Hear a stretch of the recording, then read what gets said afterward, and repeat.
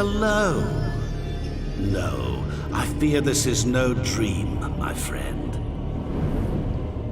Didn't actually think I would forget about you, did you?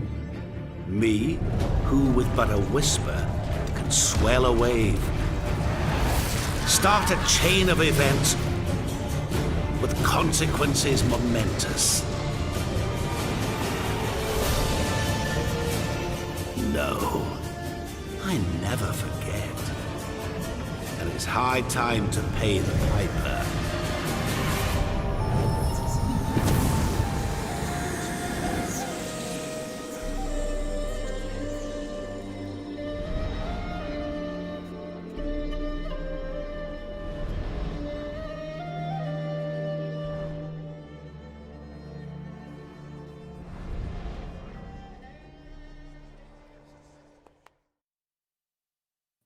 From around the world to your home, we're back here on GWENT Open Day 2 for GWENT Open number 2 here. So welcome back to the semifinals. My name is Dane McBeard, and I'm joined here by Henry Shinmiri. Welcome back, Shinmiri. Are we excited for these semis or what?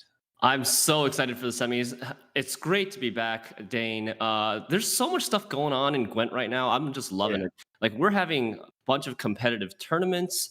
Every week for the past 3 weekends we've had something going on, like GWENT Open qualifiers, and then this weekend the GWENT Open number 2, Master Mirror coming out in 2 days. Don't forget, you only have 2 days left to pre-order for Master Mirror. And if that wasn't enough, today watching the tournament you can get Twitch drops, kegs, powders, and for 4 hours of watching the tournament you get a Germain avatar, and then 8 hours for watching the tournament you get a Master Mirror keg ready to open on Tuesday when the expansion drops. Remember, these are cumulative watch times, so anything that you watched yesterday will count towards this goal. Lots of goodies out there in the shop for you to pick up. But of course, that is not all we are talking about today. Of course, yesterday we had a really exciting day of quarterfinal matches.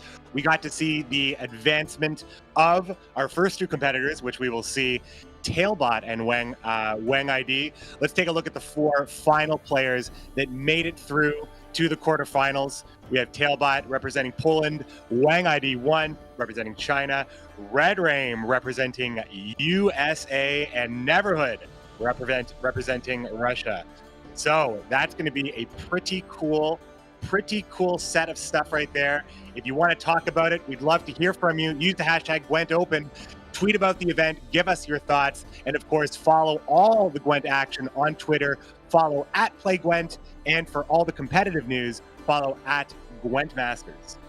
A reminder that this tournament will be run in the online format. Players and casters are connecting from home, and the stream is going to be delayed by 1 hour. And Twitch Observer is again fully operational this time, so make sure you take advantage of it. Get in those decks and graveyards, hover those cards if you're not sure what they do, and use it, because I saw yesterday a lot of people were saying how they loved the Twitch Observer extension this time around.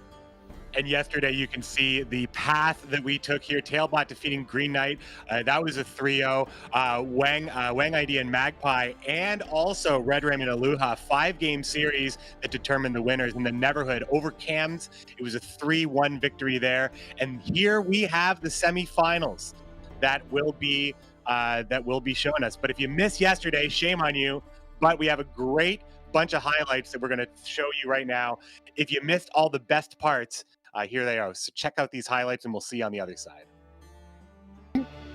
Well, here we go. We see the ban screen right here, and Tailbot's Uprising is getting banned, while Green Knight's Imperial Formation Nilfgaard is getting banned. Neither player actually choosing to ban Scoia'tael Harmony. I'm actually personally pretty surprised by this. If Tailbot plays Morkvarg on the Greatsword first and then plays Wild Boar of the Sea, that will kill it. Kills the Greatsword with the Wild Boar of the Sea. Morkvarg does only 1 damage to the Greatsword because it is already damaged. And look at this, the board wipe. 30 points. Oh my god, that is 30 points different.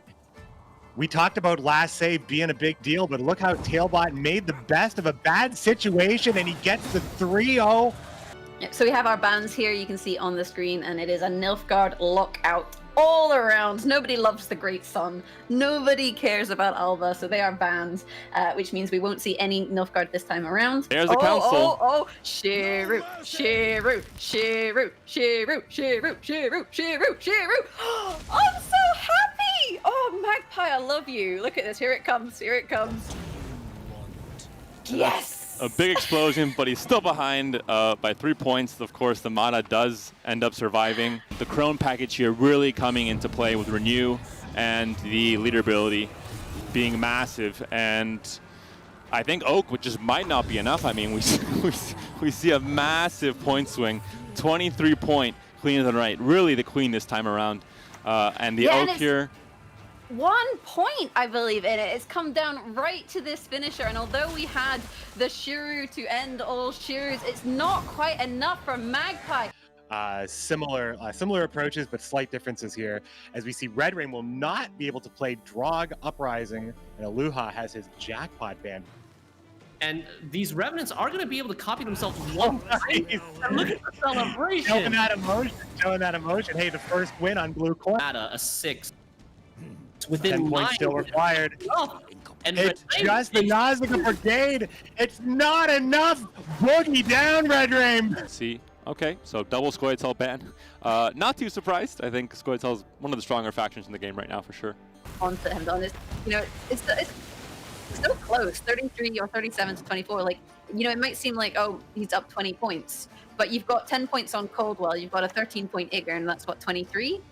Plus your 2-leader charge. 4 points of Thrive as well on the Larvas. So it will be enough here, I think, on Everhood. Just the extra card is a big deal when it comes to this round 3, obviously. I mean, it's especially it wasn't even a 10-card round 3, it was a 7-card round 3. And Royal Decree will come down, like you said, on the Osbril, on the Goliath, 11 points, plus the Thrive on both of the Larvas there as well. So Neverhood will be taking this game number 4 of the series and taking the entire series 3-1 as well.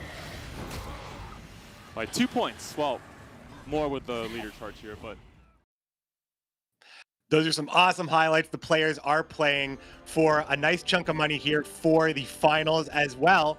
The finalist will be going to Gwent Masters at the end of the season, World Masters. But the prize pool, how it's working right now, the prize pool is being added on by you in the shop. You are contributing to Gwent Esports when you purchase things like the Flaming Bundle, the Earth Bundle, or the Year of the Were-Rat Bundle. We will later be revealing the next set of goodies that will be coming to the shop very soon that will be contributing to the Gwent Open 3 prize pool. So stay tuned for that. Yeah, there's the Year of the Were-Rat. Oh, that's you. And don't forget about the Year of the Were-Rat bundle, already available in the Shoop store right now. Buy this to support Gwent Esports for this year and Season 2 Gwent World Masters, contributing to that later on in the year. And of course, revealing new products won't be the only juicy leak today. Watch closely so you won't miss the last remaining card reveals for the expansion coming to Gwent in the Master Mirror expansion. By the way, don't forget, here on playgwent.com/update/Master Mirror, you can see all the card reveals so far. Here's some of the artwork we saw already. Oh man, some scary looking stuff.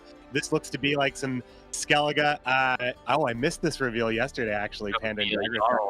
Here's the human lover of Dryad, perhaps? Comfy Scoia'tael, perhaps. This card is just, don't disturb me. We're just... very peaceful. I don't want to fight. Make love, not war. That's what this one is here.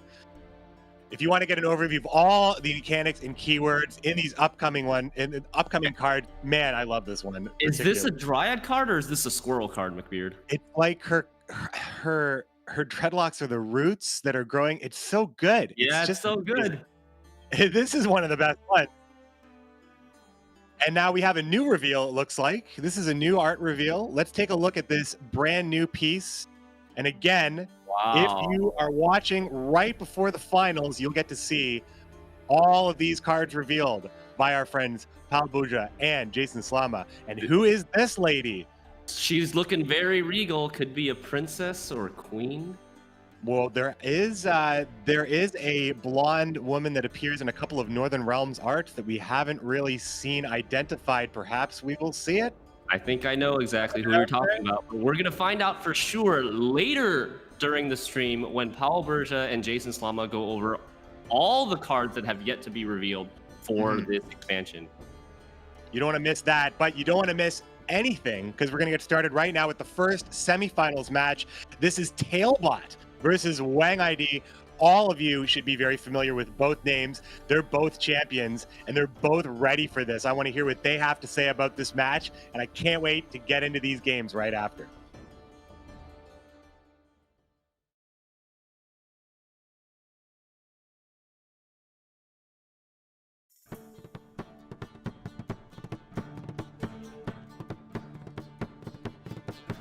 All right.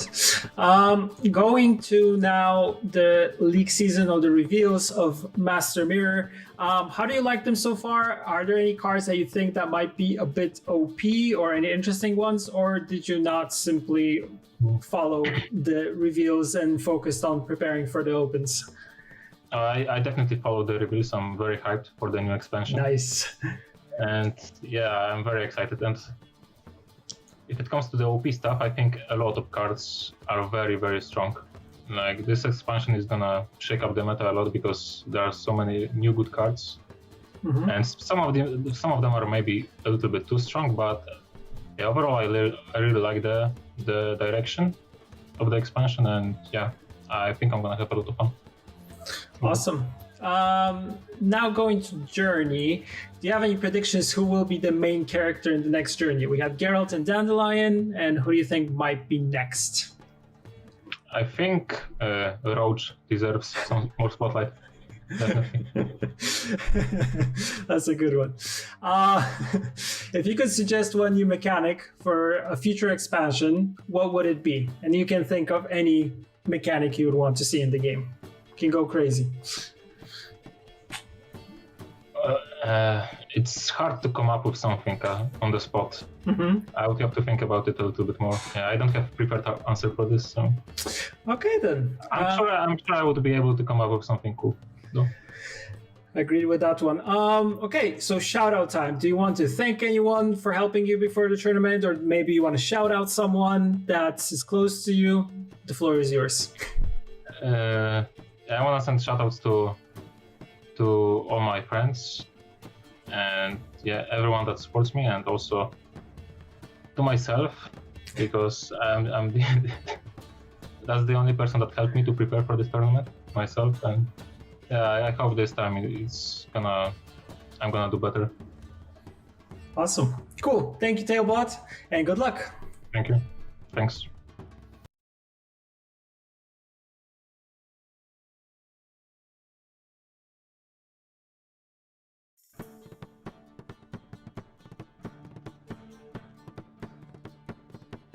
What are your impressions of Master Mirror reveals so far? The impression I got from the new upcoming expansion and the cards revealed so far is that every card is actually very strong and usable. They feel a bit stronger when comparing to the previous set. Apart from that, there are quite a few good new keywords and the return of old Gwent's mechanics. Yeah, I'd say that currently the expansion feels very good. There are lots of very cool artworks, like for instance the evolving card ones, extremely good looking.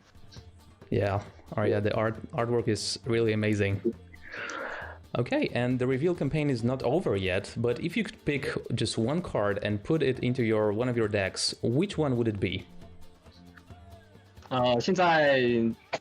Not all the new cards are available yet, so I don't know which mechanics will improve the current decks.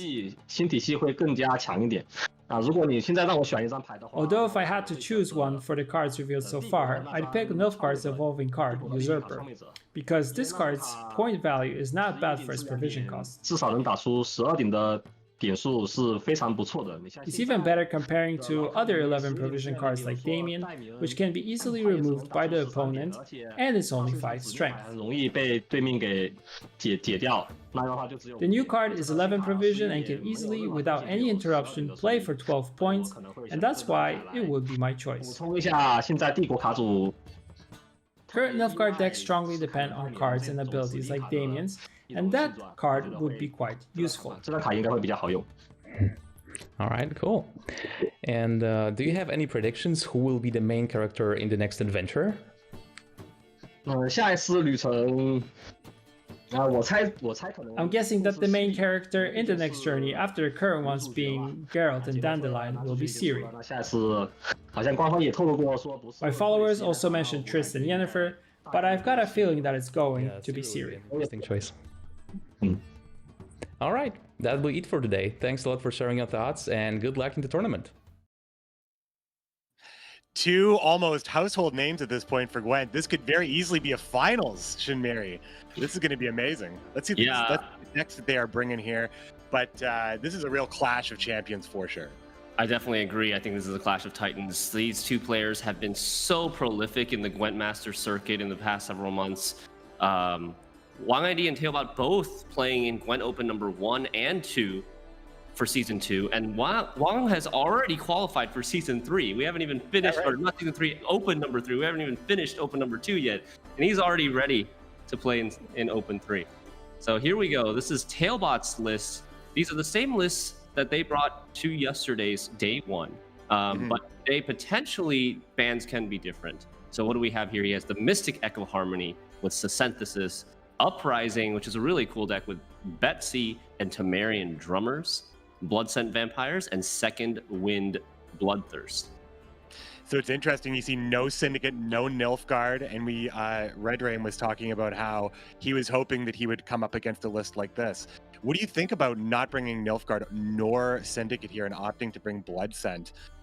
Common, I think, for the Chinese players, and we're going to see that also Wang ID did bring monsters, but Tailbot actually coming in with the Blood Scent list and not bringing Nilfgaard. Yeah, I think so far it seems to be going okay for him. It definitely has been going okay for him. My guess as to why he didn't bring Syndicate or Nilfgaard is that maybe he's playing around Bomb Heavers. Both those factions like and want to play scenarios. And this way, Tailbot's running a lineup with 0 scenarios, unless you count Totem. Totem's not a scenario, but it is an artifact. But there's not much value that Bomb Heaver can get in a lineup. And now looking at the other side here is a Wang ID bringing Mystic Echo with Gnosis Synthesis, a little bit more of a traditional list. Still using that great movement package here, running Milena and Treant Boar. We talked about it yesterday, Shinmeri. It's like the shotgun. She just keeps reloading that boar. Imperial Formation is here with Damien, Skellen, and Ramon. Moral, a little bit of a poison package, but no Masquerade Ball. Uprising, we've seen a lot of power coming out from Drog, a lot of heavy control as well, with Philippa at the top end, and of course, Peller as well for tech, and a well-rounded control package with Visigurd and Ensays. And then finally, Death Shadow Crone Troll. I am so excited to see this in a tournament. I'm a big fan of this list. This is my preferred way to run Death Shadow as opposed to Kikamore Queen or something like that. I really love this. What do you think about this inclusion? I feel like I'm only talking about monsters right now, but their inclusion in this tournament, they're well represented. They've been doing well. It's crazy how the ups and downs of monsters representation in tournaments, like if we've basically been on the same patch in terms of balance, but even just like a month ago, there were like no monsters, and now monsters is actually doing really well, or seen a lot of representation in this tournament. And here we have the ban screen, Tailbot's Northern Realms Uprising getting banned. I'm a little bit sad to see that. I really wanted to see that Betsy and those drummers in action. Yeah, that's true. That's twice that Tailbot has had the Uprising list banned, so a lot of respect coming in from both his opponents. Now seeing that Mystic Echo is really getting a pass in most cases here. Both opponents are letting it through. They have their strategies involved, like already to take on Mystic Echo. They know how they're going to be engaging. So the Q order is going to be interesting. Tailbot is actually on red coin, even though he is being shown on the left side of the screen. So he'll be going second. Wang ID will be going first. We're going to see what the Q order is going to be here, but what would you be doing here if you were Wang ID queuing in for the blue coin here? I think blue coin, your expected deck is to play the Draug. The Draug is typically what players want to play on blue, but then again, this is all a mind game thing when it comes to queuing up your deck order, especially in the first game. If Tailbot expects Wang ID to queue Draug, maybe he will play something like Skellige, which has very good a matchup against Draug, because Draug swarms the board so heavily, and Skellige has Wild Boar, Hemdall that really punishes the Drow deck for going so wide on the board. But YID could be the next level and expect that play from Tailbot and switch it up and try to counter that Skellige deck. What do you think the reasoning is behind the ban on the Uprising deck for Tailbot? It seems like Uprising has always been performing well ever since it's been released, even after it's been nerfed. And is it really because Tailbot hasn't brought in Imperial Formation? Or Nilfgaard seems to be getting most of the bans here. Is that just the next one on the totem pole in power level? Possibly what a lot of the contestants in this tournament have been doing has been soft targeting Harmony. We haven't seen many Harmony bans at all.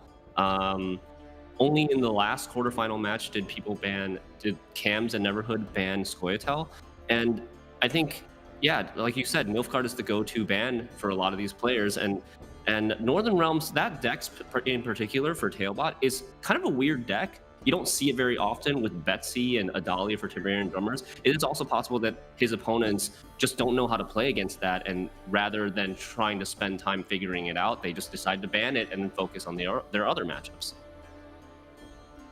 And that would mean, yeah, so at that point, we just have to see kind of how things are going to flow now once the players are all set and in the driver's seat here. So yeah, we think it might be Northern Realms, Skellige. I think that's a pretty interesting way to look at it. Now, yesterday we saw Tailbot absolutely dominate the best of 5. He got a 3-0 on Green Knight. Green Knight did miss a couple of key cards, but Tailbot seemed to just be on cruise control. He would never really gave Green Knight any advantage. Do you think that he'll be able to? I mean, the lineups are not really similar. Obviously, there may be a monster mirror that needs to be played. But if we get the matchups lined up the way Tailbot is hoping to get, do you think he has the chance to capitalize in the same way? Yeah, I think so. I think he played very well yesterday, and I expect him to keep his form up for day number 2. I'm actually like I love this Death Shadow deck that you were talking about earlier. From Wang ID. The Crones are they're so cool, and when you get that setup where you're able to play that 4th Crone from Renew, 5th Crone from Death Shadow Leader, and that last Crone displays for 15 points. We saw that explosive power from Wang ID's deck overcome Magpie in that nail-biting final game against Magpie, game number 5.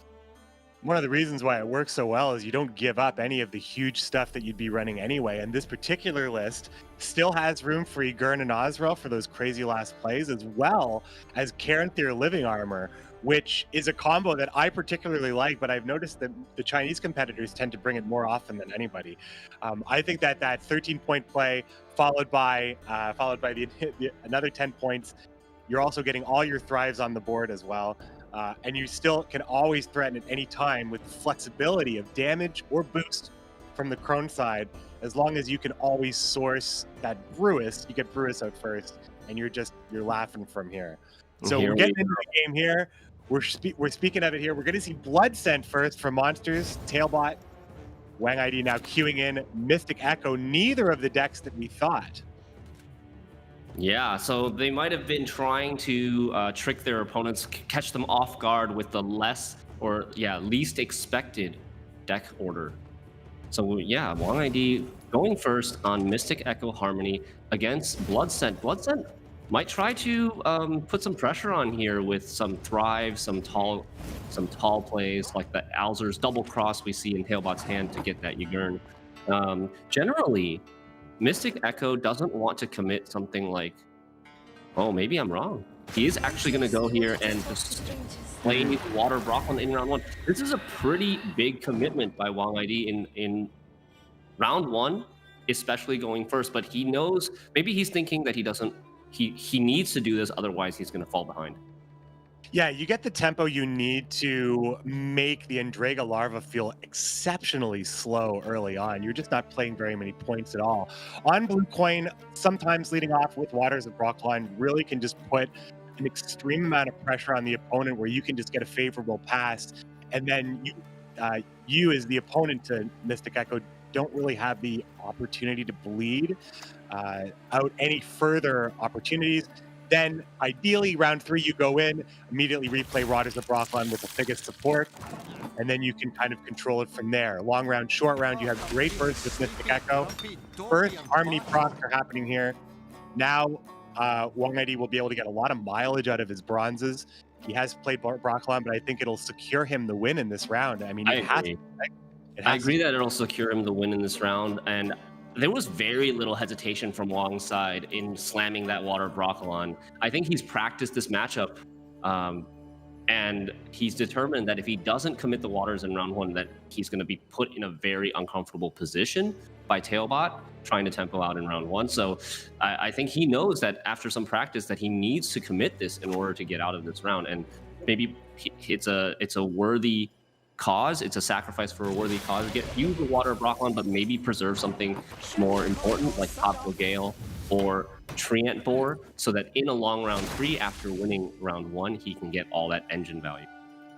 Yeah, and look at this position right now. Wong ID with a mountain of points on the board, a number of engines, as well as the Hawker Smuggler, which did get a little bit of extra protection, pushing it out of range, of any removal. However, that Drowner will be able to move the Hawker Smuggler, but it's a very slow play. It doesn't thrive anything on the board.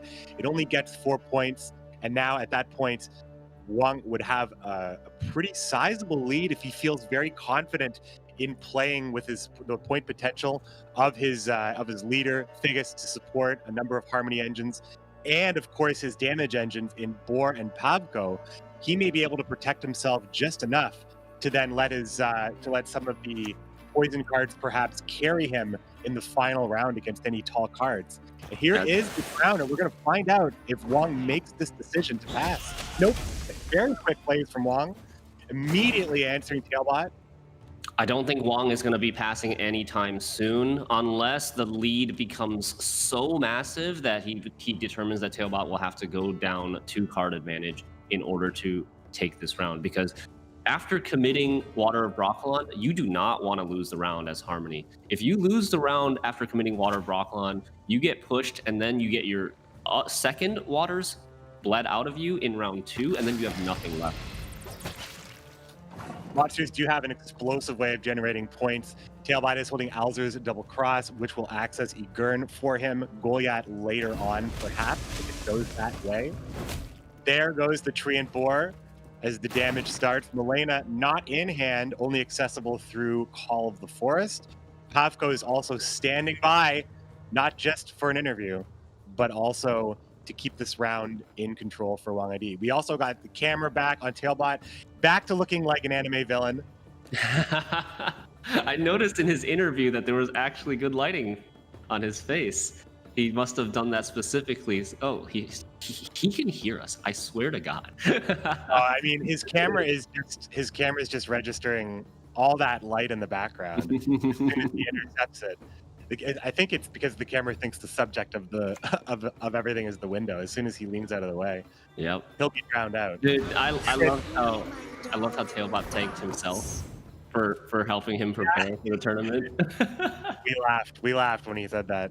Oh man, you and I have both been there in the LAN tournament, seeing him practice against himself on 2 laptops. It's a nice sight to behold. He has actually that I didn't know. Actually, I don't think I've ever seen that. I've seen that. He practices against himself, and that's how, like, most players practice against their teammates or their friends. He just practices against himself because he's the best practice partner you could ask for. So he really meant it. Really meant it. Yeah. Well, when you're Tailbot, that's a pretty good investment. The second laptop, so you can actually clone yourself to play. Yeah, I mean, at this point, Tailbot, even with 2 Tailbots, wouldn't have the score that Wong ID currently has, more than doubling up, but he's still going to keep going in. Lots of cheap thrives here. The Noonwraith is a nice inclusion. You know, Noonwraith never really seemed like it was a big risky card. We're seeing that it's seeing a lot of competitive play right now. It seems like it's very much barely worth it to actually go for this card if you had any removal. Yeah. It takes a lot. Noonwraith is a big body. It helps you thrive up your smaller, like Endrigo larvas and Bruxa in this case. And it takes 6 damage to kill. And if your opponent has 6 damage, a lot of times they're spending that on your thrive, your spending that to kill your Thrive engines. They're not spending that to kill your Noon Wraith for 2 rats. So it is a great 4 provision filler card and has good synergy with the rest of this deck. And here we see Tailbot down 14 points, but 180 still can't pass because of this Alzur's double cross in Tailbot's hand, granting him that Yagurn from his deck that will thrive his 3 Thrive units. And 16 because of this, Alzur at this point. because of this, 180 has to commit so much. He has to commit the Great Oak as well. Does kill one of the Noon Wraiths, gets the extra 2 points. And now the lead is probably insurmountable. That is another reason why Wong would be eager to commit Waters of Broccolon early, is that if Tailbot immediately gives like a huge amount of respect, plays a massive card, the row is already set up for Giant Oak or Great Oak. And I thought about Great Oak. I was sure Figgis was staying in the hand, but Great Oak did seem like a spendable piece. And there we go. Wong ID taking the first round of the day here. Day 2, Gwent Open number 2. Both of these players just qualifying machines for these tournaments, and they've both won their fair share of championships. And this is only the semifinals. We're just getting started as we see this great live mulligan feature here with the observer mode. And also, if you're in the Twitch chat, you can observe as well. Make use of that. Get in those graveyards and decks. Check out those abilities in hand. So good news for YD. Despite committing Water and Oak and Tree and 4 in round 1, he still has the Pavko Gale, which is one of the best engines left in his deck. Tailbot doesn't have many answers for it. There's no Parasite in his deck. There's a Heat Wave. Correct, the Heat Wave could kill Pavko, but he'd also have to get through this biggest first. So this Pavko, if left unanswered, could carry the round for him in this long 9-card round 3. Monster's not really known for their suite of control options, although Tailbot is running things like Proto Flutter and Heat Wave, as you said, which is not in the hand. So that is possibly a big miss if he's not able to get rid of any units here. There is no Parasite, it seems. There's no Parasite. Wong ID does have the Malena to potentially answer that Orianna this time. We saw yesterday in one of Tailbot's matches, he was able to force his opponent to play all of their movement options in their Harmony deck and left with nothing but poisons to answer Orianna. But here, YID is in a better spot. He has movement to answer Orianna and 2 poisons to answer the tall units. Yep, the defender is going to try. The defender's going to try, but will be moved. Malena will also be able to move all sorts of stuff that needs to be moved, perhaps setting up a better Teruvial, who has a row effect as well. She is a fantastic elf unit to play just in general for Harmony's sake, as Tailbot leads off with the monster staple and Drago Larva. Yeah, you can see Tailbot left with a hand full of golds. He's got to be happy with what he sees here. What is this Alzur's double cross getting him at this point? With a Gurn and Goliath in the hand, it is likely going to... Oh, Cave Troll also in the hand. Armored Ericus is also Queen in the of hand. the Night. Noon Wraiths, yes. Wait, Queen of the Night, right? Yeah, both Noon Wraiths already played in round 1. Queen of the Night is going to be a Purify to get past that defender, but there's no Heat Wave still to answer the Paco. Yeah, like getting through the defender here just means that more bleeds could be applied, Yes. Which is going to be really the only source of points, but it's not going to stop the engines. And that's really the biggest part of it, because just one drop of the right unit on the board can just boost more than even Thrive can handle. Especially if you're moving things out of the way and removing all of the point potential of things like Orianna. I think that's going to really be the biggest tail here. When Pavko is able to solidify here, and Malena being able to completely move everything around, the longer Igurn stays, the more susceptible it is to being hit by... Well, I guess it's always poisonable, whatever comes from it. Igurn's going to be a tough one to protect here. It is. It's going to be tough, and he's going to have to...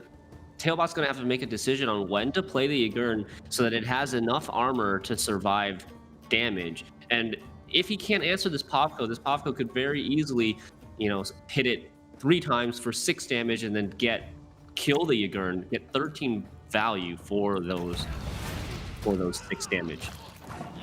Now, the Call of the Forest doesn't have a lot of fantastic pulls here, just because of how good the hand is.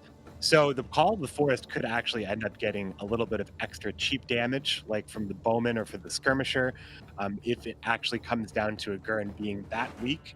We can maybe even take a look in his deck, and you're right, there are no golds left in Wang ID's deck either. So both players have drawn very well here. Call of the Forest could get... I don't think there's a situation where he would want a 3rd poison.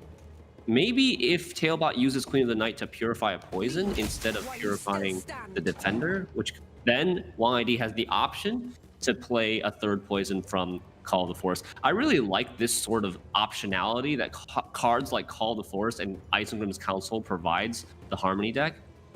You can hold on to an even number of poisons, and only if your opponent answers one of them, you can get that 3rd poison to finish the poison combo. But if they don't answer it, then you don't have to waste it on something like a 4-point Forest Whisper. Tailbot does have the Purify option, but of course you do lose the Defender, which kind of is the whole point. But now, while Tailbot has that protection, Yagurn will need to live a turn here before I suppose it can be... I mean, it won't be consumed by anything, I suppose. Yagurn is just being played for. That is where he's going to stay. Ozrel not available. Tailbot missed Ozrel and missed Heatwave here, I believe. Yeah, and Protoflutter. Protoflutter. I mean, he had a very good hand. All gold and the Endriga larva, so it's not like he's stuck with a lot of low value bronzes. This Endriga larva people consider to be a gold. We can see at the end of the game how many points it actually gets, but it's already gotten 8 points because they've grown to 3 each. That's 6, and the 2 armor tanked from the trained hawk. Yeah, the Endriga larva, just an incredible card, just showing us each and every day how we need to really respect the difference between a 5 provision card and a 6 provision card, I think. As the Katakan comes down here, now more and more Thrive on the board. Lots of big units still to come. Tailbot still holding on to his Purify. Oh, wait, the Purify is on Alzur's Double Cross. Yes. So Figus Merluzzo is able to drop the Defender, and then all the bleeds can be applied later on for the Orianna engine. Tailbot does have a lot of points to come here, but Wang ID does have the solution to Orianna. Who's going to steal more value in this match? It's Pavko, I think. Pavko Gale is, without the Heatwave to answer it, I could see it being really, really powerful. He does have the Striga that can deal 4 damage, but it's not going to be able to kill it right away. As long as Tailbot has dominance, which means as long as he has the tallest unit on the board, that Striga will do extra damage. But it's not enough to one-shot the Pavko, especially after it's been hand buffed. Just a beautiful Harmony hand here. Finally developing the Pavko, building his entire board up. Once again, Harmony looking very, very good here. And Pavko now represents a large threat no matter which way you look at it. Can destroy Yagurn, can destroy any future engine over time. Is himself going to live long enough? And I believe the Call of the Forest, does it have access to something that can protect Pavko? Another miner, perhaps? Yeah, there should be a miner left in the deck. Yeah, that is a possibility. If Tailbot tries to kill this Pavko over multiple turns, we could see YID go for a miner setup to rebuff the Pavko out of removal range. This game, even though Wang ID is up 12 points right now, this game is not that out of reach for Tailbot. He still has full leader that's at least 11 points. He is going to use this leader here to try to start some bleed damage on this Pavko so he can kill it sooner rather than later. Forcing the value just to go here. There's really nothing that can be done at this point. Protecting Pavko is still possible with the miner if Tailbot doesn't immediately he can't really immediately act now. There's no fast damage from Tailbot. there's no more damage on demand from Tailbot's side, Wong ID could use this opportunity to call and force out that miner, which does have summoning sickness, which does need to wait one turn in order to use its order ability. So if he does that right now, he could save the Popco from death next turn before that second tick of bleed takes effect. As a reminder for all the new players out there, bleed is a status that only takes effect at the end of your turn. Okay, so Well, and going for the skirmisher instead to damage Ygern, really certain that Cheruvial will finish the job. I guess that's the final decision being made from Wong ID. Do you think that the miner could have been a difference maker here? Again, like you said, it is close, and it sure is looking closer and closer now, as Tailbot is having a mountain of points and might just topple over at any minute. maybe what Wong ID is concerned about is that even if he makes the read that there's no heat wave in Tailbot's hand, it's possible that there could have been a natural selection or something else. I'm trying to think if there was maybe a natural selection or a Wild Hunt Warrior that's potentially left that he hasn't seen yet from Tailbot's deck that could do that damage anyways, regardless of whether the miner was there to protect it. So maybe he just didn't want to risk that and just went for the damage to kill the Ygern. Here comes Orianna. The feast is prepared. A fair amount of vampires on the board. This is going to be a nice, huge bleed. And the leader ability spent. Now all the bleed is picking. Milena quickly will de-row Orianna, disabling her ability, keeping this still a very close game. All the leader abilities have been spent. The bleeds will still process. The number of points still available. Tailbot, Ericus, the armored Ericus not getting a large amount of extra value, but still will be playing for at least 8. Driving up a little bit more of the board. Boy, this is a close one, Mary. This is a close one. This Milena is, again, getting so much value, even outside of the Treant Boar interaction. Every turn, just moving one of Tailbot's units from the back row to the front row, adding that 1 extra point of damage from the Cheruvial effect. Cheruvial's option, range row option, able to damage everything on an enemy row by 1. Which is, of course, yes, we're building the value over time with the movement, and that Ygern just taking one more, just a slight gust of wind.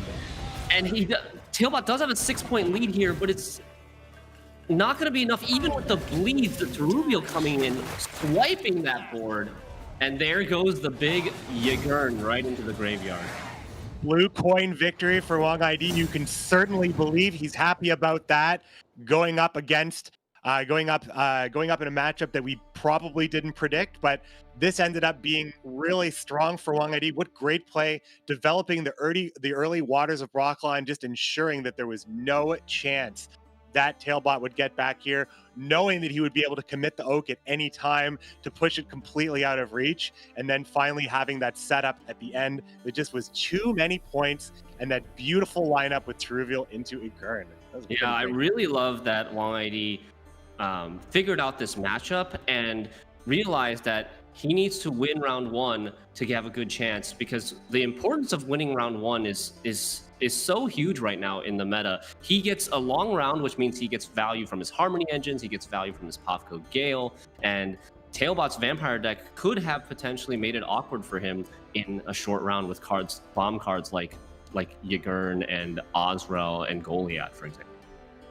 Now, here's a question.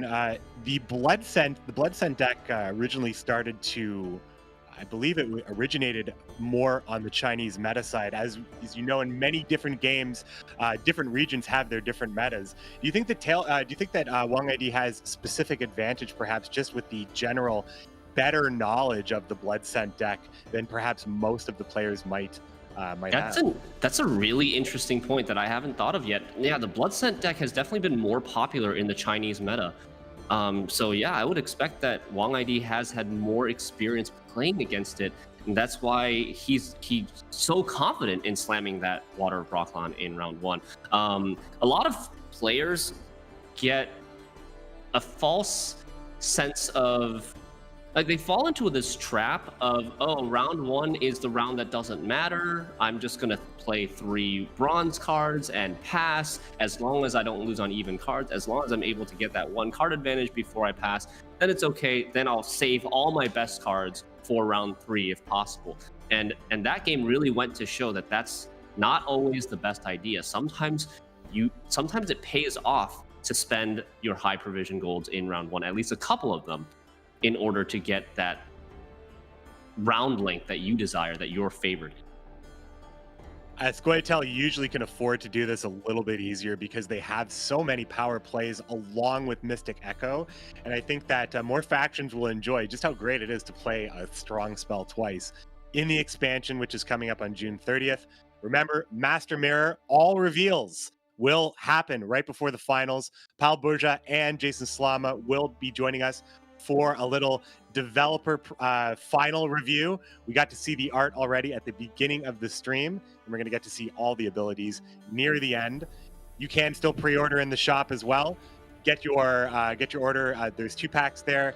Gaunter Odim leader, as well as a number of premium keg options, the evolving card back, and more.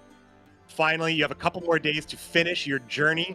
If you haven't finished it yet, Geralt and Dandelion have gone on quite a trip. I think it's at this point 2 days left before Master Mirror touches down and the journey comes to an end. So get all those quests done. Get all those ornaments for Geralt, as these players are just getting ready to get started here.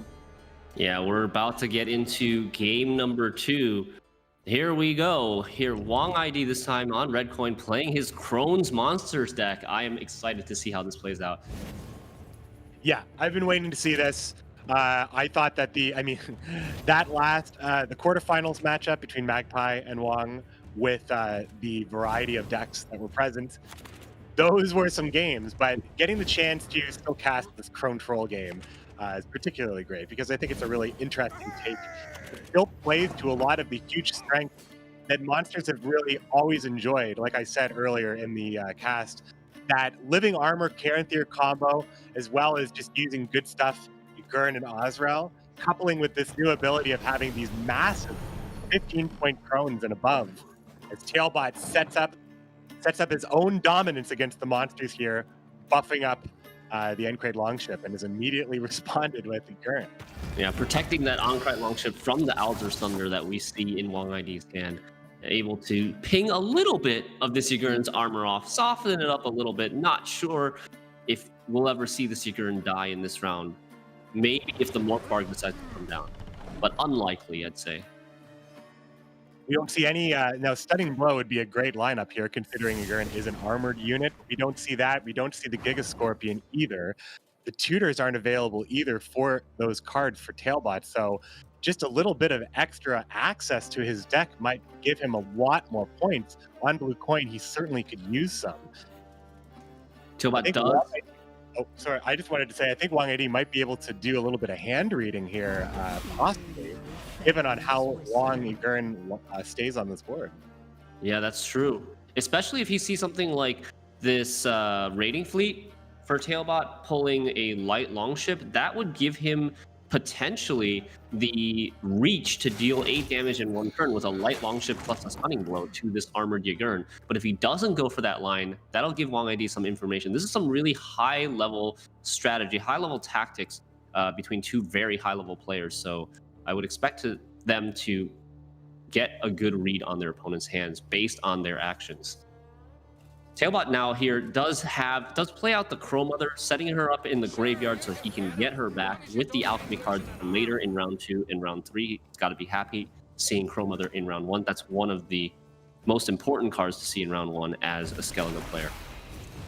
I'm a big fan of the Tursark Bearmaster showing up in Tailbot's list. It seems so many different versions over the last little bit, but this final version here just kind of being the Allied Beast Vitality and boost on Bonded. I think we're going into a world with Master Mirror where 7 for 4 provisions is going to be the expected, but Skellige has been doing it for a while now with the Tursark Bearmaster. Pretty strong card. Yeah, very strong card. I like it very much as well. And it's also a warrior, if you didn't know that. So it's going to get some nice warrior synergies going into Master Mirror expansion. Can be resurrected by Clash of Clans, War of Clans. I think that new bronze card that resurrects 4 provision warriors could be resurrected potentially also by Herald the Cripple. I'll be very interested in trying that deck out when the expansion comes.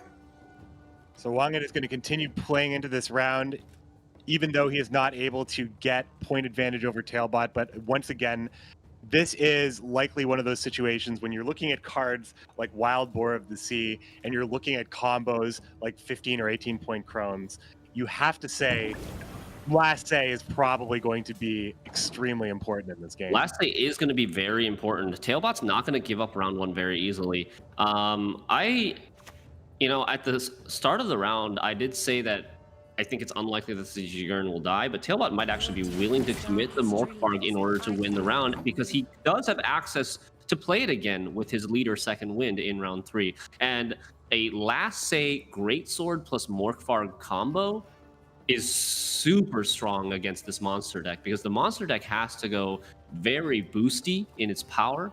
It has a lot of boosts from the Ozrel. It has a lot of boosts from the Crone that will end up boosting by 8, maybe even 10 points. And it can potentially he can potentially transfer all of that green boost strength from Wang ID's monster unit to his own Greatsword. I mean, you've convinced me. Tailbot, it sounds like it's exactly what you need because Morkvarg, Heart of Terror, does kill Igurn completely. If Living Armor, correct me if I'm wrong, if Living Armor is not damaged, Living Armor is completely destroyed. However, if Living Armor is damaged, it only damages it by 1. I believe that's the interaction. Yes, the important part is, in most cases, Morkvarg will completely wipe out Living Armor, as it doesn't truly get damaged until Morkvarg is finished. And then, of course, there's Ozrel, which is, like, the usual target for Morkvarg. And that's a lot of pings. It just seems like it would be insurmountable if you had any sort of closeness in the round. The scary thing for Tailbot is he is on blue coin going first. The score is basically tied right now because Tailbot's taking a 1-point bleed if he passes at the moment. It's got to be scary for him continue to play into this round because it potentially means he's losing uneven, but he is going to take the high tempo play, like we said earlier, using the Morkvarg to kill the Igurn, hoping that there's no Ozrel. Wang ID does have the option to Ozrel it right now, but he decides to pass instead. I was just going to say, at least if you play Ozrel here, it's not going to get hit by Morkvarg. Yeah. So that might have been, I got to say that had to have been an option, but it was a quick pass. It was a very quick. I think Wang ID is prepared for the scenario that we're talking about. And you know what? Something that really cheeky that he could do? Instead of using the Ozrel to consume his own Yagurn for 14-point slam, he can use the Ozrel offensively to consume a unit from Tailbot's graveyard and banish that Morkvarg Heart of Terror from Tailbot's graveyard. It's going to be a lower point play. It's only going to play for 6, but it will remove Tailbot's ability to replay this Morkvarg, which is... He's doing it. He's doing it. He's doing it on the dry path too. Exactly. This is huge. Wang ID knows this is the big win condition for Tailbot. And it was Morkvarg, the +5.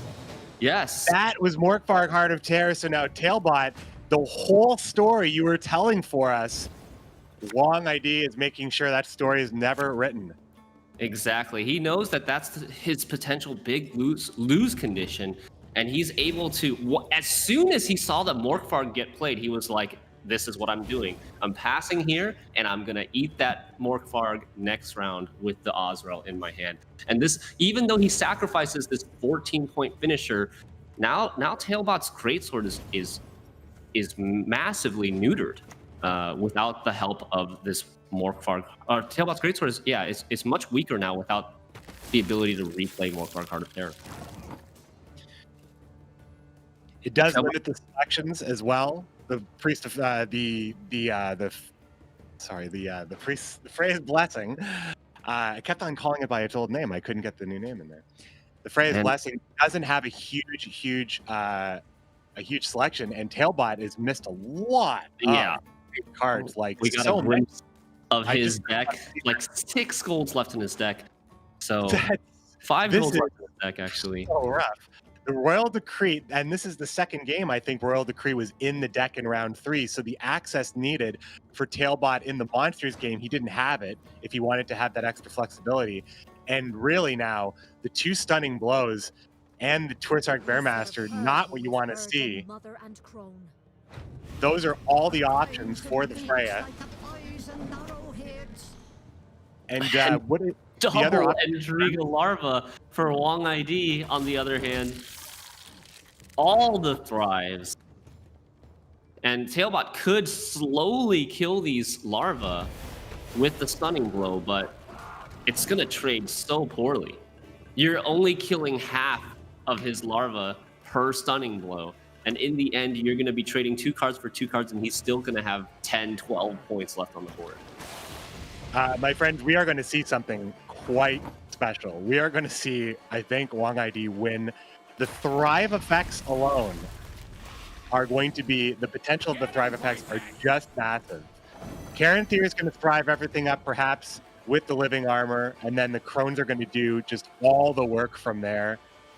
Tailbot is just hoping he has enough points here. Here comes the Caranthir play. Yep, Caranthir probably going to copy living armor here. Very powerful, 13 for 8 play. This is one of Monster's most valuable combos when it comes to point slam.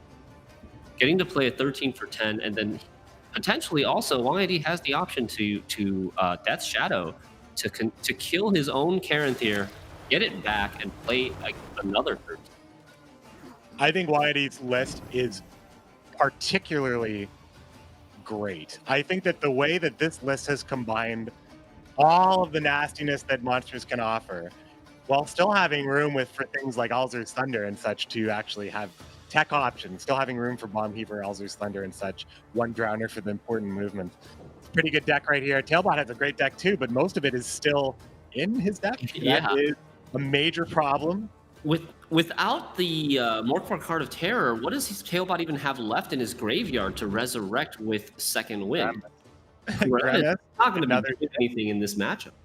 No, this was a dominant. This was some just really great stuff from Wong ID. Just immediately targeting the weaknesses. Yeah, And it seems like Wong ID has the chokehold on Tailbot here in this game. There's really not. Oh my God! How many living armors are we gonna see? Is he This gonna win his Caranthir? Yeah. And he is. This Didn't even need to go for the Crones at all. This is wow. Even I was not expecting something quite like this. This is something. It's gonna be 3 living armors in the same row. Anybody getting Igni triggers? Trigger warnings here? Tailbot wishing that he had put Igni in his deck now, huh? I guess, yeah. I mean, this is exactly the kind of thing that if I was streaming, everybody in my chat would be like, "If only you had an Igni." If only Tailbot had maybe one of his 4 key golds in this match. It did start to look close for a second, but now as the 4th living armor is able to touch down here, Tailbot will get a little extra damage. We'll get some value out of these stunning blows, but boy, that's just so much armor. I'm not sure Tailbot would have even the golds in his deck would have even helped that much at this point. Hemdall's pretty good on the back row. Wild Boar the Sea. There are a lot of units, but also all those larvae still have armor. So you're only hitting about half the board. A Brewis here actually going for the consume, I guess, to trigger the thrives again. Making sure that that last living armor isn't going to be easily taken away here. Quick stunning blow, but I mean, this is it. Tailbot receding into the shadows, planning his next move perhaps, because Wong ID's moves, armor after armor after armor. What a round! That was probably one of the most one-sided games that we've seen so far this weekend. Yeah, especially doing it in style as well. A very interesting and one-sided game there. Some really great strats from Wong ID. Now, you were saying though, even if Tailbot had some stuff line up, there was just so many points there. We saw Wong end it with 62 here, actually saving his living armor from even getting easily destroyed. Yeah, in this matchup, the way that the Greatsword normally would grow would be from the Morkvar Card of Terror, and Wang Adi was able to deny that strategy. That combined with Tailbot not drawing his golds just led to an absolute landslide. Wang Adi now showing a similar style of dominance Tailbot showed us in day one over his opponent Green Knight. Wang Adi now already at match point, and look at the deck he gets to play with. The deck that he respected enough to ban from his opponent, a Drog Uprising list, a very good one with the control elements of Philippa specifically, and Falbor, as well as Prince Ansei's. Strays of Spala, a nice little inclusion as well. That'll help him against Skellige a lot, and it's well against Tailbot's Blood Scent. That little extra movement is nice. I do like the inclusion of Strays of Spala and Peller. I mean, sometimes you got to do what you got to do. Here's Tailbot. He has his choice. He has his choice. What do you take in against Uprising? So at this point, Wang Adi is blue coin. Tailbot knows he has to play the Draug deck, right? So maybe Tailbot can come up with some sort of Q strategy, Q order. He gets to choose exactly what coin he gets against this deck, this specific matchup. So he's got Harmony, he's got Vampires, and Second Wind. I do think that if he wants to go for the safest win, I would think that Second Wind is going to be his deck of choice to match up against this Draug. Like I said earlier, Second Wind has a lot of wide punish, with Hemdall, Wild Boar potentially being able to play one of them twice. So I would expect Tailbot to want to queue Skellige first, especially because the prize pool in this tournament, you're playing each of these semifinal matches, there's $1,000 at stake. And if Wang Adi wins 3-0, Tailbot gets none of that $1,000, and all of it goes to Wang Adi. But if Tailbot even managed to win one game, he's going to get at least $250 out of that match stake. So it is in his interest to win some games, even if he is going to end up losing the series. I'm not counting him out yet, but there's two lines of thought here. One is to go for the money, and two is to go for the win. Maybe Tailbot values the latter more, and it's going to devise a strategy that will allow him to win the entire series. Potentially, many of these players, they say the win is always in their mind, because a win always means more money, really, in the long big picture. And Tailbot and Wang Adi, both of these players, they have the big picture in mind because they just qualify and qualify. Gwent is their game, and here is the choice. Tailbot has taken Second Wind into this battle against Wang Adi's Uprising Drog. It's do or die time for Tailbot. He needs to win the next 3 games in a row if he wants to reach the finals of GWENT Open number 2. We are seeing the live mulligans here in the observer mode. However, unlike GWENT Open number 1, you can use that observer. You can get in to the graveyard, get into those decks, as Wang Adi now going for match point. Let's take a look at these draws. We do have Noah Dahlia here. Wang Adi does open up with the Cintrian Enchantress. He has the second one in hand as well, so he's able to get that bonded ability and potentially play that second Enchantress for 4 vitality, which is very nice value for a 4 provision card. I think Wang Adi will be looking to get out of this round quite quickly, because the longer you stay in this round, the more value Tailbot's boat engines are going to get, and also the bigger swing Tailbot can do with cards potentially like Hemdall and Wild Boar of the Sea. You know, I really like the subtle combo of the Magic Lamp and Cintrian Enchantress. Usually, Cintrian Enchantress has that little drawback of requiring a target. Radovich Royal Guard usually is the opening play, but in this case, where Stunning Blow is almost a given, why not just get things started with the Cintrian Enchantress on the Magic Lamp? I really like this early start here. Yeah, I like it too. It also allows that second Enchantress to lock in its value over time a little bit earlier, so it allows Wang Adi to potentially pass earlier as well. The Peller, the only option here for Northern Realms on the Purify in the Purify situation, but luckily for Wang Adi, he can get he's still very much ahead, still playing that Palar to clear the bleed. There's no defender to worry about, so that use of defender to block stuff like the Hey, don't like you.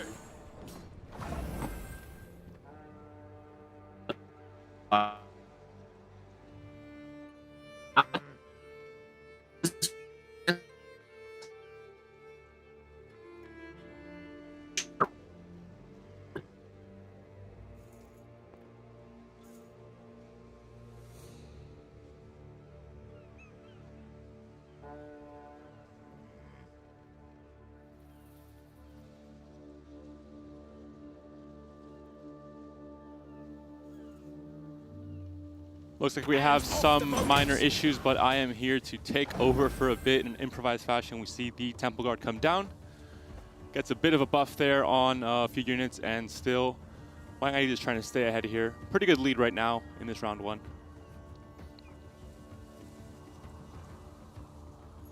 Of course, Tailbot might want to develop a second light longship just to get a bit more of an engine potential if he expects a longer round 1. He does want to obviously have control over the length of the round 3 because Draug, if you don't push, you don't have control of the rounds, then it can get very, very tricky in a long round with the swarm strategy, with the Revenants and just a ton of damage pings as well. But, I mean, this is Skellige. You have Wild Boar of the Sea, you have Heimdall, which really punishes that. So overall in this matchup, Tailbot, I think, should be favored.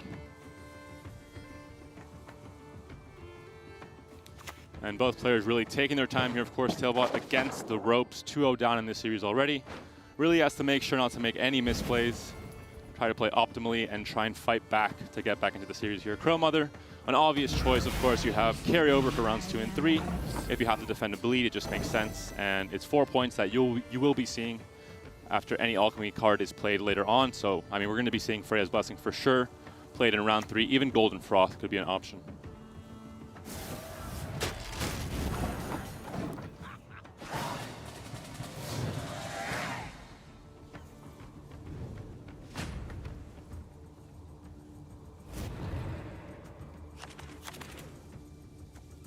Welcome back, everybody. I think we are good to go. Thanks very much, Panda, for handling the technical difficulties. I, however, did miss a little bit of the action, but it looks like we're already getting into the next round. Philippa in hand for Wong ID, which is definitely, look at this hand he already has. So things have happened, passes have been made, and the hand still looks great for Wong ID. Tailbot also, with a lot of the important cards he'll need to get tons of value with Greatsword, Heimdall, Morkvark as well. Yeah, and looks like Tailbot ended up winning round 1, and now he needs to decide if he wants to push against Wong ID in round 2. I think the likely answer is going to be yes. You don't, like, normally Draug is such a strong long round deck that you don't want to take a long round against Draug. In this case, there is a chance that this mid-range Skellige deck can beat Draug in a long round because of last say, but cards like Voimir make it very difficult for Heimdall and area of effect cards like Wild Boar of the Sea to really get their max value. The Strays of Spala immediately showing their worth. Like I said, like we're seeing the Karak City Guard come in for Northern Realms, but for a long time they've lacked a lot of options for utility and movement, purify and things like that. The more I play with Strays of Spala in Northern Realms, the more I realize it's just good enough. Like it doesn't, just because it's a neutral card. Northern Realms has enjoyed a lot of neutral cards lately. Here comes, another Strays of Spala from the reinforcements. The reinforcements how flexible. How flexible that card is. You can use it on second movement. You can use it on second bomb heaver in the double ball matchups. I've done that. Yeah. it's very rare, but it can be used. It's very good. But Tailbot not phased here, even after getting 2 of his ships moved to the other row, still cranking out more ships. Caravan Vanguard, of course, being that final neutral that I wanted to touch on, because Northern Realms just, opens their doors to everybody. Come on in. We don't care your history. We just want to unite the North. Wong ID now being pushed, a pretty sizable deficit in points. Now, the armor that's developed on the board right now is minimal. However, this is a board, if Philippa needed to get full value, Wangadi is able to convert some of that. It could only get worse with tiny units like Ermion and stuff like the totem, making it even worse from there as well. So Wangadi's going to go ahead, take that. Now that counts as a win, I think, from Tailbot, because that's a huge card. This is what we mean when we talk about players in control of round 2, bleeding the opponent, not just applying the status bleeding, but also bleeding the opponent out of huge resources. So that 12 provision Philippa being expended here, just because it has to get value, it has to be played. That's what the control of the round does. Yeah, but most importantly, Wang ID has not committed any of his Drow combo cards. These are cards like Caravan Vanguard, Adalia to copy more Caravan Vanguards, the Voimir to buff all of these Vanguards up and give them armor, or it can be used to buff up the Revenants after Drow transforms humans into Revenants and copy some of them and they reproduce. So, and Viseguard, which is still in Wang ID's deck, is also a very powerful long run card. So Tailbot is definitely not done pushing in round 2 here. Prince Ensays represents 10 points in a way, getting rid of these Svalblood Fanatic. If he wants to go for that removal option right there. He doesn't really have a great board for anything else unless he wants to do something cheeky, like play the Caravan Vanguard just a little bit too slow. It also does open up the row. The row would just be that much more meaty for Hemdall to dig in. Tailbot could actually push for a 2-0 in that situation. So Drog is being committed here from Wang ID. Yeah, this Drow deck, there's a lot of tough decisions to be made when you're getting pushed in round 2. Wang ID needs to determine how likely he's able to save the Drow, and in this case, with him playing it here, I think he figures that if he tries to save the Drow for round 3, it will still end up getting pushed out. He'll still be forced to play it later on in the round, so might as well play it now, start getting these Revenants going. There's not much Bloodthirst on the board, so cards like Wild Boar of the Sea can't clear out all of his Revenants at the moment, so at least some of them will survive and potentially start being able to copy themselves. Here comes Hemdall, hoping to wipe out 1, maybe 2 Revenants. Oh, can he have? Oh my God! That is so Are you kidding me? Hoping, not just hoping. Wipes out 2 Revenants. That's 4 units that were on that row, and Hemdall does 4 damage, exactly skillfully sniping the 2 weakest Revenants off the board.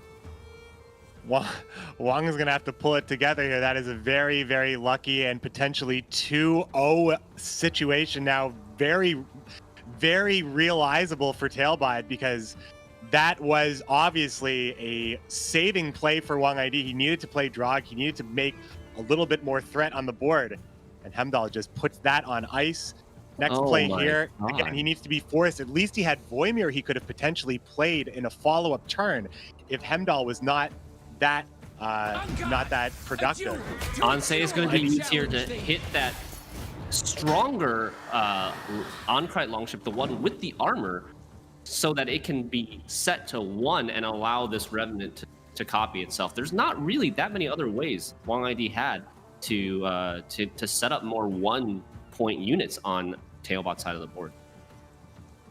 The push is becoming, it's looking like it's going to be Caravan Vanguard leader, Scytheman, Voimir perhaps, depending on how many, perhaps that's going to be hitting the Revenants. Likely is going to be the best way to get that value, but I don't see a lot of value coming from Bloody Baron necessarily, outside of the point that it is at least a 7-point body when played on the back row. But from there, it looks like Tailbot does have a lot of, I mean, it depends on how he wants to use Ermion. This is a pretty good lead. Maybe he chooses the pass.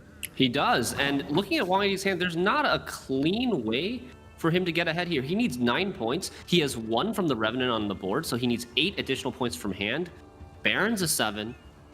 Caravan Vanguard's a 6. Voimir's a 7.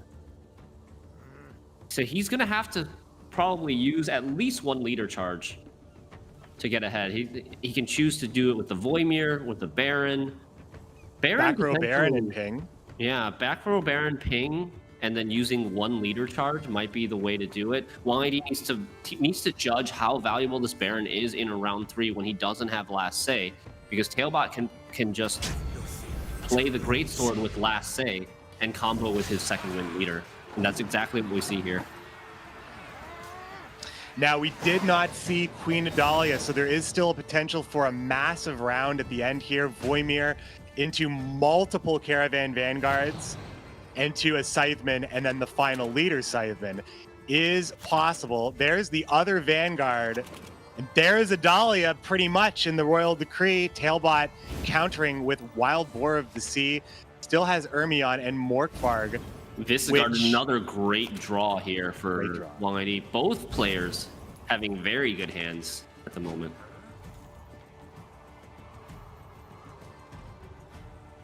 I think Wang ID missing Falibor though, either Falibor or Adalia, if depending on which one he wants to get with the Royal Decree. So he's not as happy as he could be, and I think he's the one kind of fighting from the back foot here. Oh, here comes the Royal Decree immediately. It looks like it is going to be Queen Adalia. Yeah, he values the Adalia more here because at this point, Falibor, while still being good points, is not going to be removing any sort of big threat. Maybe in combination with the Ballista he could, but Adalia gets a ton of extra value here, adding more Caravan Vanguards to the board, which will mean that Voimir gets more buffs, which will also in turn mean that Visegard gets more pings, and his leader on Scytheman gets more buffs as well. So it's almost like a 3 for 1, 3 for the price of 1 here. There's also a nice little counter here. Voimir does boost and provide armor to all the units, and those Caravan Vanguards may live to see enough boost and armor to be completely nullifying the Wild Boar of the Sea at the end of this game, which not only obviously saves a lot of points from the damage, but also mitigates a lot of the value from the Greatsword. So this setup could end up being potentially enough for Wang ID to protect against the biggest plays from Tailbot, but it's hard to call that when I know how good Wild Boar of the Sea into Greatsword can be. It's a little bit of a mind game here between Tailbot and Wang ID. Who's going to Voimir first? Who's going to Wild Boar of the Sea first? If Tailbot is thinking that Wang ID, if Tailbot is thinking Wang ID might play the Voimir soon, he might want to just get his damage in before that Voimir comes down and provides boost and armor. But you never know how many Vanguards does Wang ID have left. He could have 1, he could have 0. But he doesn't have the reinforcement at least. Doesn't have the reinforcement. There's another big thing is that Tailbot knows that there's no Bloody Baron left.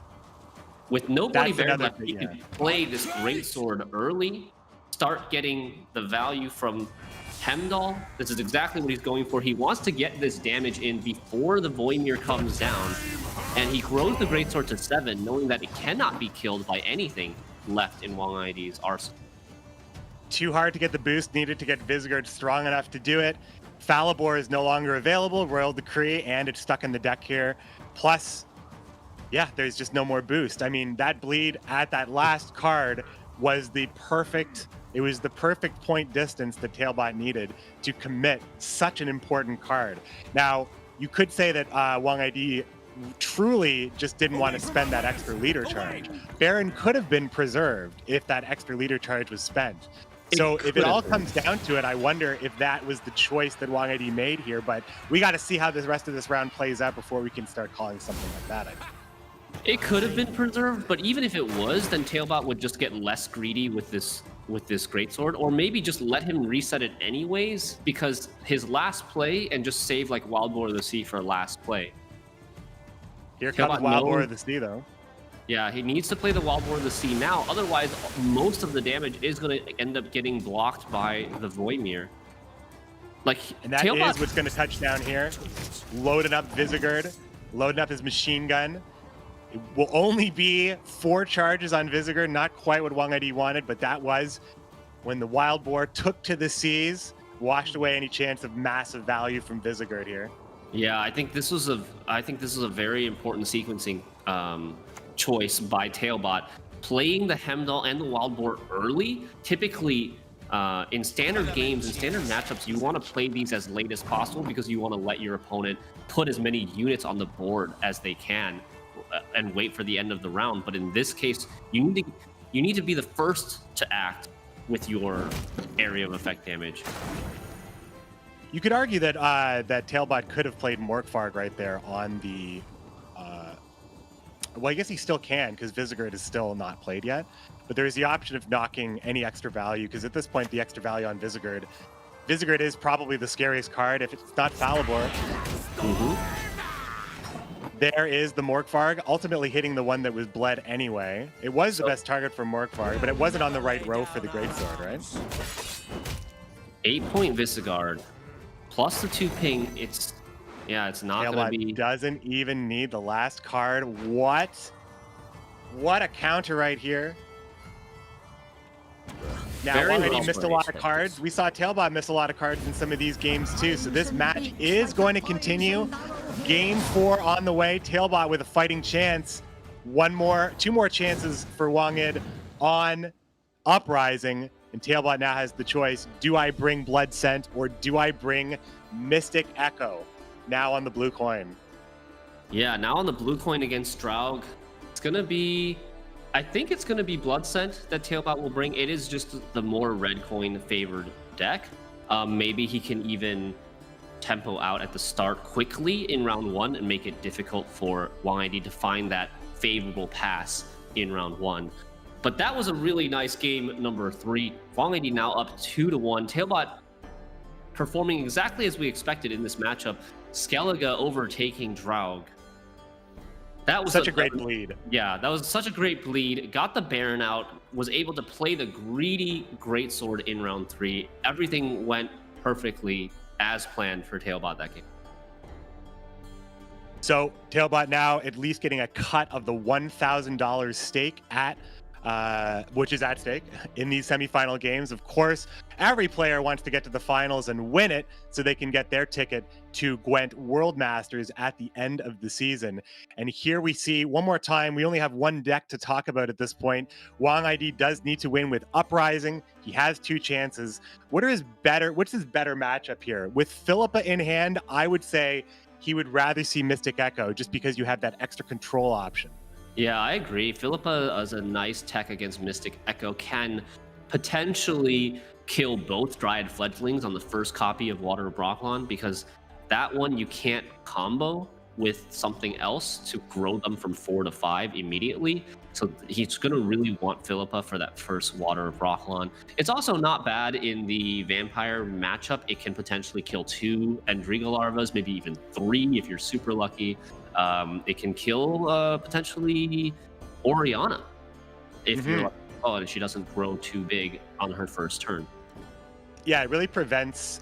It'll really prevent the setup that's required, I think, for Tailbot. Tailbot will need to do the big setup in order to secure the round, kind of like how we saw in the first game when Wang ID was happy to set up Waters of Brocklon right away in round 1 on blue. Tailbot may be inclined to do the same, but we can see the Philippa in Wang ID's hand. And if Wang ID is able to take control on red coin, it might just be too much of a risk for Tailbot to ever play into Philippa. So I'm really interested to see how this goes here. Wang ID now with the match point, trying to get into the trying to get into the finals later today. And Tailbot now to make the first move in this game. I might have gotten mixed up earlier. It is Tailbot on blue coin here, so it makes sense that he'll play Harmony and save the red coin for his Blood Scent.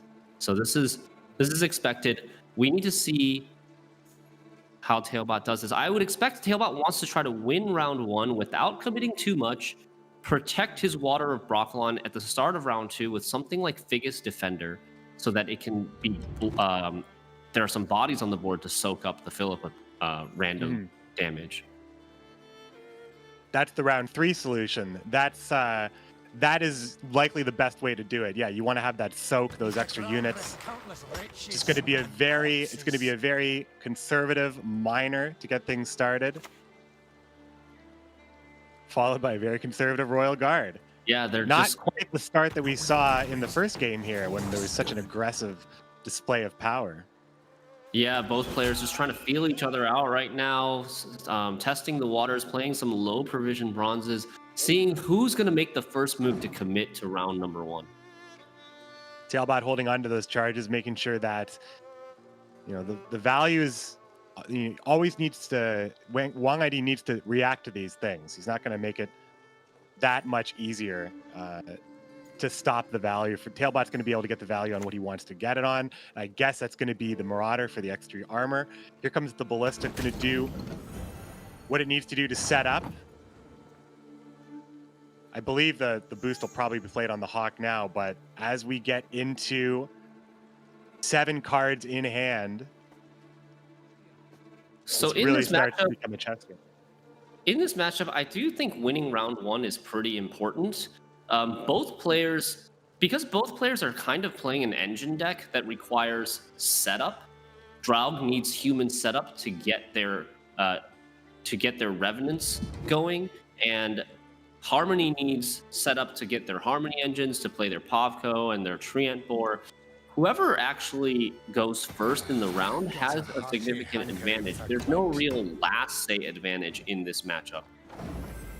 So winning It's round all 1. about. Yeah, go ahead. Yeah, it's just like what you said. It's all about building. You're all about building. This is why, I obviously love Northern Realms, but I do really enjoy playing Harmony because building engines, it's the same theme in both of these decks. Tailbot also, I just wanted to call out, Fav does have the Isengrim's Council on call, as well as potentially the Nature's Rebuke, which could deal with this Ballista if he wants. But the Isengrim's Council specifically does access poison every time, and he does have that Dryad Ranger. So Wang ID being very careful not to play into any poison. Does have a deck that does play around poison very well. Mostly goes wide, just needs to look out for the big cards like Falibor and Dragon, I guess, Baron as Yeah, well. and Draug can potentially transform a unit that has poison if it is a human. Can't do that here, and you wouldn't do that here because there's just not enough presence on the board yet. But it is a possible interaction we might see later. Tailbot committing that tactical advantage might be signaling that he wants to pass soon, because you wouldn't commit that tactical advantage too early, which would allow your opponent to get a good Baron reset. He could also just be thinking to protect that Dryad Ranger from the removal, that the 2 damage from the Ballista combined with something else might be able to kill her. Let's see if Tailbot He might be fishing for a pass here. Yeah, this. Sorry about that. It looks like he's fishing for a pass here. It's a very slow play with not a lot of reason, but you can see Wang ID's hand. It's great. He doesn't want to play anything else here, and I think he's definitely setting up to pass. So Tailbot will be forced to play a card here, but as you can also see by Tailbot's hand, it's great. Probably going to be Fob, maybe even just to grab a Nature's Rebuke, just to play another card here, because everything else is just too important for the setup for these decisive rounds. Wang ID is in control, though, and he does have a lot of control. Both of these players have great hands remaining. Nobody really wants to commit anything else in this round, but you have to think that the other player's running into the same situation. Thalv, as you said, could be used to pull like a Nature's Rebuke or an Isengrim's Council. That looks like what Tailbot's going to do here, but she is quite a valuable card herself. If you are able to keep her, you can potentially mulligan the waters and then play the waters with Valve. That puts an additional body on the board that reduces the chances of Philippa killing your Dryad Fledgling. So there is kind of exactly how we saw it going there. Wang ID taking the pass, Tailbot just fishing out, in this case, Isengrim's Council to finish off the poison with the Forest Whisperer. A great card to use early to take things, really, the Forest Whisperer. Still having lots of poison on call, though, with the other Ranger and Call of the Forest, potentially. Not opting to go that way, however, as Wang ID picks up. Man, what a hand. What a hand indeed. Yeah. Wang ID has the Bronze Ballista to throw away if Tailbot does take a dry pass here, but... That's a tough call, I think. You have to go, do you do the bleed? I mean, it is, you do have the opportunity. Waters of Brocklon being available here does present a bleed opportunity. You could go for as far as you want to go as Tailbot, bowing out, and then just setting up Waters with leader, and perhaps Figus was already played. Figus is still on access, I believe. Figus is still in the deck, can be accessed through Call of the Forest. I think that's what we would expect to see. I would personally expect that play from Tailbot to push this round and open with that defender to soak up, to try to protect the Water of Brocklon from the Philippa and potentially soak up some damage, even if it is purified. There it is. That is the play. Figus now on the board, already showing he's willing to fight. How much will it cost him? Hopefully not everything. Now the question is, how much does Wang ID value this Purify on the defender? Does he value it enough to Royal Decree a Peller, a 5 provision neutral card? Because he doesn't have the Peller in his hand right now. He has to expend a very good Royal Decree card, which might mean he doesn't draw the Draug. If he does Royal Decree the Peller here, he loses potentially access to Draug, potentially access to Voimir, both really important cards for strategy.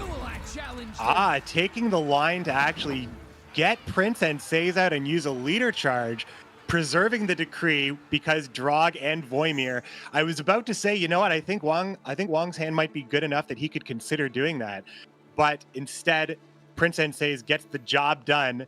Tailbot now looking at the Philippa. We know it. And does Tailbot avoid it here? Or is this kill on Figus, could this be the game-winning decision? It could be. We'll have to see. This Anseus is an expensive card to use because Anseus otherwise would have been able to answer something like Pavko Gale or Treant board. There are a lot of engines and threats in this Harmony list played by Tailbot. So every time you use a big removal card like Anseus, you're potentially letting something else live. Tailbot deciding to go with the Pavko instead of committing Waters of Brocklon. Doesn't like his chances with Philippa with only one 2-point dwarf on the board to help reduce the probability of Philippa killing both Waters.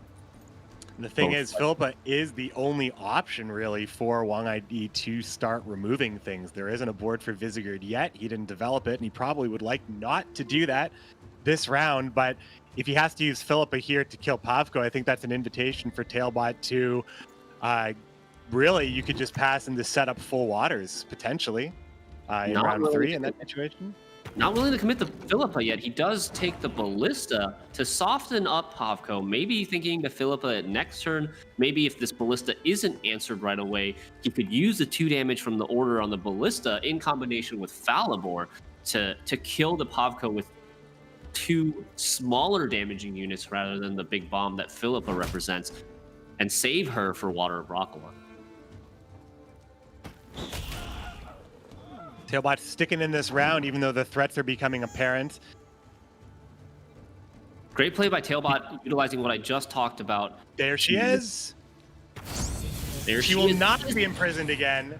Tailbot board completely wiped out. Now, without the card advantage, quick Waters of Brocklon. As soon as he saw it, it was all a dance around Philippa.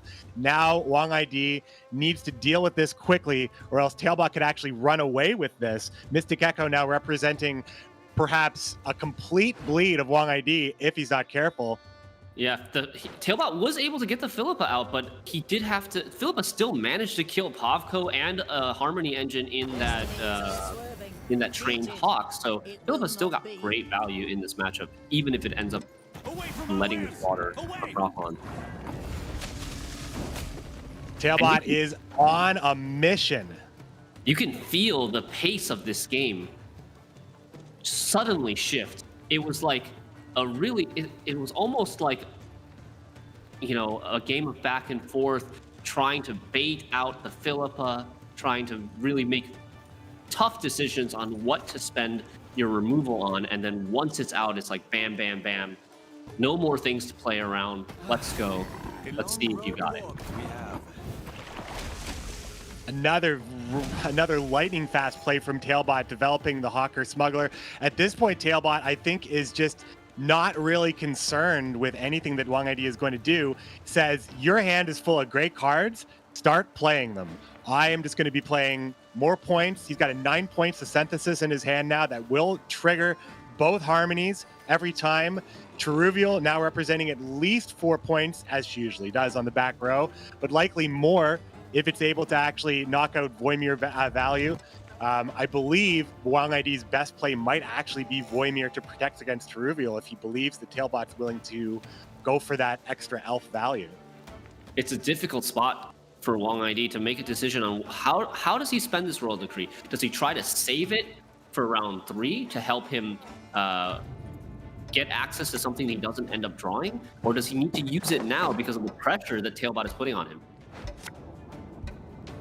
There is the Voimir. Suit up, lads.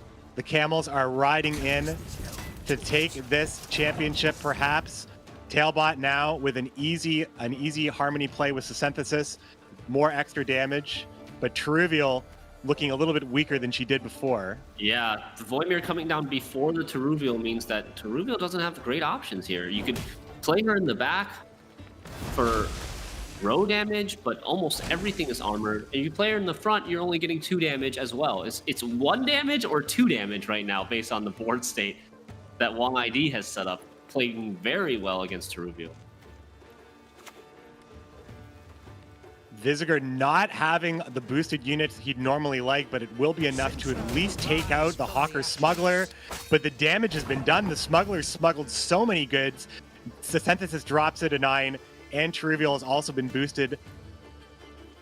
This is a pretty big play. Cheruvial does represent at least 9, 10, 11 with the Harmony as well. 11 point does put this in it makes a pretty big stretch for Wang ID. He'd have to choose to commit big cards or leader.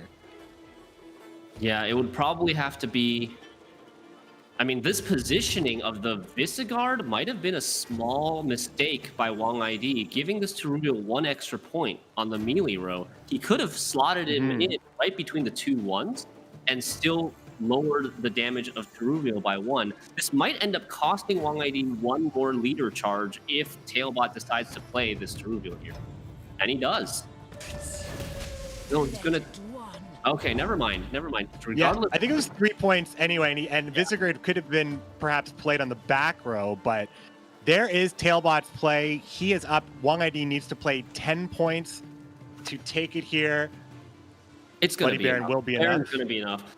And Wang ID is able to save his Balabor, get card advantage, only have to spend 1 leader card, and still have a very powerful short round play in Balabor. I think Tailbot maybe pushed a little bit too hard, too fast there in the middle. He clearly had a plan and he was executing it quickly, but I don't think that the end point of this plan involved being down a card. It's going to come down a little bit to card quality here. Tailbot does have Barnabas, the best card left in his deck, and he's got an Elf and a Dwarf and Dryads from his leader ability on Water and Brocklon, so he does have all the tags to support the Barnabas. Probably the best hand he could be looking for right now, I think. Wang ID doesn't find Drow. That's big, but he does get a Caravan Vanguard and a Reinforcements. So not the best hand for Wang ID, but that Falibor, if Wang ID has the presence of mind to save that Falibor to kill this Bowman, the 3-point Bowman, if Wang ID sees that and denies the Elf tag for the Barnabas, that's a potential way to get a lot of extra value from the Falibor. The front row Caravan Vanguard ensuring that the boost will stick, knowing that the reinforcements will still create a very favorable board for the Temple Guard, and of course Falibor will always have that great target of the Elven, of the Bowman here. Also playing around the Bowman as well, playing front row. Made the Bowman miss a little bit of value here, and there quickly, lots of points on display for Tailbot with leader. Probably reinforcement, Temple Guard, leader will be a ton of points as well for Wang ID. Reinforcements, a nice 9 points for 6 provisions, getting him another boosted unit all these will add up for that Leer Incitement at the end of the Uprising. Once you use all charges of Uprising, you will spawn a Leer Incitement. This would be the Falibor, and likely really doesn't seem like there's any reason not to play it. Yeah, quick play by Wang ID here.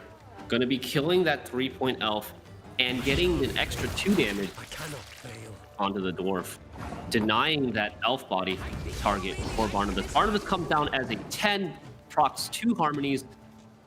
It's an 8-point lead for Tailbot, but this is going to be enough for Wang ID. He gets the 6-point Temple Guard, plus the 2 leader charges, and another leader incitement. Decisive win by Wang ID here, taking the series 3-1 over Tailbot. That Uprising deck didn't need 3 chances, it just needed 2. The red coin looked very, very good right there.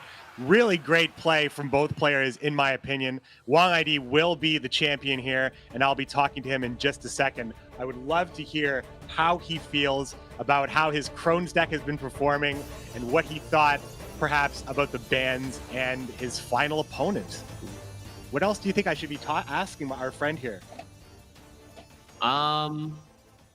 I would say, I would ask him, how is he able to be so consistent in these GWENT Open qualifiers, able to qualify for all 3 GWENT Opens so far in season number 2? If there's some sort of secret, does he have a ritual before the games? That's the sort of stuff. That's the question that I would ask. I mean, both of them, though. You could ask that question to both players, right? Both have really high win rates. Both have really high qualifying rates for tournaments. So, yeah, that would definitely be a good one for both here. But, yeah, I'm going to ask that for sure. And I think that the respect that Tailbot gave the Imperial Formation deck was likely fair, but Uprising, it did the trick. We're going to go over to Wang here, and I'm going to ask him a couple of questions about his victory as he prepares for the finals. Wang, my friend, congratulations on the win. What do you think contributed most to your victory? 恭喜你，李跑。你觉得什么是决定的那个东西，在这个对赛？什么是甚重要？能再说一遍吗？什么是最重要的东西在那个半决赛？我觉得我的卡组在面对 Tailbot 的时候是有一点点优势的，而且在出阵的选择上，其实他选择的卡组其实都有一点被我的卡组所克制。就我之前赛前预估的他会先上什么卡组，后上什么卡组，其实都跟我料想的一样，所以就打起来会比较轻松一点。I think that my decks were in the advantageous position. Actually, I had the advantage, and the matchup choice made by Tailbot were a bit strange, to be honest. So that was probably the decisive moment. Excellent. Both Shinmiri and I would like to know, how are you so consistent? You qualify, you win, you're at the top of the ladder all the time. Do you have a secret? How are you so consistent in your play?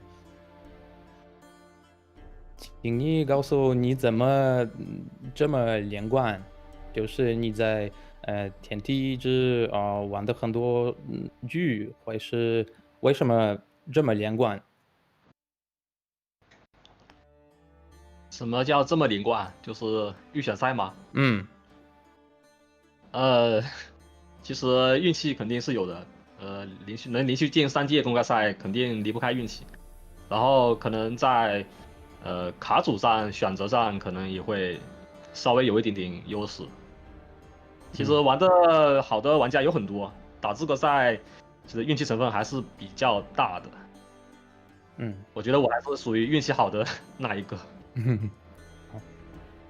I think that the most important part is actually still luck, because we have a lot of good players, both at the pro ladder and during the tournament. So the level of the players is more or less similar. So luck is the decisive element, but other than that, also the choice of decks and knowledge of the matchups is really important. I have one last question for you about your Crone deck. Have you been happy with the performance of that deck, and where have you felt your best matchup has been for that deck? 说你的魔鬼，卡组，你觉得，他的性能，这次好吗？我觉得今天表现的非常的不错吧，因为打群岛，我其实是有挺大优势的，特别是没有带巨型的群岛。倒是反而是昨天的对阵，我的怪兽其实是我非常大的弱点，因为 Mega 派的所有卡组都比较克制我的怪兽。不过还好昨天艰难的获胜了，不然的话也没有今天。I think that comparing to yesterday, especially, today was really good for my monsters deck. But if I hadn't won yesterday, I wouldn't be here today. So I think yesterday's lineup was much worse than today for the monster deck. Excellent. Congratulations. We'll see you in the finals. And let's get back to the next one here. The semifinals 2 are going to get started in just a second. Take care, my friend. Here we see Tailbot getting knocked out here in the semifinals by Wong ID. He will be taking the 75% of that match stake, getting $750. Tailbot getting an additional $250, and runner-up in the semifinals. And now we get to see Red Rain versus Neverhood. What are your thoughts on this one, Shinmiri? This is a great matchup. USA versus Russia again. I know a lot of people passionate about the nations that these two players represent, and I'm excited for this match. I'd love to see both these players back in action again. The Mahakam Forge deck from yesterday that Red Drain brought, and the Great Swords, the one and only Great Sword deck that Neverhood brought to this GWENT Open tournament. I can't wait to see what happens. Well, you won't have to wait, because we're going to get there very soon. Red Rain and Neverhood will be casted by our friends Jagras and Impetuous Panda, and we will get a chance to see what these players, both Red Rain and Neverhood, think about some of the upcoming expansion and perhaps what they're thinking about these matches coming up. We'll see you for the finals, my friends. Take care.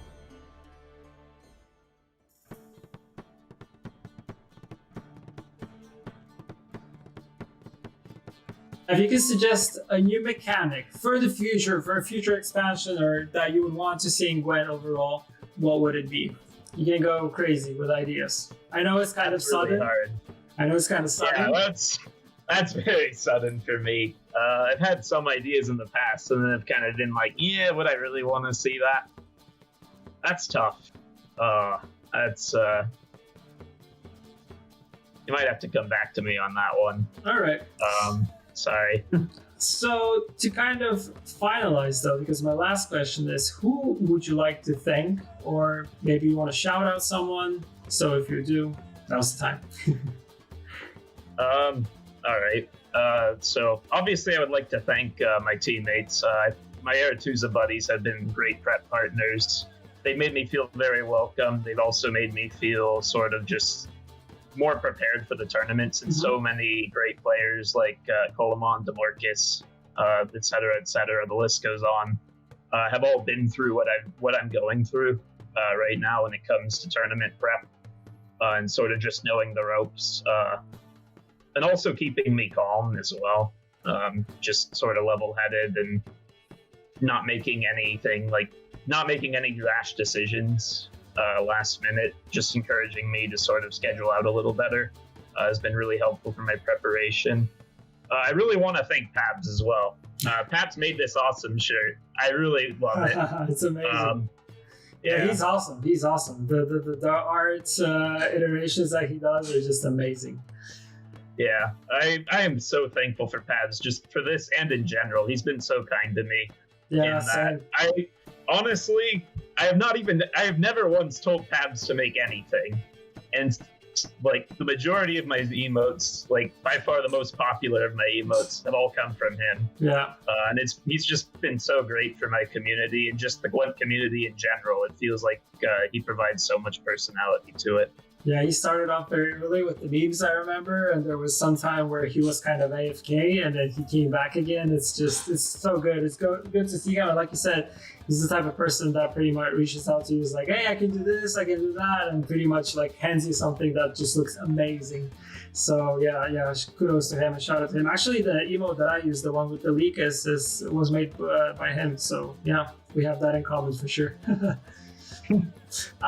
So you have any ideas on the mechanic, or we're skipping that?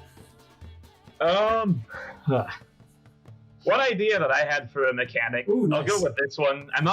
I would want to think of like, what would I really want in the game? But one thing that I think would just be cool, and I'm not sure how practical it is, I had an idea a while ago for like, sort of potentially like maybe a Witcher faction, where you could balance, where like the unique faction mechanic could have something to do with signs and sort of playing cards that would change your signs, and then having cards that gain certain abilities, like depending on which sign you were in, and things like that. It seems like obviously such a core part of the Witcher universe that I think it would be cool to have, though obviously a very large undertaking. Yeah, agreed. But that's a really cool idea. All right, brilliant. Thank you for the interview and good luck. Yeah, thank you.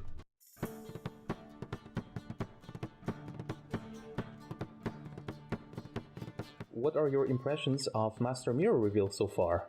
Is there any card you think is OP right now?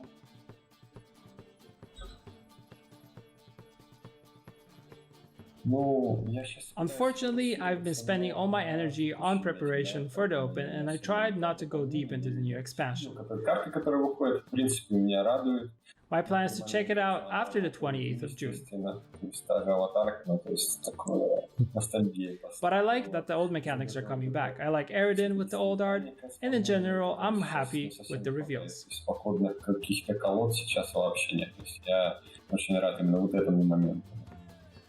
А насчет других карт пока ничего не скажу, посмотрим в следующем месяце, когда уже буду фокусироваться на следующих квалификациях топ-16, топ-64. Yeah, fair enough. All right. And do you have maybe any predictions on who will be the main character in the next adventure? Well, I have one idea. Maybe Olgerd and Iris, something like that. Да, может быть, угадаю, может быть, нет. Ну, было бы интересно увидеть всех там, не знаю, Сирия. Пускай это будет Ольгерт. Yeah, that's a great idea. All right. Okay, and last but not least, shoutout time. Do you want to thank anyone for helping you before the tournament? Sure, I'd like to thank those who have been helping me recently with the preparations for the tournament. Nikita, Cinchin Lion, and strange as it may seem, Magpie, even though he might be my opponent. I'd also obviously want to thank my whole team, Gwendetta, for those who might not be familiar with it. They always help me and support me. Thank you all. All right. Thanks a lot for the interview, Neverhood, and good luck in the tournament. Thanks a lot. Bye. Hey guys, and welcome to Gwent, the Witcher card game. My name is Jaggers, and I'm joined, as always, on the caster deck by the inquisitive, the imaginative, impetuous Panda. How's it going, Panda? Great. It's good to be back. It's good to finally be into day 2, where kind of the best of the best float to the top, and we have today, of course, for the second semifinals, Red Dream against Neverhood, kind of the Cold War matchup here. USA in the semis. I mean, Red Dream did enough already making it to the tournament. Can he, on his debut, take the whole thing? We're going to find out very soon. Neverhood, it does stand in his way right now in the semifinals, and a lot of great decks, and I think a lot of great games coming up. Yeah, but before we jump into all of that Gwenty action, we do have another reveal for you guys. We have been showcasing a whole bunch of different card art for the upcoming Master Mirror expansion, and we have yet another one here for you guys. This guy's not having a good day. Looks like a loser in GWENT Open quarterfinals, maybe just looking down at the floor, thinking about what went wrong. Again, you guys can, of course, at home start speculating what faction this card could be from, what maybe even what character in the Witcher lore it could represent. Could just be a common peasant, we don't know. But after the semifinals, we will have a lot more information on all of these card arts from Jason Slama and Berja, of course. Yep, you will find out the abilities. My money on this one is the Flaming Rose, right? So I'm going to go Syndicate. If I was a gambling fan, that is where I would go. And don't forget that you still do have an opportunity to pre-order the bundle for the Master Mirror expansion. So do check that out in the client. You also only have a couple days left on your Gwent journey. So if you're not quite at level 100, there's no shame in buying those levels, you guys. Trust me, I will back you up. Yeah, sometimes you have to do what you have to do, and if you want that, very, very nice Earthsign armor reward, then sometimes you need to, get that fast travel going and unlocking all the rewards along the way as well.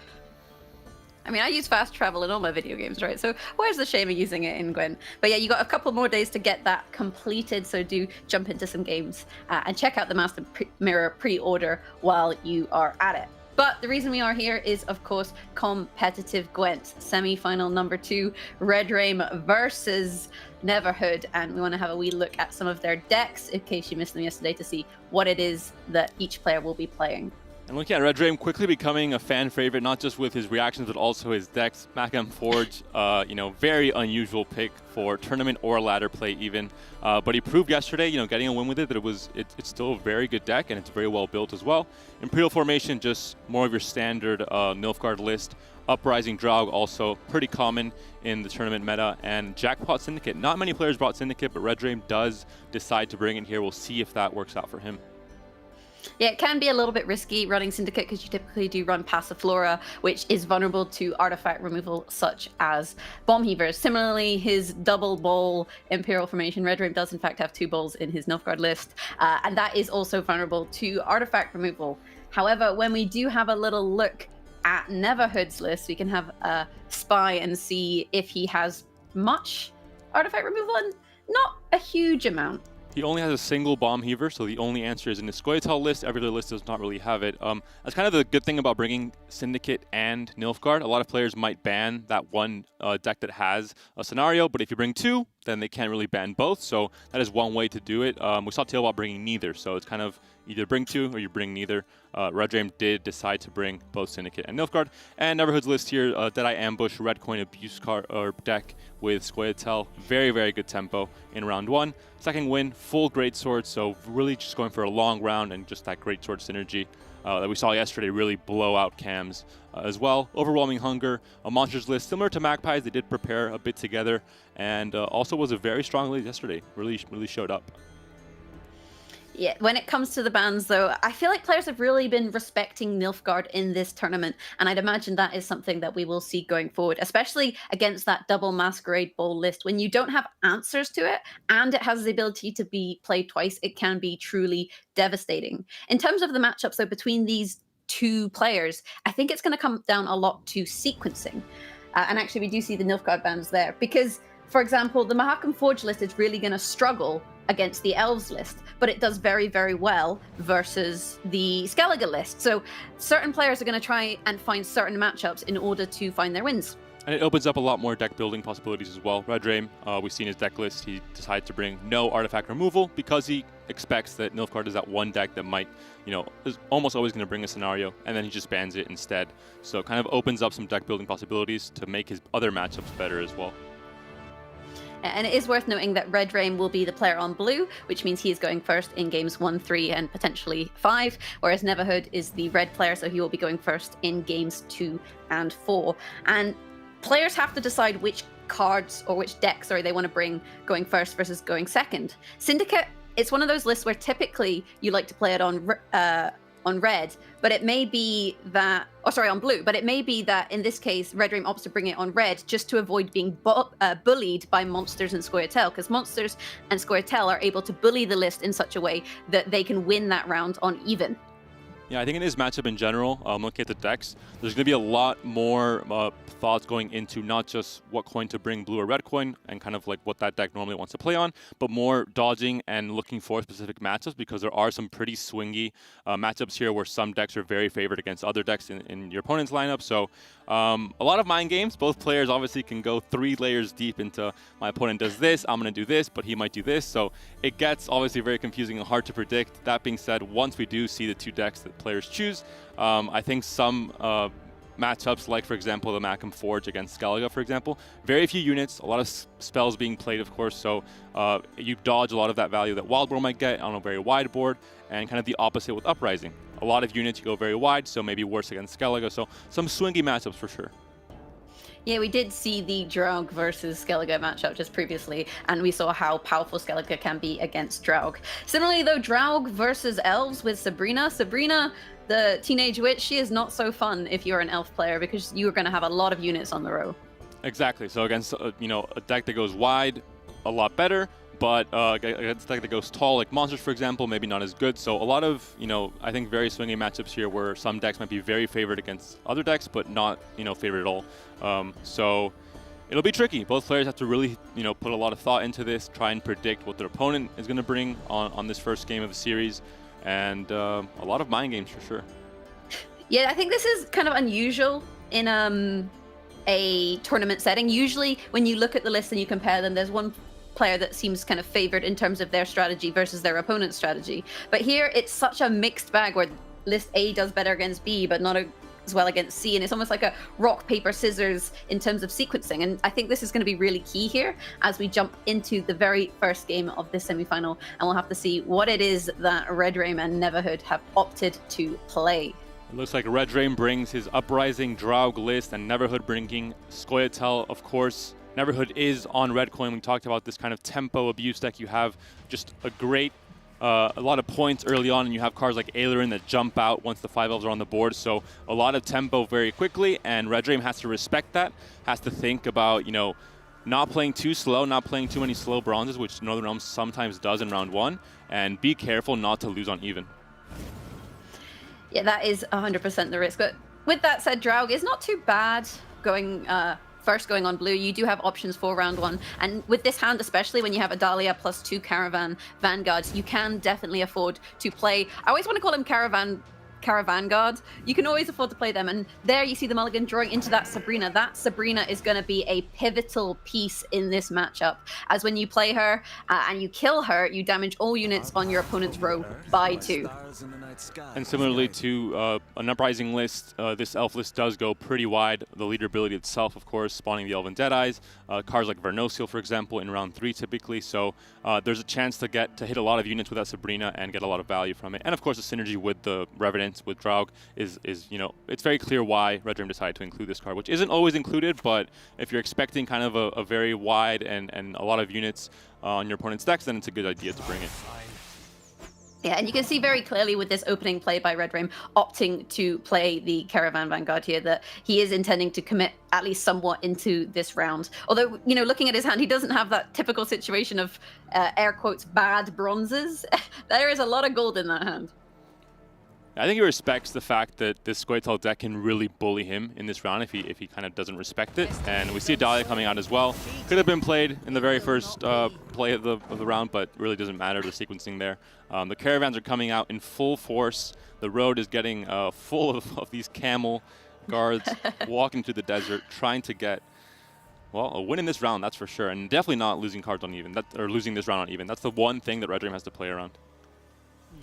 I would say the one thing about the Adalia second does signal that he has the second Vanguard in his hand, whereas if he'd played it first, then maybe it gives a little bit less information to your opponent. With that said, the Trained Hawk coming down there, damaging Adalia, and just getting some Harmony engines onto the board. And that was a snap, Philippa. Oh, she's angry today. And this is Red Rain really pushing the tempo here and telling Neverhood, you might be playing a red coin abuse deck, but I'm not going to let that happen.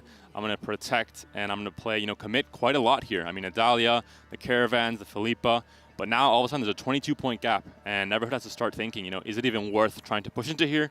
Do I just waste a few more bronzes while I still can, and then just get out of the round? We'll find out. I mean, this is a pivotal point in this game for sure, though. It does really clear up those Harmony units. There is, in fact, discord among the ranks of the Scoia'tael as Philippa lays waste to the Hawk, lays waste to the Elf, and also stopping those Elves from stacking removes a lot of synergy from the deck, because the deck does have a lot of cards which benefit from Elves. You also have your Aileron in the graveyard, and when you have 5 Elves on the board, she's going to jump out of the deck and provide you tempo, which Neverhood sorely needs at the moment when it's 22 points to 0. And although this is obviously an elf tech and it's going to swarm, it's missing some key cards that make the long round really, really scary. For example, there's no Isengrim, which is kind of a pseudo engine with this elf archetype as well. And it's more of an explosive, not exactly a short round, but more maybe like a 5 to 6 round deck, I think, ideally. And if Redream wins this round and it has control over the the length of round 3 with Sabrina and with his own Draug strategy, I think he will be favored because there's a limit. Neverhood, when he goes into a 10-card round 3, he's not getting that much value from something like Harmony with Waters, for example, that a normal Mystic Echo deck does have. So it's definitely tricky for Neverhood here. Yeah, and this poison on the Caravan Vanguard, it seems the camel ate something dodgy. Basically, Red Dream is showing respect to that poison there by playing yet another Caravan Vanguard. That is the 2 from hand, the 1 from Queen Adalia. She's my favorite character in Star Wars. Really respecting that poison and saying, I value this round. This round is important to me. I want to have control of this game. And the morale does come through. There's not really any great removal. Filippo was already used, of course. Falibor can't really take care of the 5 strength unit, and Visigar could have been an option, but not enough boosted units at the moment. So morale goes through very easily. Skirmisher here, I think Neverhood at this point just trying to trade some, less valuable bronzes for some better cards in Red Dream's hand. And Red Dream continues to push here. It could look like an overcommitment, but I think he really, really values having control over the length of round 3 and Lasse as well.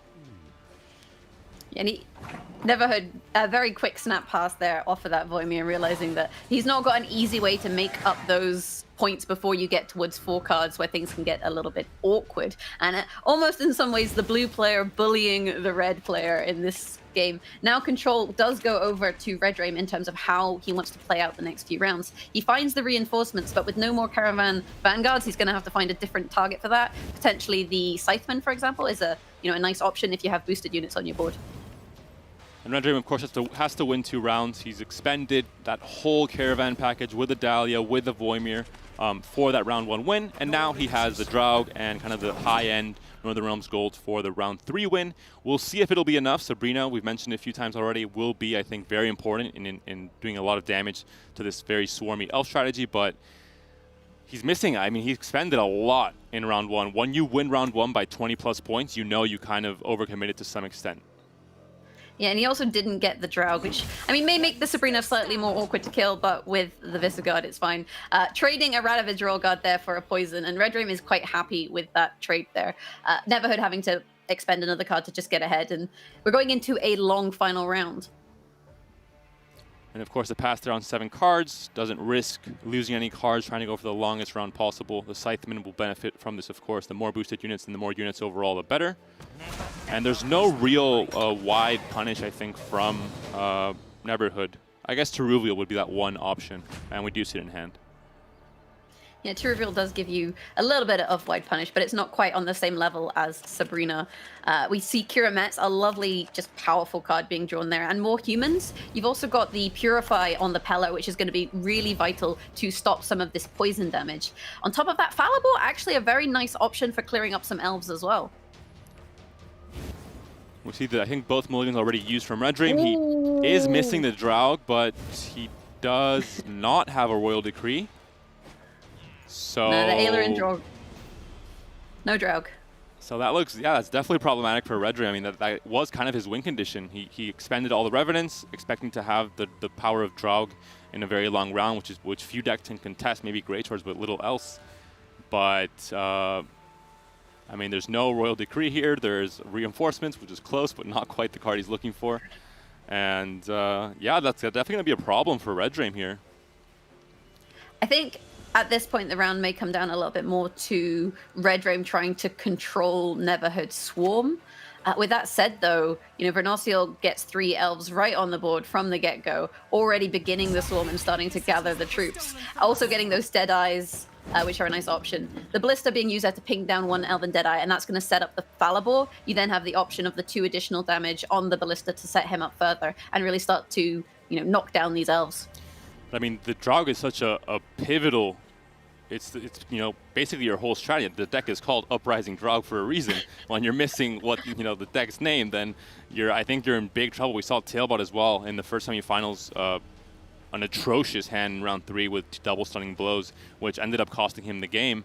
I mean, obviously it's not as bad here. He is only missing 1 gold, but it's the most important gold in the deck, so could be problematic. Yeah, we see all 3 leader charges being utilized there, followed by the great oak being used to remove that ballista and disable the ability to set up the fallible. I think there was a lot of respect there from Neverhood over just the 2 damage potential and Fallible's ability to remove cards. In doing that, he's used his leader charges to get as much value from the oak as he can, and as it was his only tool available to easily remove that ballista, he just really respected the ballista. I think Neverhood is going for some GWENT Open records here. 34-point lead, 2 cards into round 3, and I think that's the earliest Oak ever played as well. So impressive plays from him. Definitely a scary lead though. Sabrina comes down immediately. The row is already basically full, so might as well. But that's a big lead. I mean, 35 points is very scary here. We could see.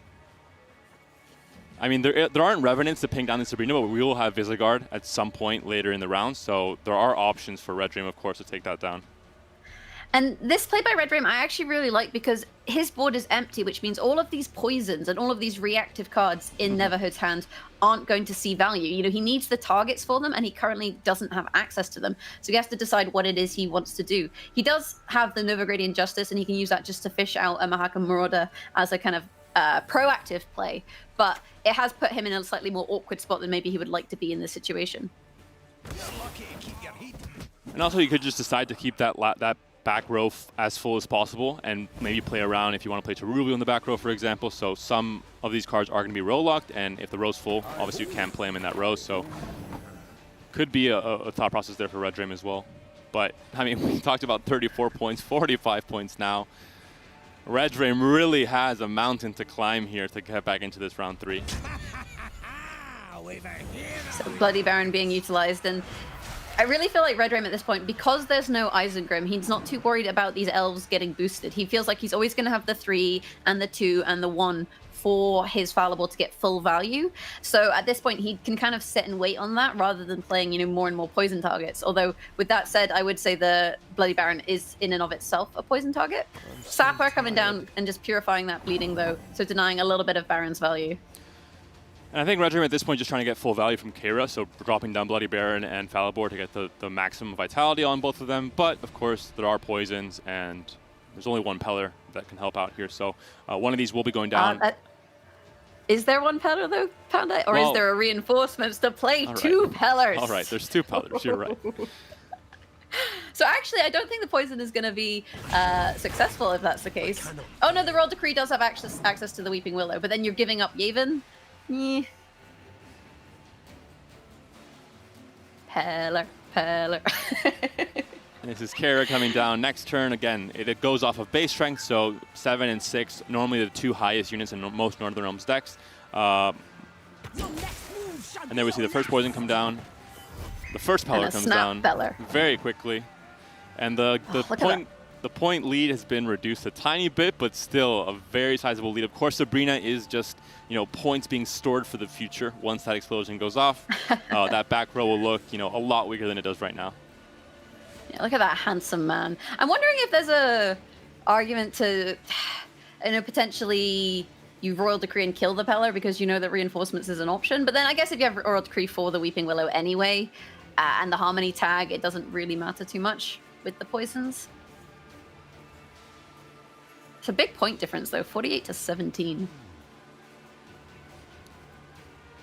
See what the option is for this Elias. Normally kind of an option to take down a unit that's going to die anyway to a poison, for example, if it's a low strength unit as well. But we'll see what Neverhood decides to go for here. Taruva coming down very early on. Going to go to the melee row and just damage for 2, so just solid 9 points. And the gap goes up to 40 points here with fewer and fewer cards to play. It looks, you know, less and less likely that Red Dream, because he missed that very important Draug, it may have doomed him from the very start of this round 3.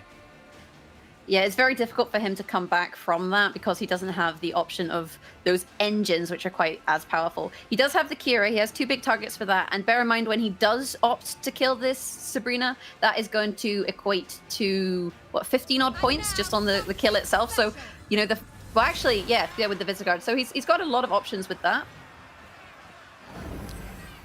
And there's the Vitality coming down, not hitting the foul board because it just doesn't want to give, I guess, a better poison target possibly. I mean, the Peller's going to get the 3 Vitality, and it's less attractive as an option to get poisoned.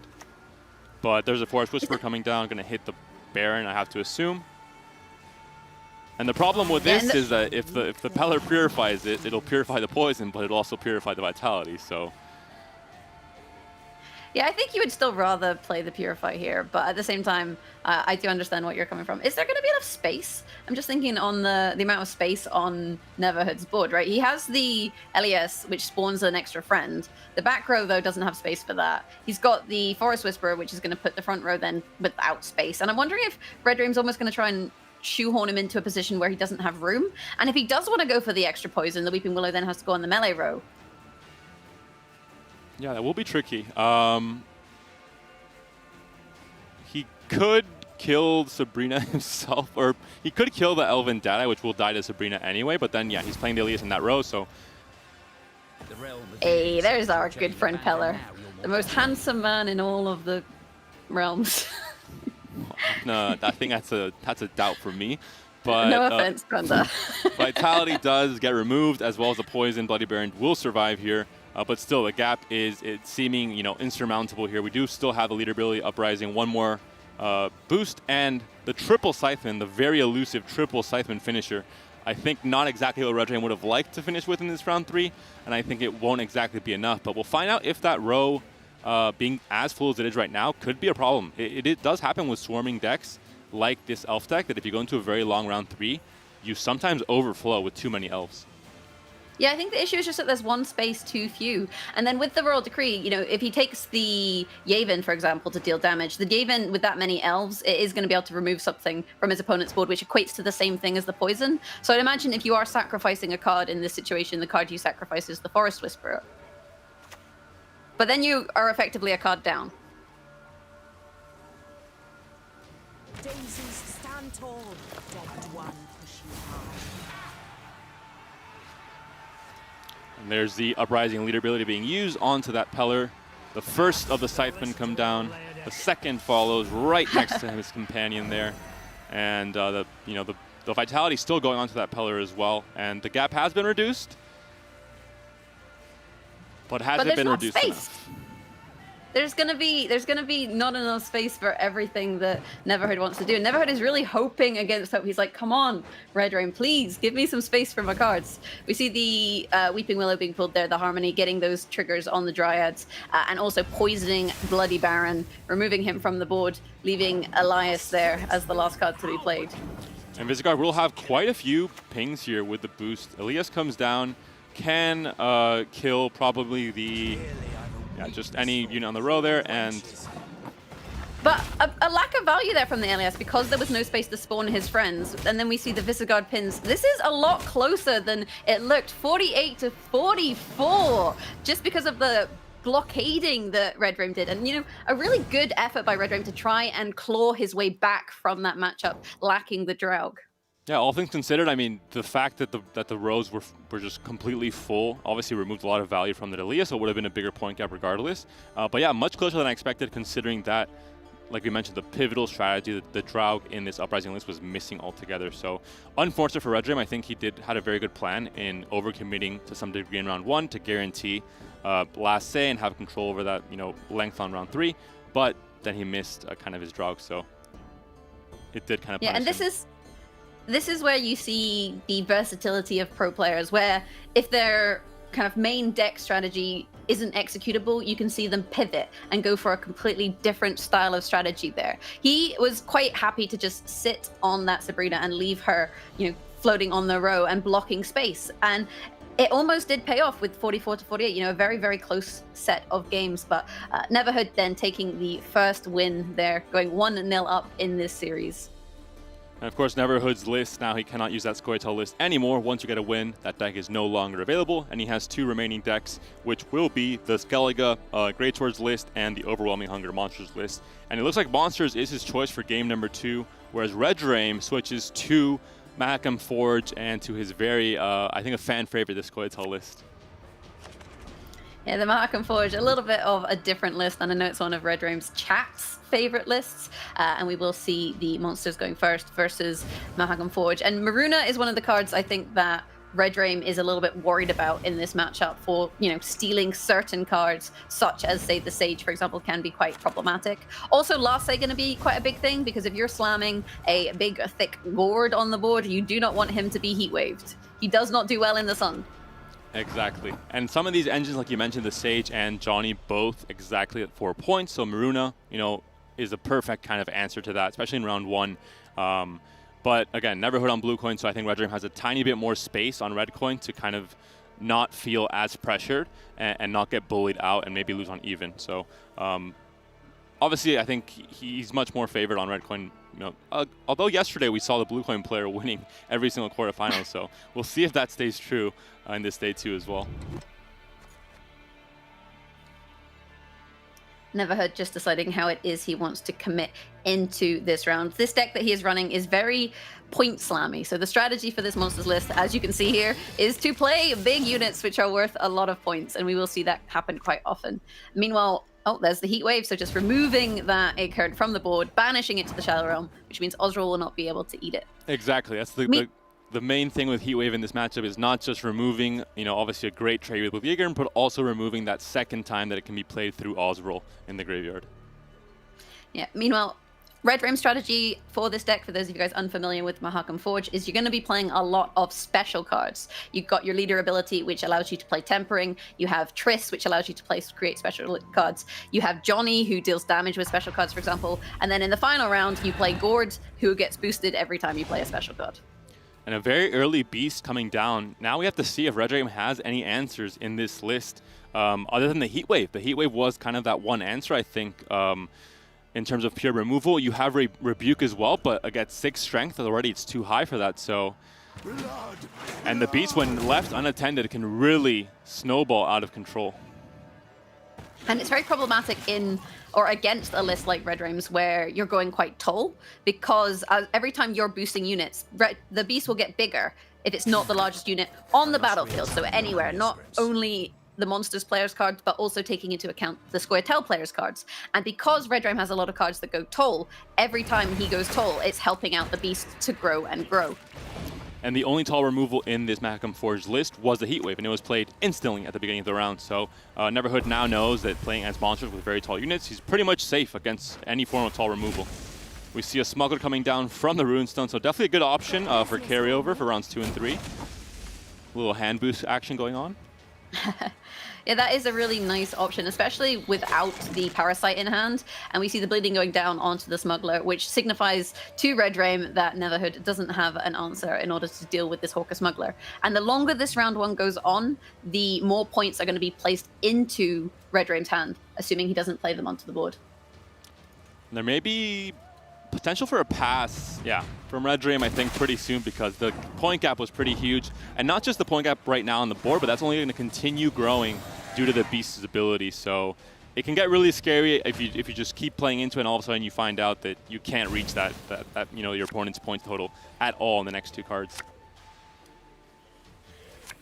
This does mean, however, that at the moment, at least, Last Say is in the hands of Neverhood, which means he does have the option to Heatwave the Gourd potentially. The Maruna also being drawn there into hand is going to be problematic for cards like Johnny, where she can just abduct him and bring him over to the monster side, you know, bring them to the dark side. So this is looking a little bit awkward for Red Raim.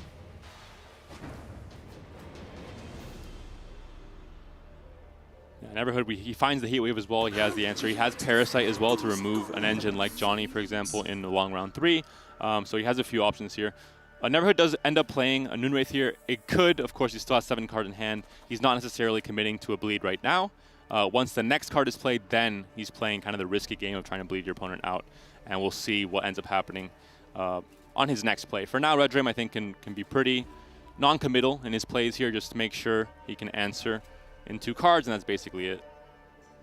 He doesn't really have a lot of options in terms of what to commit, though. I think maybe the Nova Gradient Justice could be used to thin the deck and get some bodies on the board. So then if Neverhood does decide to play into this round, then he has the option of answering it. Actually opting for the Valve instead onto a Nature card with the Nature's Rebuke to start damaging that Noon Wraith and kind of threaten to create rats on his side of the board, so gain value out of his opponent's cards. And also tiny bit of thinning as well if he's looking to draw, you know, cards like Gord, cards like Javier in the final round 3. The less kind of worse bronze cards he has left in his deck, the better chances he'll have of drawing them. Yeah, and he has some really good options for thinning in this list. You can use the Justice I just mentioned for thinning a Dwarf. You can go looking for Javier, Xavier, or Gord with the Council. You've also got Call of the Forest. And these are all special cards as well, so they're going to be boosting up your Gord. And Red Raim's just kind of waiting to see what it is Neverhood wants to do in this round. And if Neverhood would have played, for example, Andreka Larva at the start of this, you know, round 2, then all of a sudden it signals and there's a much higher chance that Neverhood is trying to bleed, for example. But off of this Noon Wraith, it's pretty common for it just to be a random bronze being played and then a pass. And at that point, Red Raim can start thinking about either playing his worst bronze cards or kind of playing carryover in terms of either thinning your deck, like he's done with the Valve here, and like you said, with the Justice as well. But a very easy pass there, Valve into the Caress there. Easily takes it, and we're going to go to a very, very long 10-card round 3, and the Larva is found a big, big draw in a long round for Neverhood. Yeah, meanwhile, the Figgis, they're drawn by Red Raim, and that can be problematic for this Heat Wave if there isn't a good way for Neverhood to get through it, because obviously he does want to Heat Wave the Gord, but if he can't get past the Defender, then the Defender is going to take the hit and be able to protect these total units. And that is, you know, some great draws, I think, from Red Raim. Finds Figgis and Gord as well, and Avalak as well. So really finds everything he needed to for this long round. Right away, Defender comes down. Yeah, also has access to his Xavier, and that is one of those engine cards. Whenever you play a Dwarf, he's gaining armor, and at the end of the turn, he's going to be boosting himself as he has armor. So you can see Red Raim starting to establish the engines, and those are protected. You've got the Johnny on the board already. Whenever you play a special card, damage a random enemy unit by 2. I'd imagine we'll see the Xavier not played too late. Meanwhile, though, Neverhood got his Thrive units on the board. You've got a couple Indregas, you've got a Bruxa there, Bruja, and those are going to get bigger each round as well.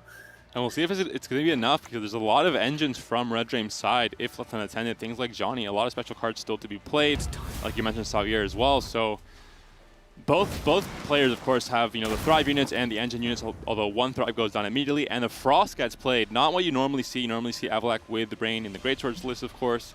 But in this case, just playing that Frost, trying to kill some of these low-strength Thrive units before they grow bigger and bigger. Yeah, really just trying to pick off those engines. We see the Nova Gradient Justice being played here. We're going to spawn a Cleaver's Muscle and get yet another engine, I would imagine, in the Dwarven Berserker. There he is. He damages himself, removing his own armor, and damages his opponent. Johnny as well, shooting away. And it's like you're against the Dwarven firing squad at this point. And the Maruna comes down, it seizes the Defender. So that's an interesting seize for sure, because it got pinged down to 3 already.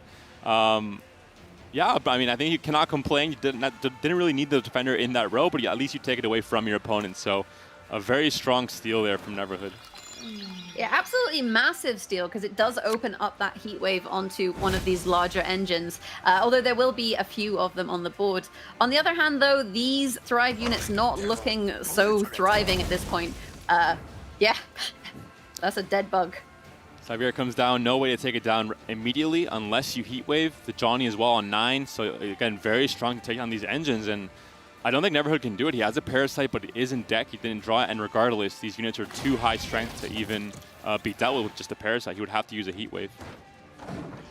Yeah, he has the option to try and remove the armor with something like the Ada, but without Dominance, you're kind of losing a bit of value there. Oh, yeah, because of the 9 strength Johnny. And there are a lot of ways with the Mahakam Forge list with cards like Tempering to put that armor back on, so it's not really even worth removing. And the Tristan hand, yeah, would just be a Tempering, I think, to answer and then just get the armor right back onto the Xavier. But the Council comes down and brings out a Miner to try and help his brethren here, get some armor. just in case you need it, just a little bit more armor on Xavier.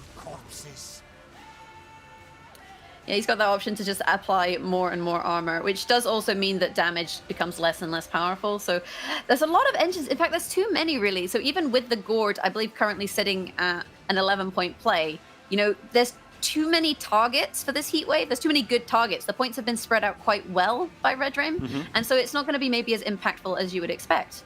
Exactly. When there's a singular, you know, really big target in Great Swords, for example, then you get a lot of value. But when there's, you know, 5 targets you can hit, it's just you don't have enough answers. You only have a single heat wave, and it just might not be enough. And this is where Monsters really gets punished for not having, kind of playing its own game plan, kind of just playing tall units, playing point slam, and not having as much reactive plays. You can take down one engine there, but all of a sudden you have no answers for all the rest of them. Yeah, everyone's just all aboard the Dwarven hype train at this point. I know Redream does have a lot of fans in the chat, and they'll be interested to see how this match plays out. With that said, there's still a decent amount of points in Neverhood's hand. He does have the Pugo, which he can use to, you know, target maybe some of this armor and have a big play there. He then will also have the Dominance, which means that his Strigger's a bit more value. Plus the Royal Decree onto the Ozrol is pretty big. And the Yarpen coming down, damaging, the defender there by 3, getting some armor, getting the boost. So a lot of points in this dwarf list, a lot of synergy between the dwarfs, of course, the tribal tags, and really just helping each other out.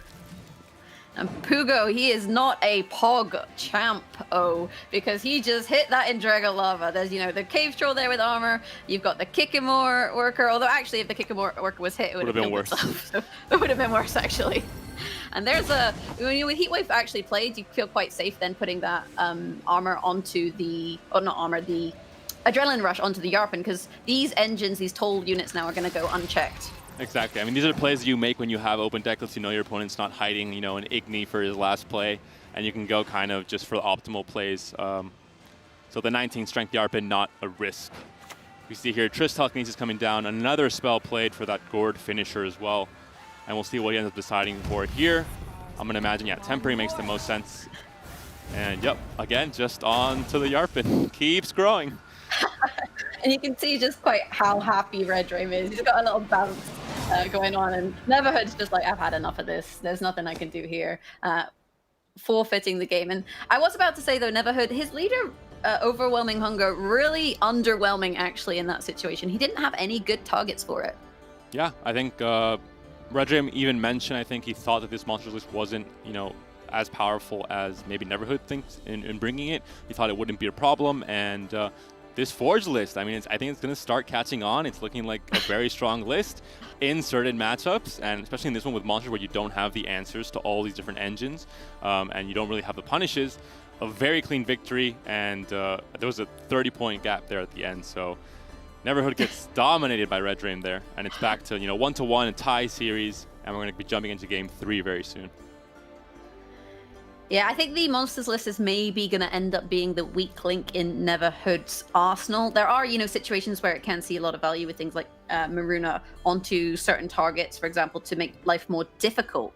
But in general, it's a bit of an odd list. For example, with the Overwhelming Hunger but not having Dettlaff, you can sometimes end up in situations like you saw there where you don't have targets for your leader ability. So the fact that you're destroying your own units isn't really very beneficial. Similarly, the Pugo, he's not always PogChampo because sometimes he just hits your own units rather than hitting armor. So there are a few scenarios with this list that make life a little bit more challenging for Neverhood. Maybe Neverhood possibly expending too much to win that round 1. We saw him use the Beast. We saw him use, you know, a few other gold cards there. So possibly just overcommitted a bit too much. It was, I think, like a 20-point lead where Redream ended up passing and just didn't have the points in round 3 at all. You could normally go for a shorter round 3 with Monsters. You'll have this very explosive finish with very tall units, but went for a long round 3 instead, and the engines from Redream really took him down. But we're going to go into game 3. Redream is back on Blue Coin, and he is bringing this Northern Realms list, the Uprising Draug, once again. And I think Redream's going to be really happy with this matchup going up against the Monsters list because the Northern Realms Draug list really doesn't have a great time against Skellige. the Skellige matchup is one we've seen previously. We saw Tailbot versus Wangid play that sort of matchup, and Draug really struggles because it doesn't have good options to deal with the great swords, and your opponent can just damage all of the units on the board with things like Wild Boar of the Sea. So I think Red Dream is going to be pretty happy in this situation that he is playing against monsters rather than Skellige. Especially with this list, it is very swarmy. You have obviously the doubling effect on the caravans, on Adalia, on reinforcements even. So you just play more and more into something like Wild Boar of the Sea or Hemdall even. But a lot to think about here. Last say is going to be important. Of course, there is a Bloody Baron in this deck for Red Dream, and Neverhood, one of the key finishers and monsters, is that Alzrol in round 3. So last say I think will definitely matter here. The Larva is found for Neverhood in round 1 this time. He did not find it last game. Could be a pivotal moment here as well. Yeah, we see Red Dream opting to play the Caravan Vanguard. And the reason for this also is that he's, again, worried about Maruna. You don't want to play something like a Mauler or a Ballista and then have your opponent just kidnap that and take the damage away from you. You want to have those damage options. So by opening with the Caravan, he's saying, yes, I have to commit to this round, but also I'm going to respect the Maruna rather than set it up very easily for you to just gain value and bully me. And we saw, a very unfortunate Pingzer, I think, could have maybe killed both larvas. One does end up surviving. We talked about the insufficient trades that usually happen when trying to remove both of the larvas from the board. But again, Red Dream, similar game plan to the very first game of this series, kind of really going all in, committing possibly the entire caravan package here once again. Well, going for more of a bronze strategy here with Mauler, but I think he definitely values trying to have a very long round and having say over the length of round 3. In this matchup as well. He has to be a little bit careful, though, that things don't start to get out of control. And that is one of the cards that is going to start to make things get out of control. The Beast really building pressure with Igern on the board, going to get stronger by 2 points each turn. And Red Dream hasn't really developed a board to the point where he can do much about this. It may be the case that he's going to have to look to spend, say, Italia and Draug just in order to try and create some space in this round. And this is monsters for you. You may be thinking that Neverhood was the blue coin player, but Neverhood is ahead. He's 1 card up, and he is the red coin player, so no points to assist him from the tactical advantage or the magic lamp. But that's what Yigern and cards like the Beast do. All of a sudden, you're very far behind, and monsters can really bully you on red coin. And there's a 5-card pass in hand for Red Dream. He accepts going a card down, but he accepts it on his terms. He decides to pass when he still has 5 cards in hand. He draws up to 8 now for round 2, and that means that Neverhood cannot dry pass and guarantee that card right away. He has to fight for it still in this round 2. It means that I guess the battle was lost, but the war is not over in terms of card advantage because he has that option to. He just has to stay ahead here. But that is going to be quite tricky when you have your big boys in Monsters. And Monsters has a lot of big boys. And he has to stay ahead not only for the first play of this round, but for every single play after that. The moment he falls behind, Neverhood passes and he takes the extra card. That's what happens when you lose on even. He'll be fine at the beginning because he's going to start off probably with an Adalia into Caravan, so a very explosive start, and Neverhood would do the opposite, probably playing the Larva. But as the round goes on and the Larvas get more and more value, then it'll get trickier and trickier for Red Dream to stay ahead. Probably will have to possibly commit the Draug, I think, in this round 2 blue. Yeah. Red Dream really doesn't have a good short round with this list, especially not in comparison to the Monsters player, right? With things like Osro, with things like Caldwell, with things like Goliath. They have a lot of points in a very few numbers of cards, whereas Red Dream's list is incredibly synergistic, and it's going to be, I think, tough for him to find the pass in this situation, because I really think Neverhood is going to push him, and Neverhood can afford to push him because he bullied him in round 1. And this I think has to be Red Dream trying to get as many humans down as possible, as quickly as possible, and get the Draug out early to try and even then you can't pressure your opponent because Neverhood there's no chance of him losing a card because he went on even in round 1. So this hand is not looking great for Red Dream either. 2 Enchantresses, a Peller that does little in this matchup. It's looking tough for Red Dream for sure, I think. We see Maruna coming out, so he's putting the pressure. He steals an Adalia, not a Caravan, but still a human body as well that is stolen. Yeah, Red Dream has a really sad hand, and I feel like these players are just taking turns at bullying one another, depending on who's on red coin. We saw in the last round Red Dream really, taking advantage of Neverhood, whereas Neverhood here is getting a lot of value from, you know, his very few cards. And Red Dream doesn't really have the synergistic cards he needs. He doesn't have the Voimir, for example. He doesn't have the Fallible. He doesn't have the Decree. He doesn't even have the Baron. Yeah, I'm missing a lot of cards, and this is normally fine in round 2 because you want to just play a bad bronze and go on to round 3 and try and find your gold cards there. But with Neverhood's push here, we see Red Dream getting pushed. You know, it might just be a 2-0 if Neverhood goes all the way into the to the end of this round.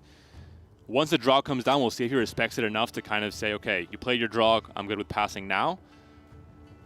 Especially that there is a big enough gap where if Draug is played, he'd have to use the leader as well to catch up in one and not lose a card. So Enchantress comes out instead. And I think Red Dream just saying he's okay with losing the card at this point, which I think is the correct choice. You know, if Neverhood wants to keep going into this list, he's going to start expending quite high value cards, whereas Red Dream, just because of his draws, actually, it does mean that he doesn't necessarily have to spend his key pieces for a short round, things like Fallible, for example. But Neverhood's not going to accept only taking the card. He's going to push for more. He wants to get the card as well as the Draug to come down here. He knows he can. He's not in any threat of losing that card he's gaining until the Draug is played. It's the only play that really stops him because it's going to be a ton of value when the Revenant pings. But until that happens, okay, now we go. The Draug comes down. The Revenant transformation occurs. Still a 10-point gap here. He could continue pushing. It would be risky, but it's an option still, depending on what he puts Red Dream to have in his hand. Because it's not a good hand. Pellar and Enchantress still. Okay, he goes for the safe pass. And Red Dream gets the pass.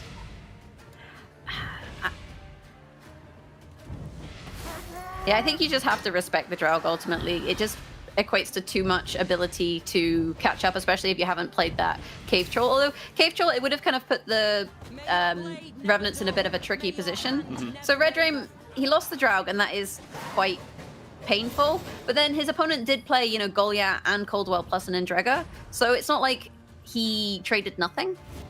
But still, I mean, a short round 3, your opponent's a card up. It's a short round 3, so Monsters is generally, favored. It'll depend on the hand quality as well, but I think Neverhood is definitely favored in this situation. And just where are Red Dream's gold cards? We see the Osrul as well coming in, and those are not good draws for Red Dream, so this might just be it. I mean, a card down and worse hand quality and a short round without, kind of your long round strategy. Red Dream's laughing, but I think he knows that this might be, again, missing Falbor, missing Kira, missing Voimir. We're getting a message. He's writing us a note. What's he got to say? Message in the bottle from Red Dream. I think it's not going to be a good one, that's for sure. He's going to be happy, or not happy. Might have to censor this one, production. Get on this. Might need to take that webcam off before it goes downhill. Oh, and look at that solid gold hand from Neverhood. Neverhood is going to be delighted with that. And then you see a Molar come out from your opponent. You're not even like bothered by it, There's no Kira, which is actually a good short round option. There's no Fallible. I mean, Voimir, even then, he's still a better play than some of these cards, and it's not looking very good. There's a Bloody Baron, but of course Neverhood has double last say, so I mean it's not even gonna even smell Osrul. Osrul will be completely undetected, being played at the very end of this round, we're gonna assume. And yeah, I mean this is what happens sometimes when you are on blue coin. You might get bullied on red coin by your opponent, lose on even, and then have that those bad draws as well that can't even help you try and come back into the game. So unfortunate for Red Dream, but it could happen. And playing this deck on blue coin, he was at risk of that happening against Monsters. Yeah, that is for sure one of the situations. And this is where this Monsters list does quite well, is you do bully the opponent. We saw the Beast being played in round 1 in the previous game where it didn't work out, but in this game, it has given control to Neverhood. And in this matchup, that control is so vital because of the lack of a short round. On top of that, you have your Overwhelming Hunger charges, but you can use them right at the end. So even then, you're not going to see a Baron target from the leader because you just play the leader after the Baron has been played. There's a Pugo coming down. Obviously, the Pugo is random, but if there is only one other unit on the board, it's not random anymore. It's pretty much guaranteed he's going to hit the defender and not lose any value on that 3 damage ping onto the armor. And there's the Heat Wave coming down, taking down that Bloody Baron. Yeah, that desert is looking pretty barren at this point. Put that one out there. So the leader charge is being utilized for a little Scytheman. He has his little Scytheman bro, and it's 22 to 15 with 4 boosted units, but you have the Osril, you have the Royal Decree onto something like a Protofelder, for example, and you have the leader charges, which are worth 3 points apiece? Yeah, I think that just the extra card is a bit too much there. Royal Decree looks like it's coming down, or Osril's coming down for Neverhood. And that's going to be a surrender there from Red Dream. So 2 surrenders, 2 blowouts in the last 2 games, games 2 and 3. Probably Blue Coin being a big part of that. And I mean, Neverhood knew how to take advantage. He was put in a position where he could, you know, if he, you know, he knew to play the beast, he knew to go all in with Yigern as well in round 1, win on even, and then also push round 2, make sure to take out, you know, go into a shorter round 3 and take that Draug option away from Red Dream. So again, a clinical showing from both players in the last 2 games. We'll see if game 4 is a bit closer. Hopefully it is for us and for the viewers at home. Yeah, we did, however, talk about that Skellige matchup and how that is a very challenging matchup for the Draug. So that is one of those matches that isn't going to be super fun. With that said, you then also do have the Syndicate versus the Skellige, and that is a bit more favored because there is no, what's the word? Artifact removal, that's the word I'm looking for. So the Passiflora can be played unchecked in that matchup, and we'll have to see how Red Dream feels between these 2 lists of which one he likes better going first and which one he likes better going second. That's his Uprising list being played twice, 2 losses. So, I mean, do you keep playing it? Do you go for a 3rd chance? Of course, Neverhood has no options now. He has only 1 deck left, so he has to play the remaining Skellige lists. And Red Dream can now, you know, think, is there any deck that he wants to, you know, go for right now where he knows he has a red coin in this game 4? Is that a potential, you know, line that he wants to, you know, maybe there's a deck that has a better chance on red coin against the Skellige list, gets the win now and then goes for final game 5. It's tricky. I think I would imagine he'll play Syndicate on blue. The reason for that is that if he was going to play Syndicate on red, it would usually avoid being bullied by Monsters and Squirtle. But because Monsters and Squirtle are now no longer being played, it means he can make that play. And actually we see, I tell a lie. And Red Dream, red coin, Red Dream, and Syndicate being played here. No Tiger's Eye to help him out with the coins early on in round 1, which is kind of one of the reasons you kind of sometimes want to play Syndicate on blue. But Neverhood, of course, has no option, has to play the Skellige list on the coin he's given, which is blue in this case for this game 4. And we'll see how it does here, of course. Last say, always very, very important in just with Great Swords in general, because you have such an explosive final play if you do have last say with the Great Swords plus either a Morkvarg or a Hemdall or a Wild Boar of the Sea. Yeah, but does the Syndicate list really have a good answer if it has last say? It doesn't have that, you know, nice 1-turn deal with a great sword play. It's only the poisons with a fist deck, but even then, when you're using the poisons in round 3 to answer something like a great sword, these are bronzes that are, you know, generally worth very little. Of course, you're removing a great sword, so you have to keep them, but it's 2. You have to, you know, poison works as a combo, 2-point play or 2-card play, so never ideal. So it doesn't have any very, you know, clean and efficient ways to deal with the great swords. Passiflora though, like you mentioned, no answer in this Skellige list from Neverhood, so could be and that's where a red coin bully once again. 3rd game in a row. This is what the players are doing. This is why Jackpot's a bit awkward compared to things like Wildcard, where you have the option of playing 2 poisons in 1 turn. The Jackpot list doesn't have that, so you don't have that final round answer that you would always like. I do really like this Passiflora, though, for round 1. I feel like a lot of players sometimes really try and hold on to Passiflora because they're like, oh, I'll need it for the final round. But at this point, if you can use it to put your opponent in a really tricky spot for round 1 and secure the round, then that's a job well done at the end of the day. Especially against a deck like Great Swords that has, you know, it's so important to have last say and control of the length of the rounds, because it is one of the greedier decks in the game and one of the scarier decks in the game to face in something like a 10-card round 3. With that said, Neverhood will do the standard Skellige strategy of assembling the Skellige fleet 1 boat at the time. He has the Great Longship on board already. He's gonna, I'd imagine, start playing more and more boats and starting to get damage out to really try and counter this Passiflora. With that said, he doesn't have Hemdall and he doesn't have Wild Boar. He has access to one of them, but not both of them. I think it could be just a Wild Boar of the Sea to try and, you know, seal the deal here. A lot of bleeding going on, a lot of pings from the ship as well, so a lot of synergy for that Wild Boar if it does come down at the end of this round 1. and just for Neverhood to try and guarantee that he has last say in round 3. But there are quite a few engines, of course, on the board already for Red Dream thanks to the scenario. Yeah, the scenario allowing him to get right up to 9 coins. And you have to respect the bank, right? You have to respect the financial industry, you guys. This is why we use banks. Those 9 coins equate to, you know, worst case scenario, 9 points. So when you're thinking about the position that your opponent is in, when they have that much money in pocket, they always have the option to catch you up quite easily. This is Syndicate kind of being punished for not having any removal, not even a small, you know, 3 damage ping to take care of these Corsairs. So Neverhood going for the very greedy and developing all his engines first. Double Corsairs, the ships obviously giving, you know, replenishing that stock pretty much every round. And it's going to be bleeds and bleeds and bleeds coming through. And there's a single Assault in the deck for Red Dream, but is not currently in hand, so he cannot deal with any of these engines on Neverhood's side. I think Red Dream has to kind of accept these engines for round 1 because the greatswords are going to be more of an issue, and I think the engines in a later round are going to be more of an issue. You know, even with all of these bleedings, because the Passiflora Peaches boost themselves, because the Urchin has access to boosting itself, because the Jackal can boost itself, because the Seductress gets bigger, there's not that many damaged units on Red Dream's side, even though there have been a lot of damage pings.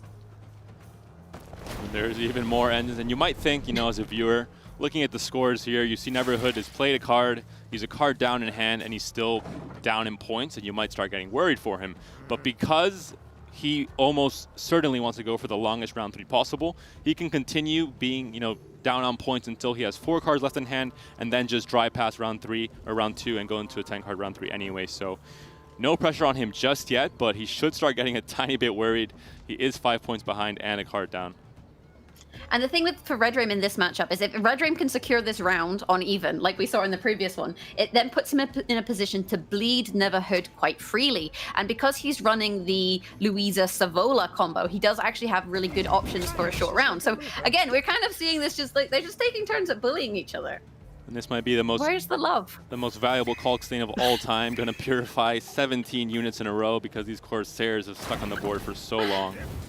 And that's a big point gap. I mean, you have the TA still, sure, but this might start getting tricky for Neverhood. He's holding the TA because he knows that it plays into poison, but Red Dream doesn't need to play his poison. He's quite happy to just chill and allow these engines to grow. And there's yet another poison, not poison, another bleeding on the board, but it just doesn't matter. There's a 1 damaged unit at this point. Yeah, Wildboard not going to be great here. We could see, obviously, the Greatsword, if it can stick. It'll be fantastic with cards like Delirium and even just Heimdall potentially coming down, and the Light Longship as well, plus the bleeds potentially. But Kalkstein's still on the board, so you can continue. As long as you have 2 coins, you continue purifying. Yeah, but if you spend those coins, you are then, you know, stopping the Passiflora Peach's Horde ability, so that is one of those things you want to be kind of wary of. And these 2 Longships are kind of awkward because it means that the Dire Mutated Hound, if it gets played, loses its armor straight away. Yep. And if the Greatsword were to stick, then, okay, you're fine if you're Neverhood because it's going to get so much value from the rest of the cards in hand. But because there are 4 poisons essentially in hand for Red Dream, this is looking pretty bad for Neverhood, I think. If Red Dream can answer and delete this Greatsword the moment it comes down. He doesn't have a good way to delete the Greatsword, though. It would take a couple turns, so he has to be a bit wary of staying ahead in those turns, right? You need to stay ahead in order to be able to quite comfortably bleed your opponent. And Red Dream now has to decide, you know, with these bleeding pings, is he going to spend some coins in order to stay on even cards while ahead? He boosts the Sea Jackal yes. up to a 9. And he takes the bleeding off the Seductress as well. I have never known a Kalkstein to do this much work. Like, generally, this card is a slacker. He comes down, he purifies 1 or 2 things. He's like, right, that'll do. That'll do. I'm on furlough now. But today, he's like, no, I am a frontline worker, and I'm going to patch all of the bleeds and try and save the day for Red Dream. There's a Greatsword coming down. The Kalkstein finally being targeted by the Light Longship. Of course, the ping also buffing up the Greatsword by a point. And Neverhood, finally, he's able to stay ahead after playing down to 3 cards. But Maral can be played here from Red Dream. I really like the morale here. I like it because you poison the Corsair, and then you have the backup poison to threaten the greatsword, right? Exactly. So I really like it. And if you play it on the front row as well, if you're worried about Decoction, for example, being a card, it means that the Giga Scorpion Decoction isn't going to give points to the greatsword. The Neverhood is basically has to either kill the Brawl or pass, but if he passes, due to how this round was played out and how Red Dream was able to bully him, he's behind on cards by quite a bit here, so he does end up losing on even. And that makes the bleed in round 2 for Red Dream. No risk, all reward, because you want to shorten the round 3 anyway. So it's looking good for Red Dream on Red Coin here with this Syndicate list. Yeah, I think Red Dream at this point, though, is just hoping that there's no, Stunning Blow or those kind of options. But even that isn't really going to put you ahead. You have the bleed, which gives the Greatsword 1 ping, but you're still down 7 points. Like this, he's not really a Greatsword at this point. He is like a mediocre sword. There's a light longship coming down. Royal Decree is being used. It could be Wild Boar of the Sea. It kills the Morale, so that does that. And then it also damages the back row quite a bit, so that Greatsword grows to 12. And it's a big commitment, of course, but because you have second win as your leader ability, you can just replay that Wild Boar of the Sea later on and find a second Greatsword in hand, because this is a full Greatsword list. It is running 2 different Greatswords, or even just a Freya's Blessing for that Greatsword later on. And now suddenly the tides have turned with the Wild Boar of the Sea, and things are looking a little bit awkward for Red Dream if he wants to try and win on even, because there's not really a good way to do it. You have only 1 poison without an answer. Louisa's kind of useless. Dire Mutated Hound is a 4-point play, and you'd have to expend your leader in order to gain coins or to apply boost, but actually, that's not even that great either. You'd have to spend that to get ahead, and Neverhood, I think, is quite happy playing both of these cards at this point. Yeah, the key was Morale surviving, but because I hadn't taken into account the double longship ping, already putting it down to 3, and then the light longship in the range row putting it down to 2, so making the Wild Boar play extremely effective, not only getting points on your board and synergizing with your Greatsword, but also in removing that Morale all in one swift play. And yeah, that's definitely the turning point for this round. At this point, I think Red Dream can't really do much to continue pushing here. And you can see he's signaling the poison by playing it on his own side to gain the coins and get that value in order to play spenders. But Neverhood has to also decide, how much more does he want to commit here? You're spending a lot, but even then, he's also shortening round 3 by playing. And there's a big gap here already. A 13-point play necessary from Red Dream to take it if Neverhood were to pass, but of course Neverhood, I think, wants to play it safe here. He knows how important it is to take this round, and he's already committed so much. And I think Red Dream just has to get out of the round now, and he does that quite swiftly. And really unfortunate for him, with the state of the hand, because of those engines, because Neverhood had just so many ships, it meant he wasn't able to play his own engine, the Dire Mutated Hound, without the armor being instantly removed. And so he held on to that for so long, where it was just a 4-point play for ages. And this does mean that we're going to go into a very long final round. That was a valiant effort from Red Dream trying to push and push and push, but at the end of the day, once those Corsairs and those Longships stick for, 8 cards in round 1, the value there is insane, as well as the Greatsword sticking and the Wild Boar finishing it off with that massive play there. So a good effort, but not quite enough.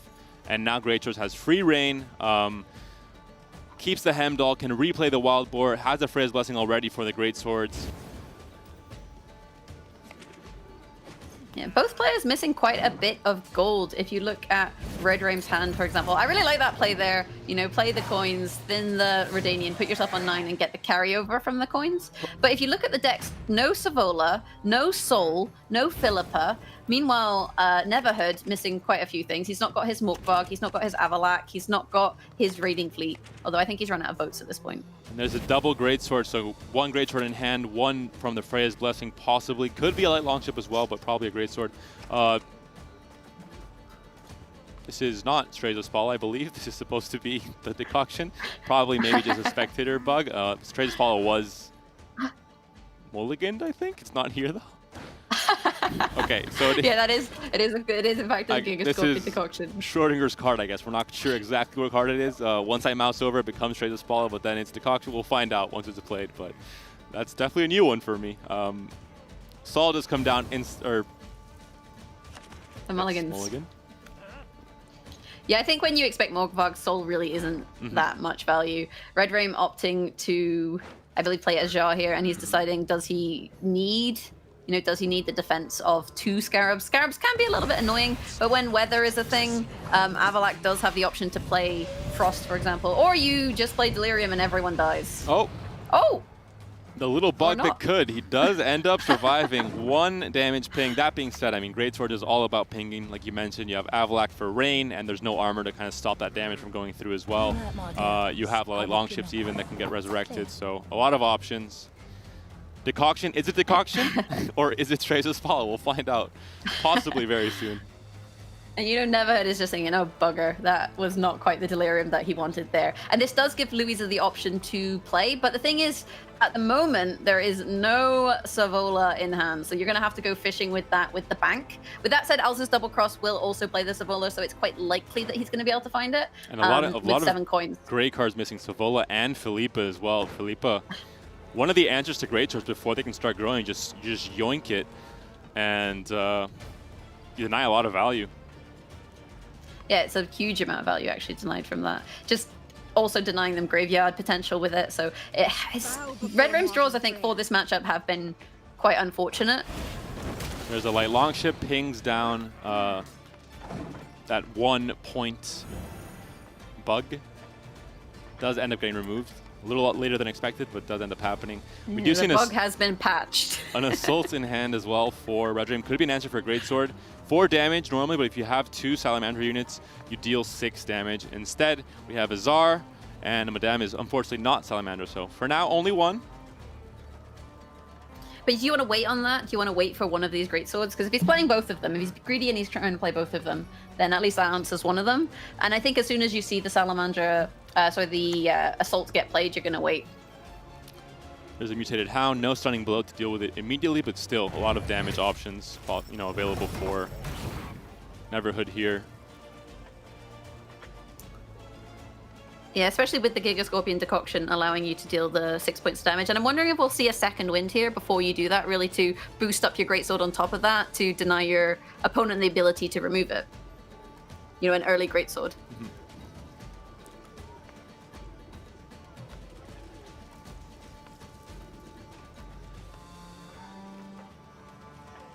So just waiting to see what it is Neverhood decides to do here. But I do think it's going to be a bit of an uphill battle for Red Raim. I mean, he does have the Tribute, right? So he does have potentially Savola, which is quite a big play. I think you're not too worried about the... Well, I guess you are. The Monkfart could have just dealt with that Mutated Hound as well. Over the course of this round, at the end of the round, you just ping it down, ping the armor down, and ping all the buffs down. Could even be the better option because you get that extra value on the Greatsword. So I guess maybe, yeah, if you expect a Sea Jackal, you might just be saving the Morkmark for that instead. Yeah, you also have the jackpot, remember, so if they're at full coins and they play it, they're going to boost something, so you have that option as well. And also just resurrecting a Greatsword plus the Morkvarg is also an option. Like, Neverhood is in a very flexible position. He's been doing his yoga at this point. So he has options. He can always resurrect the Wild Boar of the Sea in order to power up his existing Greatsword. But equally, he could resurrect a Greatsword with a Morkvarg or a Hemdall finisher. Mm-hmm. And it is a decoction, so we find out finally the mystery has been solved. It was a decoction being played very early, the Greatswords being, you know, saved for a bit later. And, I mean, Red Raim is also just missing a spender. I mean, he has the Sea Jackal, but that's not really the spender you want to have against Skellige, against Morkvarg, against Greatswords. The bank is going to have to find something like maybe even Philippa to spend a lot of these coins. Yeah, the Sea Jackal against the Morkvarg is just, you're just playing into their strategy. And so maybe it's worth just not going for the Tribute at all, but rather than playing the Savola, you know, opting for other things. You can also put the Sea Jackal, though, into the Fog, and then when you're boosting it, it's absorbing a little bit of damage. Definitely the play here for Red Raim. If he would have had last say, he could have, of course, saved that explosive coin spendage for the very last play of the game, but in this case, Neverhood was able to take round 1 and has the last say, which is why we mentioned it was so important, not just in this matchup, but pretty much in any matchup if you're playing Greatswords. I think both players just kind of having a little bit of a cat and mouse game here of, you know, waiting to spend certain things. Redraim waiting for the greatsword with the assault. Neverhood waiting to see the assault before he starts committing greatswords. But it's gotten to crunch time at this point, you know. The release is due any minute now, and they've got to start playing cards, and they're going to have to, you know, get into overdrive with this. And Neverhood has to make a decision about what it is he wants to play and what it is he wants to commit. I mentioned the Salamanders, of course, you have Azar, you also have the Dire Mutated Hand now as well, so 2 units are on the board, so we will be seeing a 6 damage ping from the Assault that is still left in hand. Yeah, like you said, this is just a waiting game now. And Neverhood's going to keep waiting.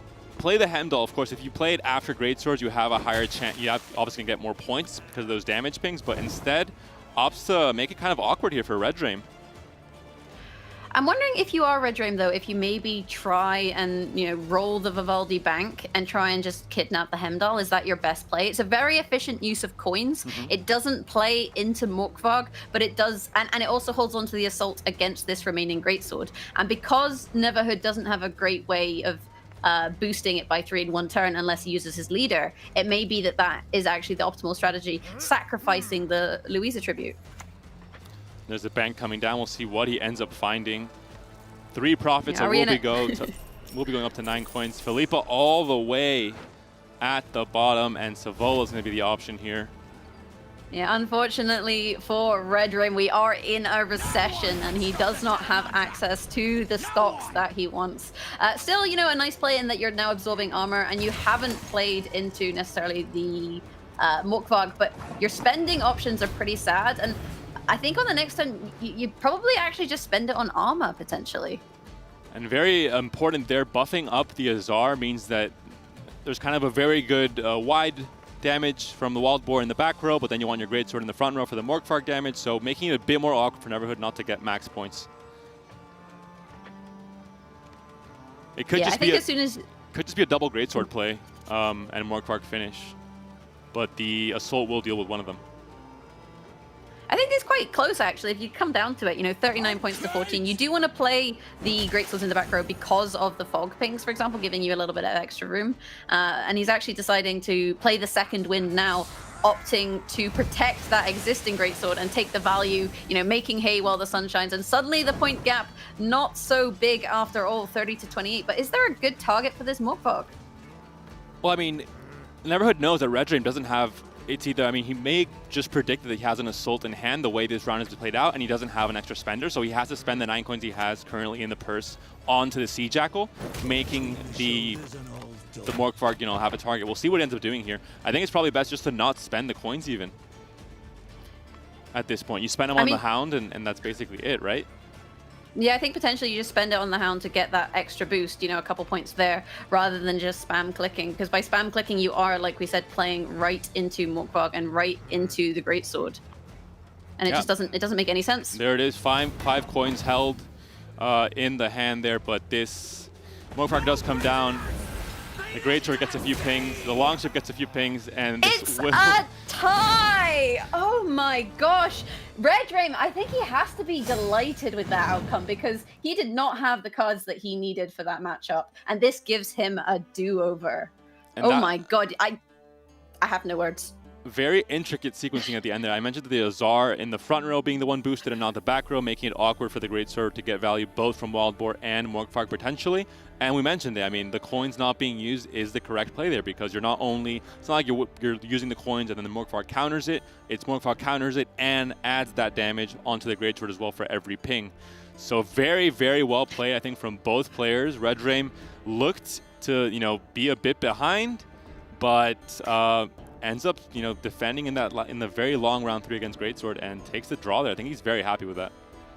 Yeah, I think I would be. It was definitely an uphill battle, and we just saw the way that Redraim was really trying to play around the Greatswords with his sequencing, and you know, getting that Savola over the Philippa. That's one of those things where you go back and you look and you're like, if I'd done this, would this have been this? And as Neverhood, you're like, maybe if I'd done this rather than this. You know, if he'd played the Morkvarg, say, earlier for value rather than allowing the fog to ping things. If he had left the armor on the Dire Mutated Hound, for example, actually that would have created a great big toll target for the Greatsword. So maybe some sequencing issues, but let's just go again. Redo. And this should be a repeat of the last game. So Neverhood was on blue coin, so it is correct.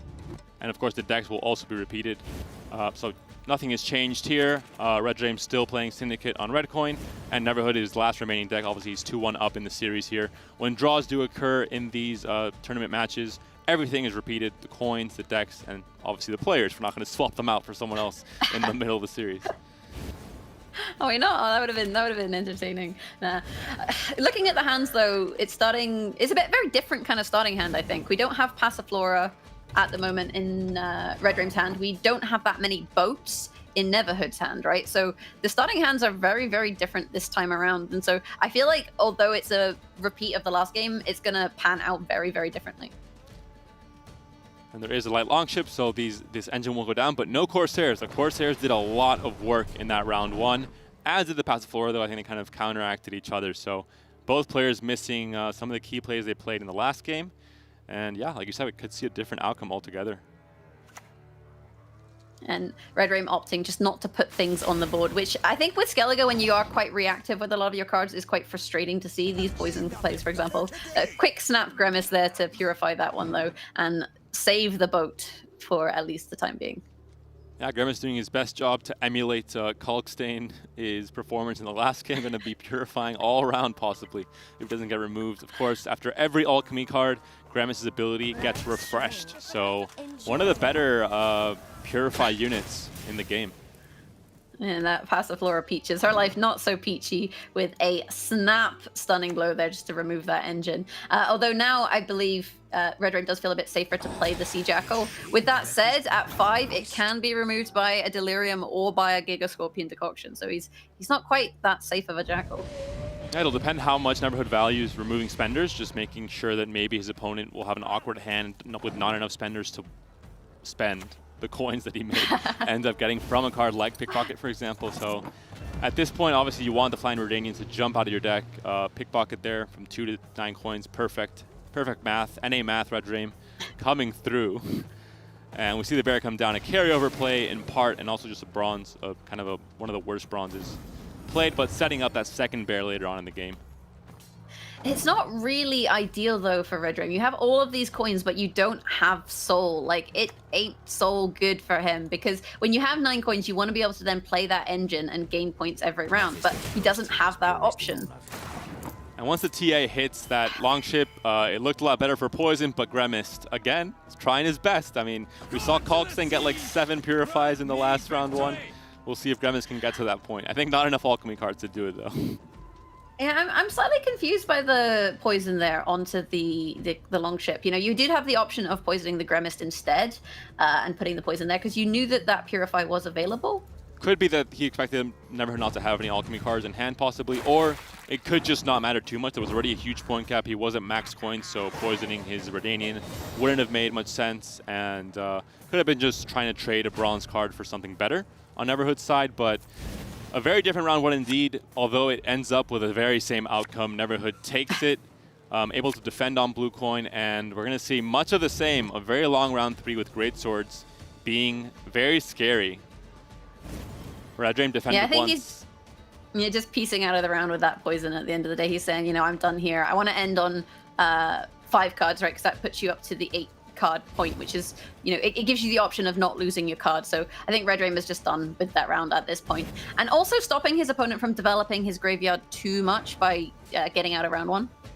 And the big difference is that Passiflora will be held for round 3 this time around, so we'll have a few more engines, but that also means you'll be going wider. So it may be not as good as it seems right away because of the body generation from the scenario. Not just playing 1 card, 1 unit, but playing 1 card, 3 units. Could end up just being a ton of value for the Wild Boar, for the Hemdall, and for those Greatswords if they're not removed.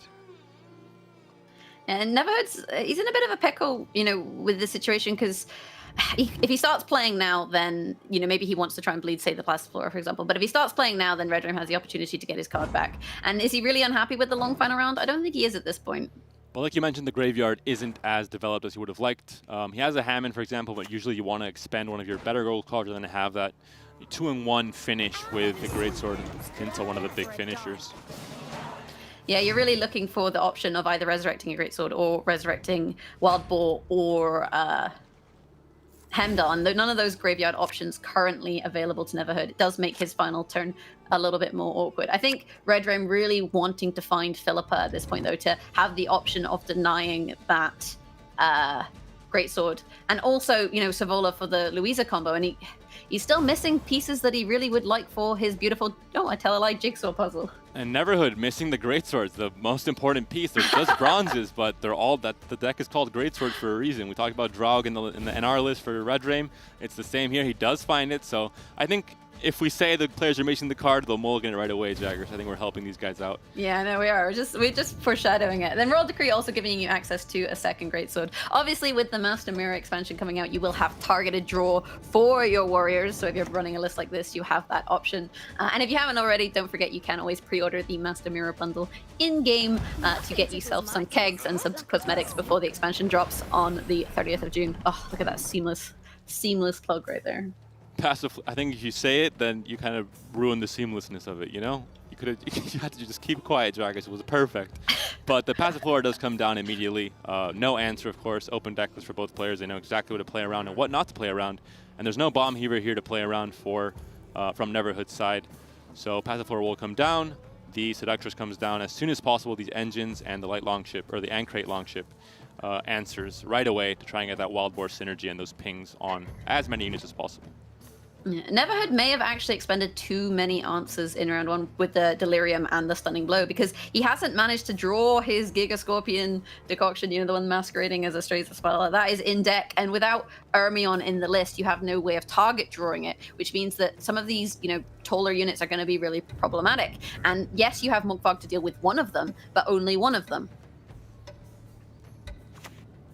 There's the Madame Louisa coming down with an order ability, of course. So a bit of a nerf, but Jackpot will help make sure it has survivability. Like we mentioned, Decoction could have been an answer. Of course, Rotrim cannot see Neverhood's hand. Just in case, the Jackpot is used there and buffs it up to 8. Looking at the cards that are missing for both players, Decoction is really the only big card, and I guess the second Greatsword missing on the Neverhood's side. While Red Rame missing Sal, missing Philippa, but does have the bank to try and find one of them. So Neverhood beginning to assemble the Skellige fleet once again. A very standard strategy for Skellige at this point. You play your boats, you try and deal some damage, but with all these boosted units, it's going to be much harder for Neverhood to see the kind of value from Wild Boar of the Sea that he wants. That being said, there will be a lot more units, so that could kind of be the counterplay there. If he's able to damage them down with something like the Heimdall, for example, near the end of this round. And Skellige, we see a big point differential right now, but this is a deck that, you know, you put all the pieces together, and by the end of it, the last 2 or 3 turns make up for all the points that you didn't have the first 7, because it's really explosive at the end with Wild Boar and Heimdall and the Greatswords if they stick. The spender options are really quite awkward for Red Rame in this matchup. You know, he has a lot of options to find money, but not the best ways of spending it. And I think, you know, Kalkstein on these bleeds is actually going to be, you know, a really great option for him here, just because he doesn't want to go tall with the Sea Jackal. You know, he needs to try and find the Philippa as an option to spend. But other than that, like, he doesn't want to be boosting Urchins, for example. And actually, we see the Vivaldi Bank being played now, and we'll see what it is that Red Rame decides to withdraw from his account. Philippa pretty near the top. I'll have to see what yeah, Philippa's going to be the answer here. Quite a few coins in the bank, so really can go for anything. Looking at the 4 strength units on the board there, and the light longship comes down.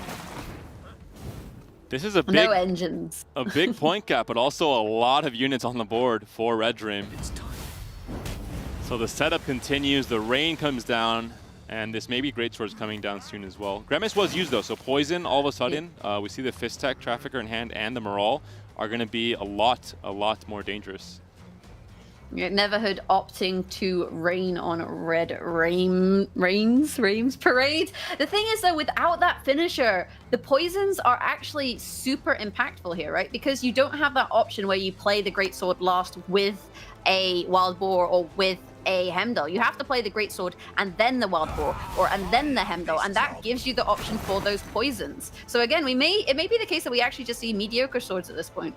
Well, I think the play here for Neverhood is to play the Greatsword, allow it to get poisoned right now, and then be able to use Second Wind on that Greatsword. later on. So Red Dream here is kind of stuck between a hard and a rock place. He has to remove the Greatsword, but if he removes it, his opponent not only gets to resurrect it, but also gets to combo it with Last Say at the very end, and then he has no option to remove it. So again, we saw him navigate the last game and the sequencing and the very intricate details of this matchup very well. We'll see what he can do here. The point lead is obviously, it looks fantastic right now, but there are going to be a lot of fireworks in the last few rounds of this game. Yeah, stuck between a hard and a rock place. And the thing with the Philippa is once you've seen it played, you're quite confident to play the Greatsword because you're not worried about it getting abducted. I think, though, you just have to poison the Greatsword. You can always play one now and then wait, you know, as long as possible before you play the second one in order to just deny that Greatsword from being replayed early. And you do have 4 poisons as Red Dream, right? So you can actually poison Greatswords twice. Yeah, so I mean, the Greatsword won't be able to get the full value from both, or all of Wild Boar, Heimdall, and Morgvark, but because of the Last Say and the second win effect and the 2-in-1 kind of 2 cards played in one turn, he will get a lot of value regardless, but like you said, yeah, not the full value. And the other thing to be aware of is, like, yes, you are going to see a huge amount of value from this Greatsword, but on the other hand, it is currently 57 points to 14. So, you know, there is a bit of a mountain for these Skellige players to climb, and as they really are adept at sailing boats as opposed to scaling mountains, we'll have to wait and see, you know, how the cards fall in this matchup. You know, whether Red Dream is going to hit the jackpot or whether the second win from Neverhood is going to take the wind out of his sails. And the Royal Decree, a second Greatsword, of course. That was the one option there. He drew pretty much all his gold, so the second Greatsword is the great option there. And Maral can come down. There is the Azar to try and defend against it. Heimdall could make pretty, you know, short use of that. So we'll see the sequencing here from Red Dream. I think he has to try and protect the Maral no matter what. That's gonna be the key here. Yeah, but if you protect the Maral, you then have to play him into the front row, right? If you're worried about Heimdall. You've also got that extra ping on the Dim and Light Longship. But you do have the Azar, right? So you could play him on the back row and get those little friendos, the little bugs that have crept into the code once again, and just kind of protect that Maral on the back row. And we'll see if Neverhood is heads up about this, because, you know, you look at this board, you look at your Heimdall, you're like, okay, I'll ping down the front row, my Greatswords will grow like crazy. You know, I'm going to win this game, but you have to think about the Maral. Even Skellige Storm could be a slower, but still an option. Yeah, but the thing is, you want to play Skellige Storm on the front row, right? Because you want to see the value on the Greatswords. But if you play it on the back row, it does give you a way through those Scarabs and also starts pinging down Maral if he gets played, which makes it more likely for him to be killed. So you kind of have to make a decision what you value more there. But even I mean, there's no way to kill Maral regardless. There's no damage. You'd have to hope for the Heimdall pings, right? Yeah, but that's a lot of hoping.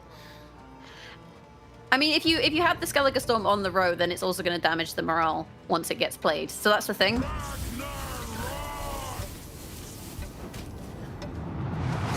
Again, one Scarab does survive. The rain keeps ticking, the rain keeps falling, and the Greatswords keep growing like plants.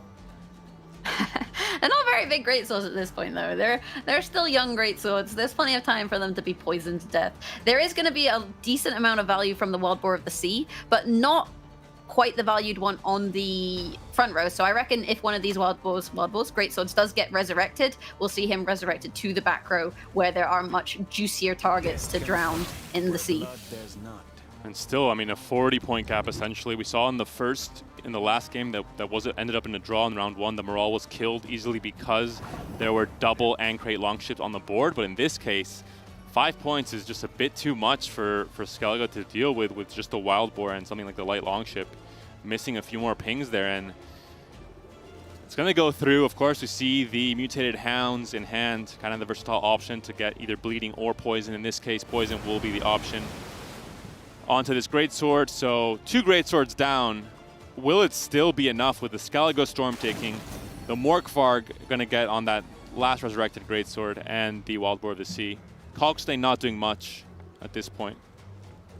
It is a big point gap, like you say. It's really a hard one to call. I think though that the poison, we've got the Dire Mutated Hound plus the morale support onto that greatsword is going to be a big one. And Neverhood, he's going to have to do some quick maths, and find out if the man is hot on the front row or the back row, because there's a lot of moving parts at play. You've got the Morkvarg onto the Sea Jackal, but you've also then got the option of the Wild Boar, which is going to see more value and more pings on the back row. And we could have seen a Grimace resurrection as well, even, which is why the morale wasn't played yet, or the poison wasn't played yet onto that greatsword. So obviously, would have been a rookie mistake from Red Dream, I think. But heads up, keeping it stored there in hand. And you can see Red Dream he's on the edge of his seat. He's literally standing up to see how are these cards going to fall, how are the points going to land. The greatsword resurrect being used early there, so really trying to maximize the value on those great swords, and playing it onto the front row that maybe suggests trying to find value with the Morkvarg. And those are the fireworks. We were talking about 40 points. All of a sudden, they are now 3, and wait for the Skellige Storm to tick because they are now minus 12. So that's what happens with great swords. Of course, the poisons just come down. One of them will be going down, but the Morkvarg still in hand. A really, really big play, and one greatsword will survive. Will it be enough, though? An absolutely massive poison there, but you have the Morkvarg plus the pings, and every ping making that greatsword bigger, plus the dim and light longship. And Red Dream can't afford to spend these coins, but with 9 coins in the bank, the Flying Redanian is going to come out, adding another 3 points to the maths, and I have absolutely no idea who's going to win, but I can't wait to find out. Talk about Neverhood and this Skellige list getting all the points in the last few turns of the round, all the setup that happens beforehand. It's for this moment. With the greatsword, able to stick through all the poisons flying at its face. Gets resurrected, thanks to Second Wind, and there's the pass from Red Dream. The coin's not used. The Flying Redanian, like you said, does come out. A 20-point gap. Can the Morkvarg do enough here? Oh, it's going to be close. It's going to be really close. I'm on the edge of my seat just to see exactly how it comes. And it is, in fact, Red Dream that comes out on top by 1 point in an absolute nail-biter of a set. First set a tie, this set 1 point up for Red Dream, and he is going to be delighted to see that. Oh my god, what great Gwent. And again, very heads-up plays from Red Dream, I think. In one of the worst positions you can be in Gwent at the moment, playing against greatswords in a long round. I think he navigated it beautifully, able to control the poisons, take care of most of those greatswords before they got too big, and also just not spend the coins, because at that point it was the better decision to not boost with that Sea Jackal any more than it was. Really heads-up play, ties the series 2-2 now as well, and we're going to see a final Game 5 between both of these players.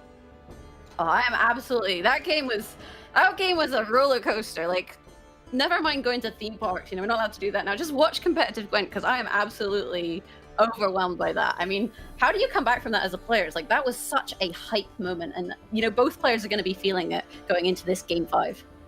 Not just, I mean, yeah, of course, but not just Red Dream obviously being, in the clouds right now with those showings, but Neverhood drawing one game and then losing the next by 1 point.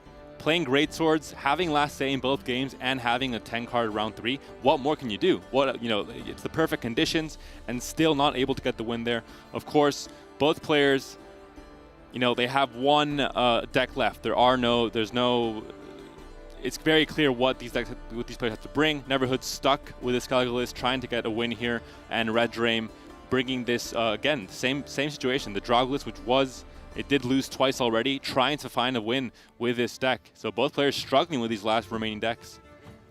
I really do want to commend Neverhood and Red Dream actually about that game. I think both players played that matchup very, very cleanly, and were really trying to play around each other's strategies. And you saw just how close both games came. And this is what I love about Gwent, is this kind of competitive level. Now, though, we reset, we move on to the next matchup, and we do have Red Dream on blue coin playing Northern Realms versus Neverhood still on Skellige on red coin. And this matchup, I do feel like it favors Skellige, right? Because you swarm the board so much that you have that potential with things like Wild Boar of the Sea. So Red Dream, in some ways, is actually better to try and shorten. It seems counterintuitive for Drow, but to shorten round 3 a little bit. Not just that, but he's also on blue coin, so even a bigger predicament here. He has to overcommit a tiny bit and respect Neverhood's deck, because Greatswords have a lot of reach. Once that Greatsword sticks on the board, cards like Decoction, cards like Delirium go from 6-point cards to 12-point cards. I mean, it gets very, very tricky. And the Corsairs as well, if these engines stick, we see Raiding Fleet could bring out an Uncrate Longship here, or just a regular range row light Longship. But yeah, the light Longship instead. So the engine comes down, the pings come down for the rest of this round 1 unless it's removed. And again, last say can be really vital in this matchup in terms of Greatswords versus Bloody Baron. Bloody Baron able to reset the Greatsword back down to its 4 base strength. And if you have that final play, your opponent doesn't have the option to then grow the Greatsword after that. And looks like the Corsair and the light Longship, looking at Red Dream's hand, are going to stick. We could see a Falibor come down, but again, that would be a pretty big commitment. Although, against Greatswords, you sometimes have to overcommit a tiny bit. You have to respect your opponent's deck and how much reach it really does have. And like you said, I think if you want to...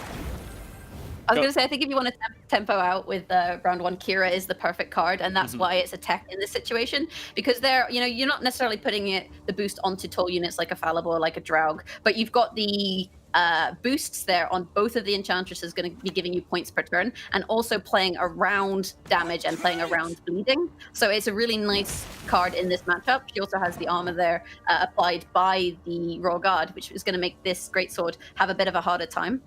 That being said, the setup is complete. You have the ships, you have the Corsair, and you have the light Longship as well. So the Greatsword gets pinged up to 5 already at 6 now because of the bleed on the guards as well.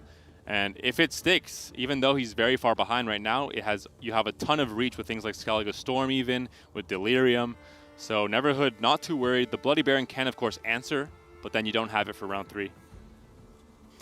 Yeah, this Greatsword being able to stick is going to be incredibly problematic for Red Dream, and you can see that he does respect that because he instantly slammed the Falibor there and said, I need some room, I need some tempo, I need to remove some things from my opponent's side of the board. The Draug list doesn't really have a lot of good options for the Greatsword other than Bloody Baron, right? Also Philippa, but Philippa not in hand. Those are your kind of 2 counters. So in this situation, you just have to kind of let it happen, but letting it happen is kind of bad. And there's a Morkvar coming down. You don't always see this round 1, but first of all, Northern Realms doesn't really play into a boost strategy outside of Kira too much. So it's not really the ideal finisher for round 3. And regardless, you still have second wind, of course. So you always want to have one, of the good finisher targets. It could be a Royal Decree into a Heimdall or Wild Boar as well. But I think Neverhood definitely going to continue fighting in this round, and Morkvarg is one of the ways to do that. Spending that Royal Decree, though, is quite a big play, right? Because Neverhood, he has to then rely on draws. Like, if he has his Greatsword and, say, his Heimdall or his Wild Boar in the graveyard, he can only resurrect one of them. So then, at that point, he's completely reliant on drawing the other Greatsword or drawing the Heimdall. You can't have all of your resurrects at once. I guess you could also find the Freya's Blessing, but I believe that the list only runs 1. So because he only has the 1 Freya's Blessing, he only gets that 1 resurrect. That's correct, yes. And no Ermion as well, so you really have to find it yourself. You can't just rely on Ermion as a thinner. Yeah, and that's why this list is a little bit greedy. And, Neverhood has to be a bit careful about not over-committing to round 1 at the same time. There's a guard coming down for the instant, the Zeal effect on the front row, not going for the back row formation. Yeah, instead, he realizes that if he plays it back row, it's just going to get pinged by the Longship anyway, the Royal Guard. So you may as well play it front row and just take that Zeal and use it to protect, say, the Temple Guard instead, and deny a little bit of Wild Boar value. And Delirium could be a play here. Again, because that Greatsword is on the board, Delirium becomes much, much more attractive. Although it could be very useful as well in just removing boosts from this Draug Uprising list later on. Yeah, opting instead to play the Skellige Storm, get the 4 points across there and boost the Greatsword. And that's going to trigger for a couple turns. So that's still, it's putting him ahead if the is... Actually, no, it won't trigger a second time. I tell a lie. Because it triggers on your opponent's turn, your opponent doesn't get a turn, right, with this pass. So this pass by Red Dream actually incredibly heads up. Yeah, Red Dream finds the one out he could. He fought for as long as he could, but once he said, that Greatsword's going to stick, I'm going to have to commit a Bloody Baron if I want to have even a small chance of fighting for this round. But even then, we saw, that one take of Skellige Storm already made it, a 15-point gap. So definitely that was his time to pass. But again, last say for Neverhood and a long round for Neverhood, and he finds the Wild Boar of the Sea. He has a Greatsword, he has a Royal Decree, he has a second wind, of course, so can he do it a third time? Can he defend against this last say long round Greatsword deck a third time? That would be quite the feat. I would be very surprised, especially with this deck that goes so wide. Yeah, he does have all the tools he needs in hand, finding the second Greatsword there, plus the Wild Boar and the Hemdall, so lots of nice pieces. With that said, though, Red Dream still has Caravan Vanguard, still has Adalia, still has reinforcements, and just drew into Draug, so not like the previous situation where he had a bit of a sad Draug. He has found the target, but no Philippa at the moment. He needs the Voimer as well to protect against the Wild Boar of the Sea. A very key card. He doesn't find it, finds the Peller instead, which isn't ideal in this matchup. There is no defender. There are no poisons coming from Greatswords. There's a few bleeds with Corsair, but they're not even in the hand right now for Neverhood, so the Voimer He's so being handsome, the Peller. the Voimer stuck in the deck and the Philippa as well could be huge. I mean, Philippa could be used to obviously remove the Greatswords before they become a problem, and the Voimer to protect against the Wild Boar of the Sea. Yeah, plus no Royal Decree either, so he does have the tools to find those cards, he's just not finding the cards, and that's one of the things with this situation that can be a little bit problematic. And on Neverhood's side, didn't really miss much. I mean, the Hemdall is pretty big, but he has Royal Decree, and then Hammond, I guess, not really the game-winning gold, though, that you need in Greatsword. It's kind of an okay card to have, but still, the Savage Bear, very good bronze with the Graveyard setup, and the Light Longship as well to synergize very well with the Greatswords and the Wild Boar. And I think as Red Dream, you need to get this Draug going as quickly as possible because you want to get more, or get as much value out of those Kidweni Revenants as possible. But the problem is when you're filling up the road like that, you are, like you said, playing right into Wild Boar, and with no Voimir, it means that the damage is going to go straight onto them. So that's not what you want to see, and it's not looking like the best situation for Red Dream. This is the Rain hoping to ping down some of these units down to 2 so that the Wild Boar can instantly remove them. And this is a matchup where you sometimes see Wild Boar come out much earlier than usual because of that removal effect over the very wide row of humans, in this case the Caravan. And if it removes a few of them, then it's worth it to play earlier, even without the Great Turn on the board at times. Yeah, you do have the option, though, with that leader ability to ping them back up. And Red Dream has to kind of start making decisions here, because that Rain is also going to be removing boosts. And if you're removing boosts, you're losing value from Visegard. So are you better to save the Visegard, and maybe try and kill a Greatsword? Or are you better to spend the Visegard to sink some of these ships to stop your units from getting damaged? We'll see here. Obviously, the second win, the Morkvarg was played in round 1, but usually in Northern Realms, units don't get boosted too far up, especially after Keira has already been played in round 1 as well. So it could just be a resurrection on a Greatsword and have the chance for 2 Greatswords in this round. Just going to have to wait and see what it is Red Dream decides to do in this matchup. He does have the Baron for 1 Greatsword, so there's no real situation where Neverhood can be greedy and go double Greatsword, and I think he knows that. With that said, though, his second wind options, I guess, is, Morkvarg's not really what you want to see because your opponent doesn't go Toll. If you resurrect a second Greatsword, it means that you're going to have to play 1 Greatsword early. So the second wind maybe not going to be as impactful in this matchup as it could potentially be. Yep, and there's Red Dream feeling the pressure, going for an early Draug, not, kind of wasting points on the Caravan, knowing that if he tries to play optimally, and he tries to play for the maximum amount of points, he might just get punished by Wild Boar, by Hemdall. So going for the quick Draug instead, losing some points on the Caravan, but maybe out-pressuring his opponent, because this Greatsword deck has to set up for many, many turns, the Light Longship, the Ancrate Longship, get the Greatsword on the board, and then start getting the points down. So if you can, get ahead of that curve, you can maybe win the game that way. Yeah, I really like this Draug. I feel like it gives him the most number of turns to try and get as much value as possible from these Revenants, especially in combination with the Visegard, while he still has the boosts, although with those Rain pings, starting to make things a little bit maybe more challenging. He does have that option to then, sink the ships and make life a little bit more difficult for Neverhood, rather than waiting on these pings. In some situations, you want to play the Wild Boar early and just try and remove the humans altogether, remove the Revenants before they can populate the row. But in some cases where you think you can't really do that effectively, you want to just let that row, let the Revenants overpopulate, let them grow, and that's just more and more bodies for Wild Boar and Hemdall to hit at the end and have a very explosive final few turns. The other thing that Red Dream needs to think about with these pings and with these Revenants is what do I want to put into the graveyard? Because you don't really want to be putting second win targets into the graveyard, right? So when he does decide to kill things, he has to be quite tactical about what it is he's trying to kill. Meanwhile, Neverhood has to try and find the opportune moment to play the Great Swords such that they don't just instantly get killed. But this one, I think, in combination with Visigood, might not make it to see another day. Going to 7 thanks to the rain, but all these pings have been stored on these Revenants. Not many boosts on the board right now, but Uprising still 3 charges there for Visigood. Yeah, it'll be for sure a possibility to kill this Greatsword this turn with the Uprising charges as well as Visigood and the pings stored on these Revenants.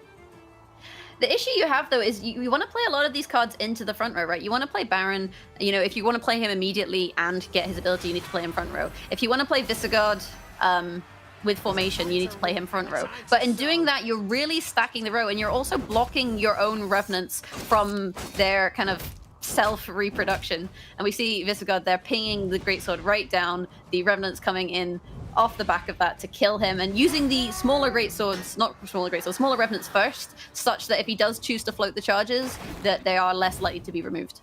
Yeah, Wild Boar would have taken care of both of those 2 strength Greatswords now, so keeping the stored pings on the 4 strength Greatswords, much harder to kill in this current position here. And again, a huge point gap. We see 26 points separating both of these players, but we've seen it in the last game. It was almost enough for Neverhood to come back 4 points. Royal Decree comes down. I just feel like the Great Sword Wild Boar the Sea finisher onto a row that is that highly stacked is going to be quite painful. These Hemdall pings, though, are going to be very important in terms of setting up bleeding. And that's perfect. They actually, well, they set up a lot of ones. That's not ideal.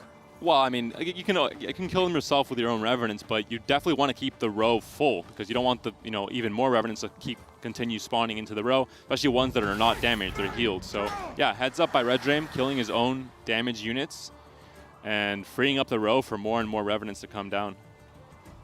Yeah, he does have the option to also sink that Demon Longship and get yet another unit on the board. But also with the Delirium spreading damage out as well, it's going to be quite important to see where these pings go. You know, Neverhood wants the pings to go onto these 3 strength Revenants, but he only wants them to get hit once. Because if they get hit more than once, what that means is that the Wild Boar of the Sea isn't going to be able to deal 2 damage because they'll only be on 1 strength. And you're losing not just the damage, but also the pings on the Greatsword from that damage. So, again, some variance in card games. In this case, it might be very, very important. Delirium hoping to... Oh, going for the background instead. Heads up play possibly by Neverhood here. Deciding to just leave that front row untouched.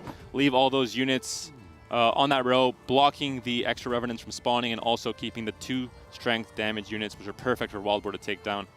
So will be an explosive second wind, Greatsword revival into that finisher on the Wild Boar. Will it be enough?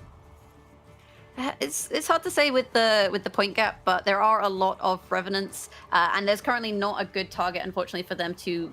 I guess they could kill their friend, but I don't know if that's really the optimal play, actually. Yeah, I guess it is, because you're denying Wild Boar ping, so Revenants actually cannibals at this point. You also have the Caravan Vanguard in the front row, I guess, to...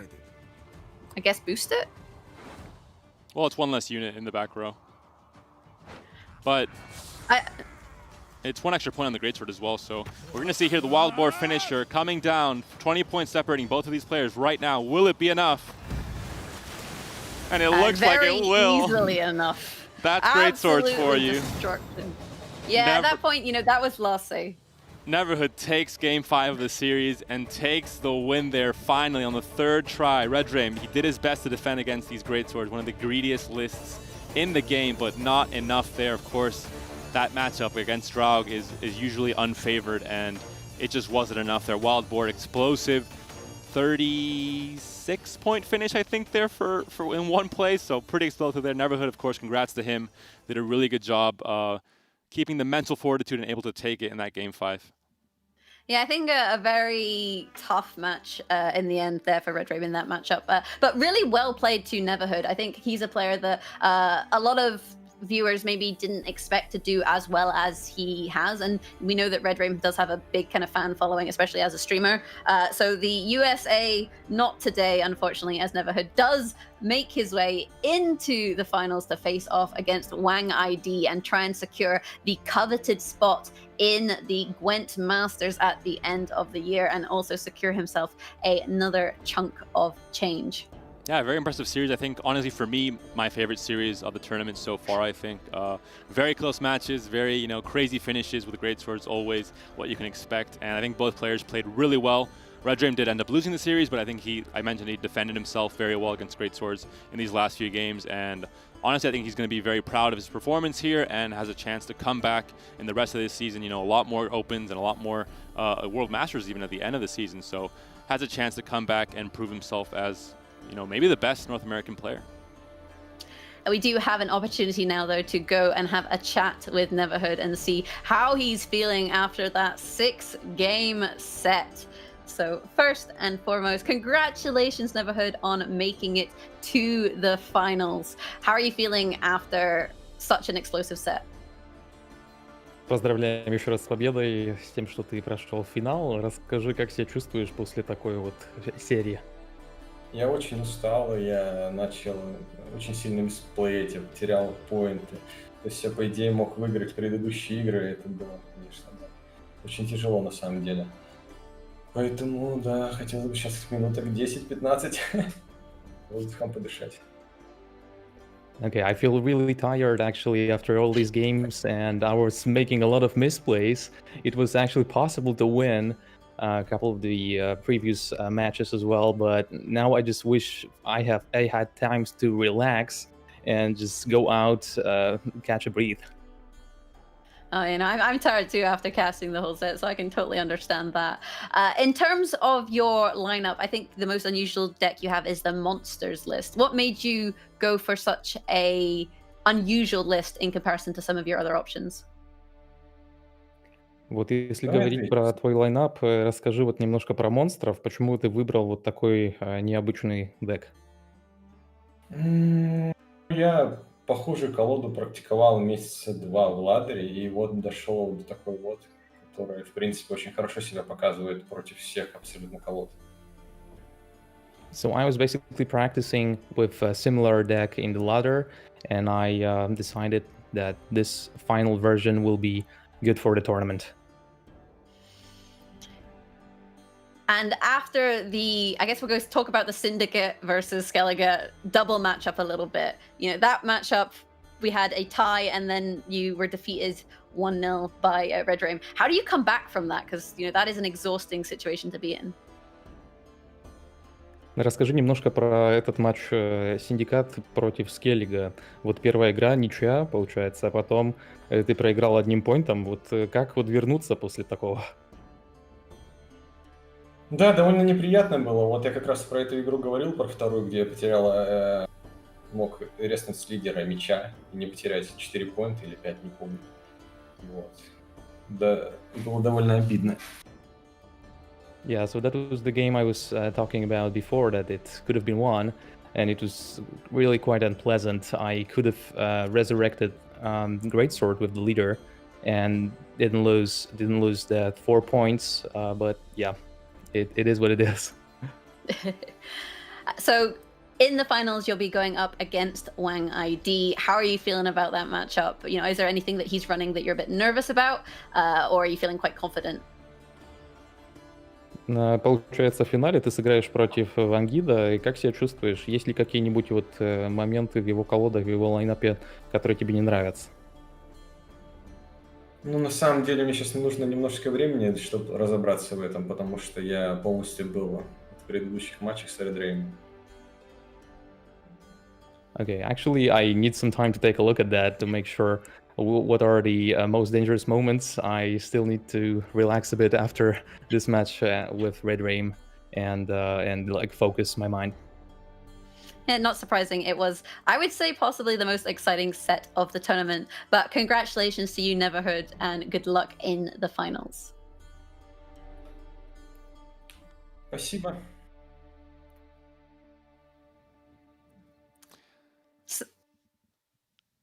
And we're looking at the semifinals here. The bracket, or the prize stake rather, Neverhood, of course, with another very close victory, 3-2 here. He beat Cams yesterday 3-1, and he will take the majority stake in that semifinal and has a chance to win a lot more in the finals, which will have another $1,000 stake as well as an $1,000 bonus for the winner.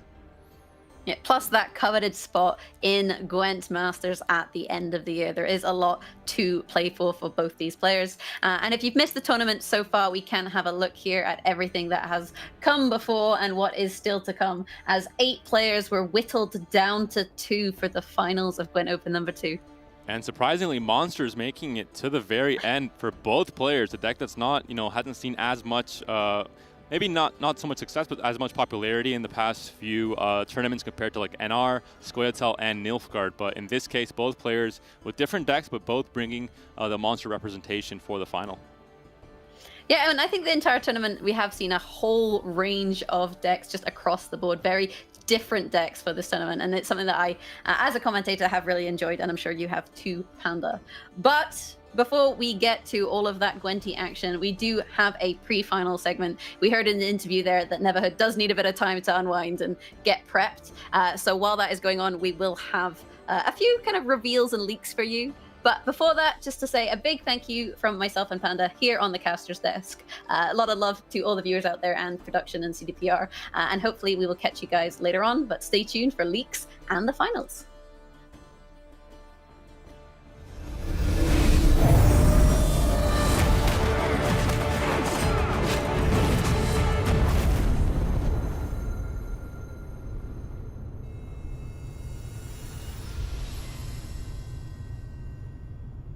Jason, we're back. We made it. We made it to open number 2, man. Not as players, but we're here.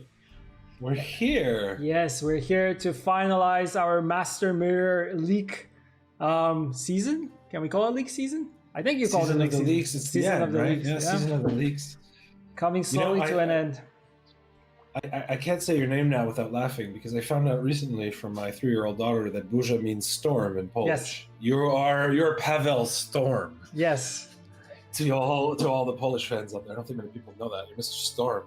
Yeah, Mr. Storm. Actually, yeah, we have a lot of Polish fans, and they quickly picked up on it. So yeah, and actually, someone translated it. Like we had some community people say like, "Oh, did you know his last name means storm?" We're like, "Oh, really? I didn't know that." Yeah. So that's a little Polish. Tata Burza, Tata Burza.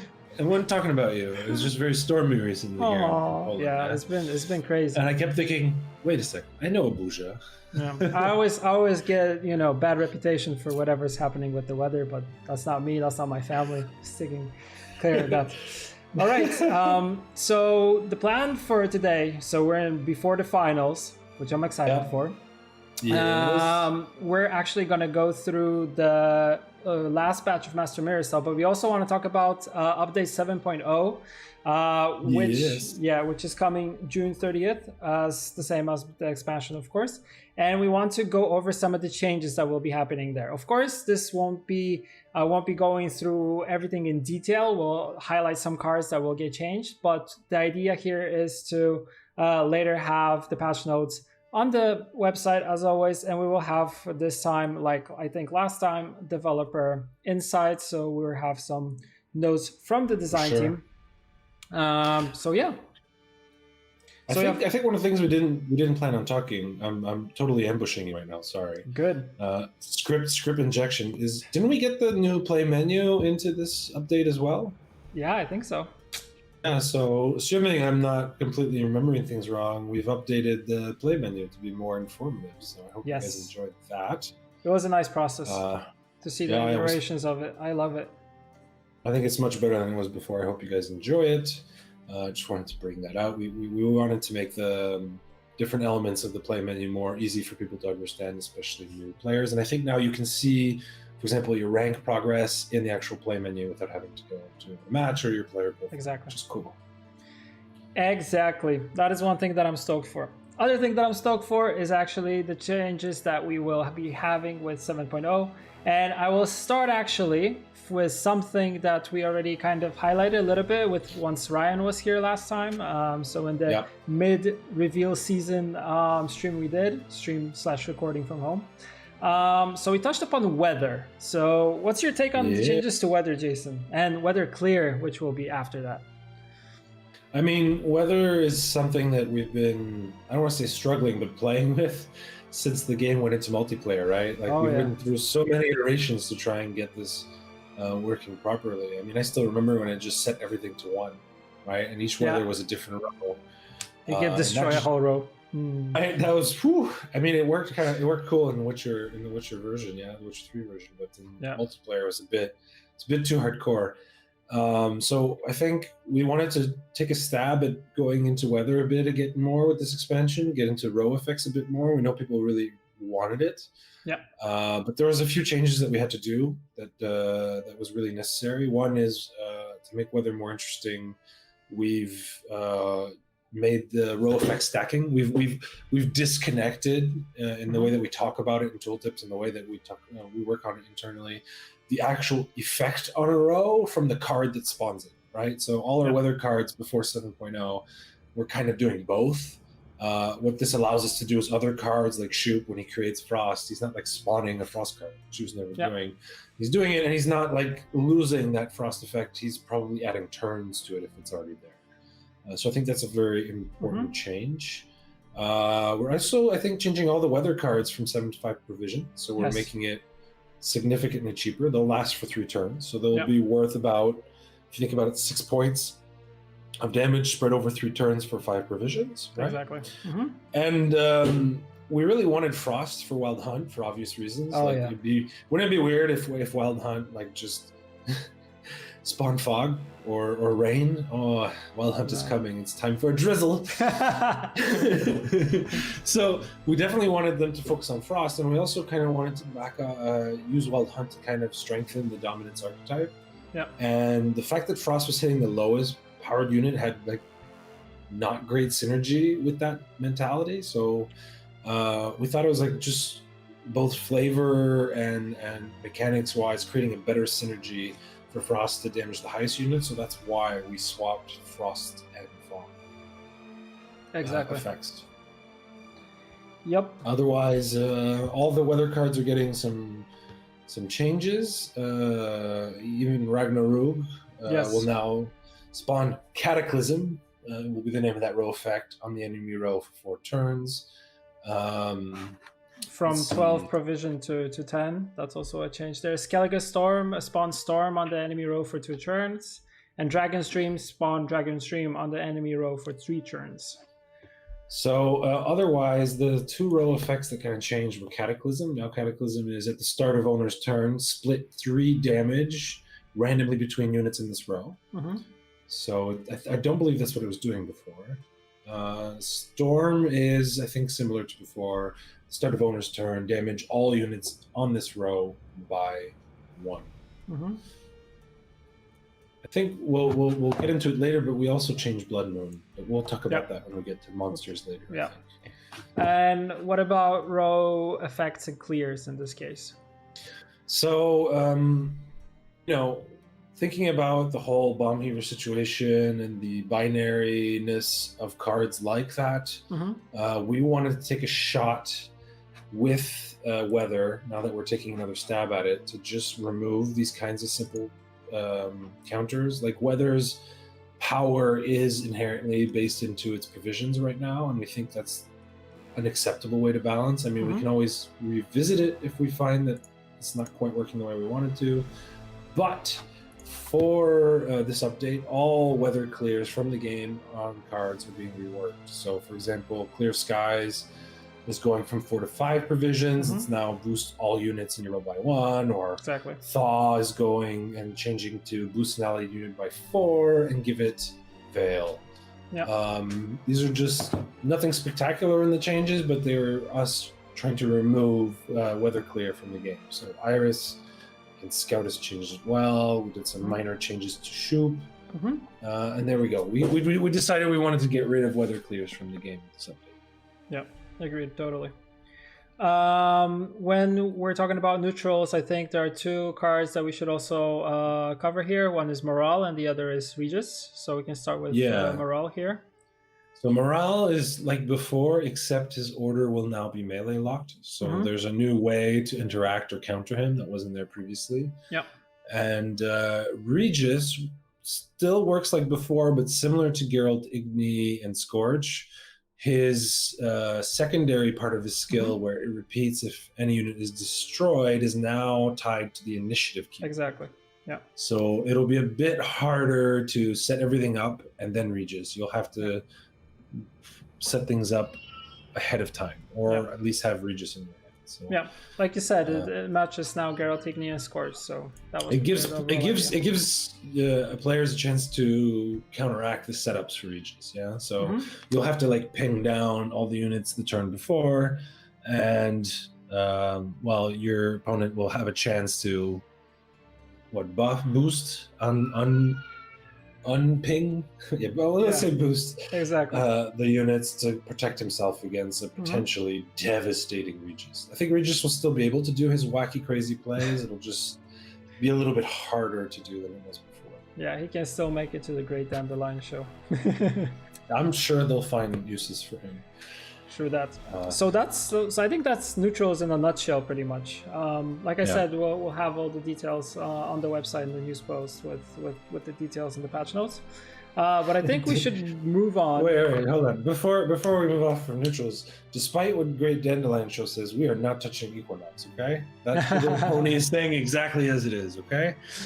I am not that Homer Simpson. No. I thought that was really cute. Yeah, that was a good one. Call it out. All right. Syndicate is next. And let's with Syndicate, reveal a card, right? You wanna start with the card? Okay. No problem with me. So there we go. So, Mr. Ulrich. Intimidate, deploy, spawn, and play a base copy of a Bronze Firestorm unit from your hand. Devotion, boost it by 2. I think we've had similar cards that play spawn and plays from your hand in the game before. I think they add really interesting synergies and help flesh out an archetype. Of course, this one being limited to Firesworn, but I think people find some interesting ways to use this legendary unit. I think it'll end up in some Firestorm decks for sure. Oh, for sure. Yeah, it has a great synergy. 11 provision, 3 power, just to add to that. But yeah, it looks pretty cool. Doesn't look too happy though in this art. No, on the flag. He's not happy at all. The order has not gone in the direction that he had hoped. Yeah. And since we're on the Firesworn topic, what about the overall changes to Procession of Penance? Because that's also something that is tied to the Firesworn. So Procession of Penance now counts all cards with both Firesworn and token categories, so they can continue their march along Knights of the Flaming Rose. That's actually part of what you'll hear in the patch notes, or see in the patch notes. That's literally the patch notes. Yep. What they were doing. So I think he's damaged himself by 10, reduced the damage by 2 for every Firestorm token. Is that the current numbers right now? I know we've changed this card in the past. I just can't remember. That's the one that will be with 7.0 for sure. For sure. Yep. And so you see here, we took the time to make this card work with both Firesworn Zealots and Flaming Rose. Yep. Same thing with Congregation, right? Actually, Congregation, I think we reworked it quite significantly. I know a lot of people have complained about it, right? Yes. That it was really weird that you couldn't spend coins and still properly use this card. So what is it now exactly? Spawn 2 Firesworn Zealots in an allied row. If a Firesworn unit is in that row, spawn 3 Firesworn Zealots instead. So it's a better spawning tool. Yeah. The condition fits the Firesworn archetype better. Exactly. The more crazy Firesworn people you have, the better. Well, you need only one for Congregation to reach its full potential. But still. Exactly. And finally, Sacred Flame, I think, was also a bit problematic because of the tags, and I think we reworked this one a little bit. Provisions, 10 to 9. Deploy, spawn a Firesworn Zealot on both sides of this card. Order, boost all units on this row by 1. So I think what's interesting about the new Sacred Flame is it's a bit better for swarming, as in its effect. Will be able to come in a bit later, yet still get its full value. You don't have to commit to it as early. Yeah. It is an artifact, right? Bomb Heaver, watch out. And yeah, I think it feels a bit similar to Small Blood Totem, but more swarmy, happy than Yeah, and yeah, it's more active, more of an active ability instead of a passive one, which is what the overall idea I think was when designing this. Yep. Yeah, and going down one provision makes it a bit easier to slide into a swarm deck. So as you can see, guys, for the Syndicate, what we really wanted to do with this expansion is just flesh out the Fire Sworn archetype. Hopefully all these cards achieve that goal and you guys have fun playing that deck. I know I'm excited to see it. Oh yeah, me too. I'm actually gonna try it. Move away from. I'm gonna try all the new cards nice. as soon as I can. Good. Good. You want to move on to monsters? Yeah, we could talk about monsters. So yeah, everybody knows that Wild Hunt is the name of the game with this expansion, and there were some changes to cards. But do you want to first show the new cards, or do you want to talk about the changes to Wild Hunt? Dealer's choice. Dealer's choice. Dealer's choice. So actually, I want to start with the overall kind of changes that are going to happen with the update. So Wild Hunt is now a secondary category, while the primary category for Wild Hunt units is actually elves, of course. And we had a change because they're elves, and we had a change to Gels. Yeah, Gales and Weavis Incantation, right? They swapped. Yep. So Gales becomes from power 5 to 2, deploy melee, discard a unit, and do self by its power, then draw a card. Basically, Weavis Incantation. Yeah. And we felt that synergized a bit better or gave more tools for Wild Hunt decks. Exactly. Meanwhile, Weavis Incantation we feel fits a bit better in this situation with Deathwish decks. So she'll get Gale's ult ability, his power 2 to 5, provisions 11 to 10. Range whenever you play a unit with Deathwish triggers Deathwish. So I'm not 100% sure, but I think it might be a slight buff to that card as well, that ability. I think it had less power on Gales. No, it didn't. It's the exact same. Yeah, I think I'm wrong. One to one. 1-to-1. That's 1-to-1. It's just a swap of the two. Yeah. And also Foglets and Wild Hunt Riders, right? Yes, there's another change. So yeah, they were kind of the last units that summon single copies of themselves from a deck instead of all the copies. So they were changed simply for consistency here. So Foglet now has Deathwish, summons all copies of this unit from your deck to this row, and Wild Hunt Rider has deployed Dominance, summon all copies of this unit from your deck to this row. And let's remember Dominance nerf was reverted, so you can do this as your first play. Yeah. And this will be really good with Oberon. Yeah, if Oberon creates a Wild Hunt Rider, he can pull both out of your deck now, which is pretty nice play. Yep. Agreed.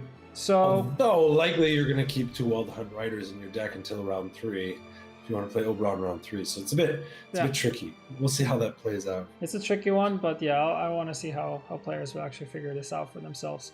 And we have Crimson Curse also on the list before we go to the reveals. So what's going on here? It's provisions from 9 to 10. Spawn Blood Moon on the enemy row for 5 turns, then spawn 2 Ekimaras in the opposite row. And the Blood Moon effect is being changed to, at the start of the owner's turn, give random unit on this row bleeding 2. If unit is already bleeding, damage it by 2 instead. Dang. Yeah. Pretty good. That's really good. It's pretty good. I think we wanted to make Crimson Curse more playable. Yeah. It's still kind of slightly slow tempo, but I think it'll actually have pretty great synergy with the other vampire cards. I think the way Crimson Curse was working felt a little clunky, and this way at least, she'll synergize with all cards that care about bleeding. Yeah.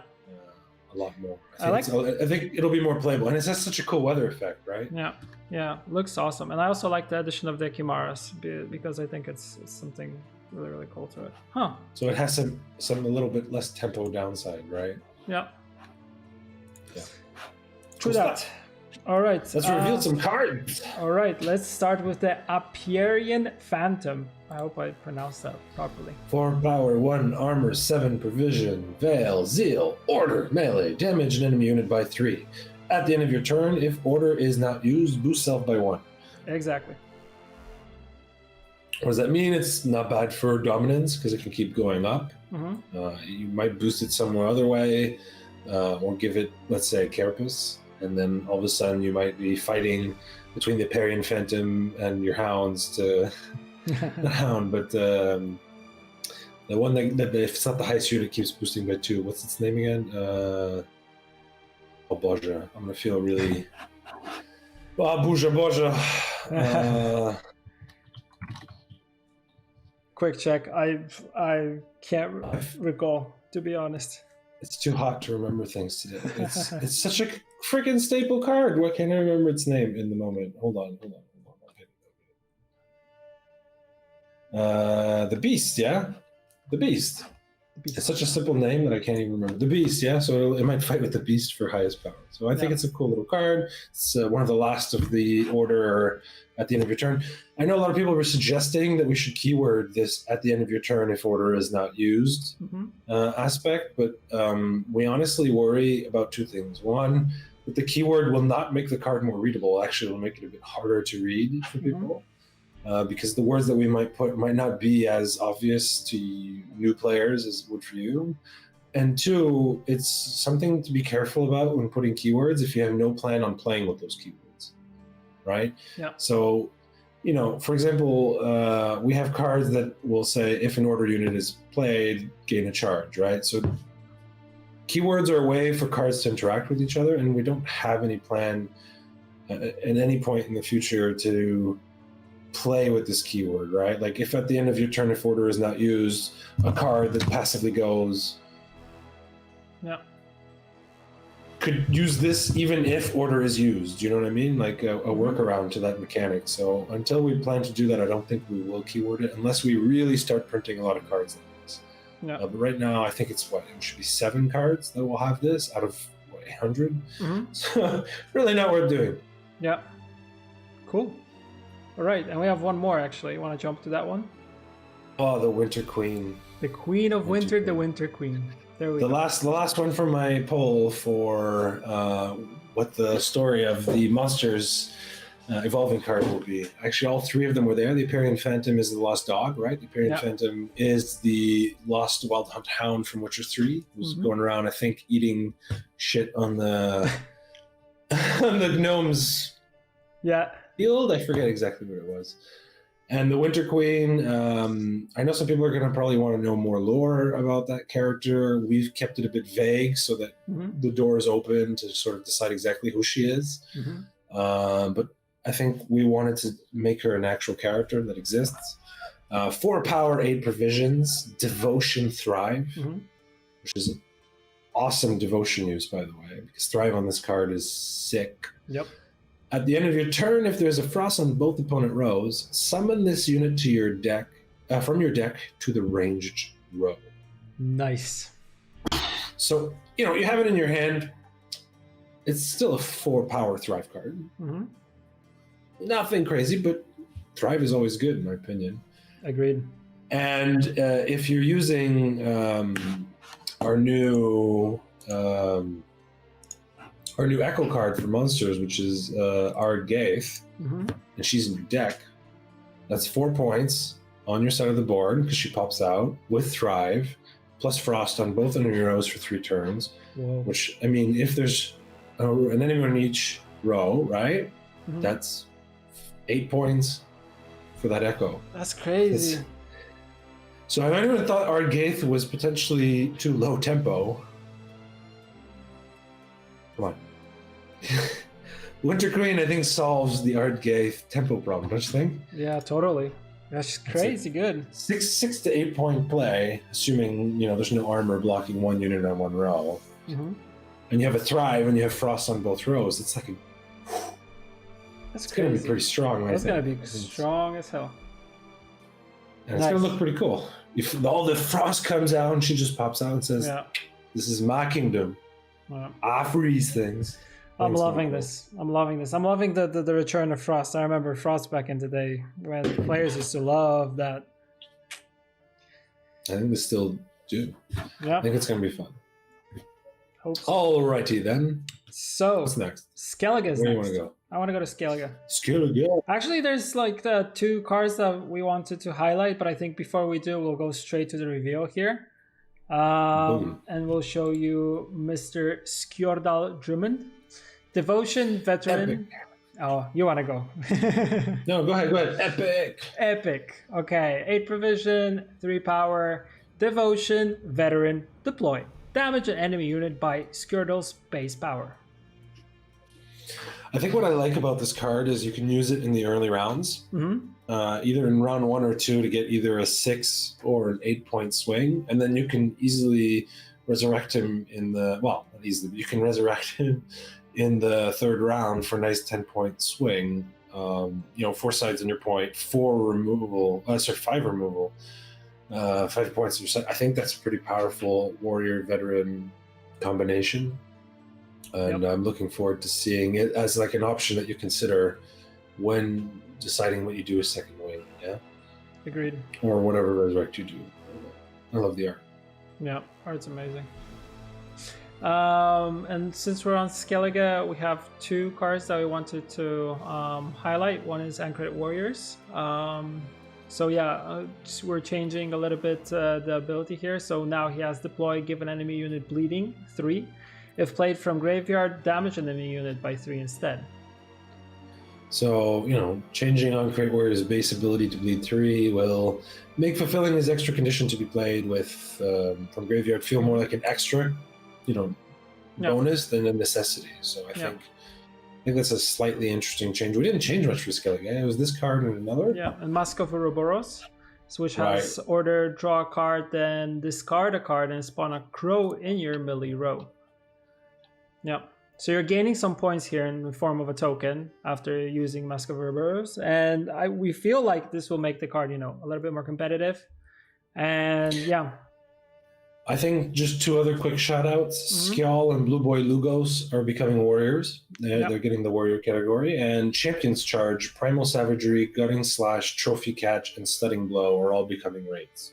I don't think we have a big synergy with raids right now, but maybe that's something we'll explore in the future. So also, if you search for raid in the deck builder, at least they'll all be together, like a happy raiding family. Like a happy raiding party / family. Yeah.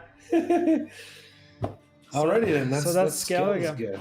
So now Northern Realms, or Northern Kingdoms as they used to be called back in the day. Do we want to start with the last reveal, or do we want to start with changes? You choose now. Oh shoot. All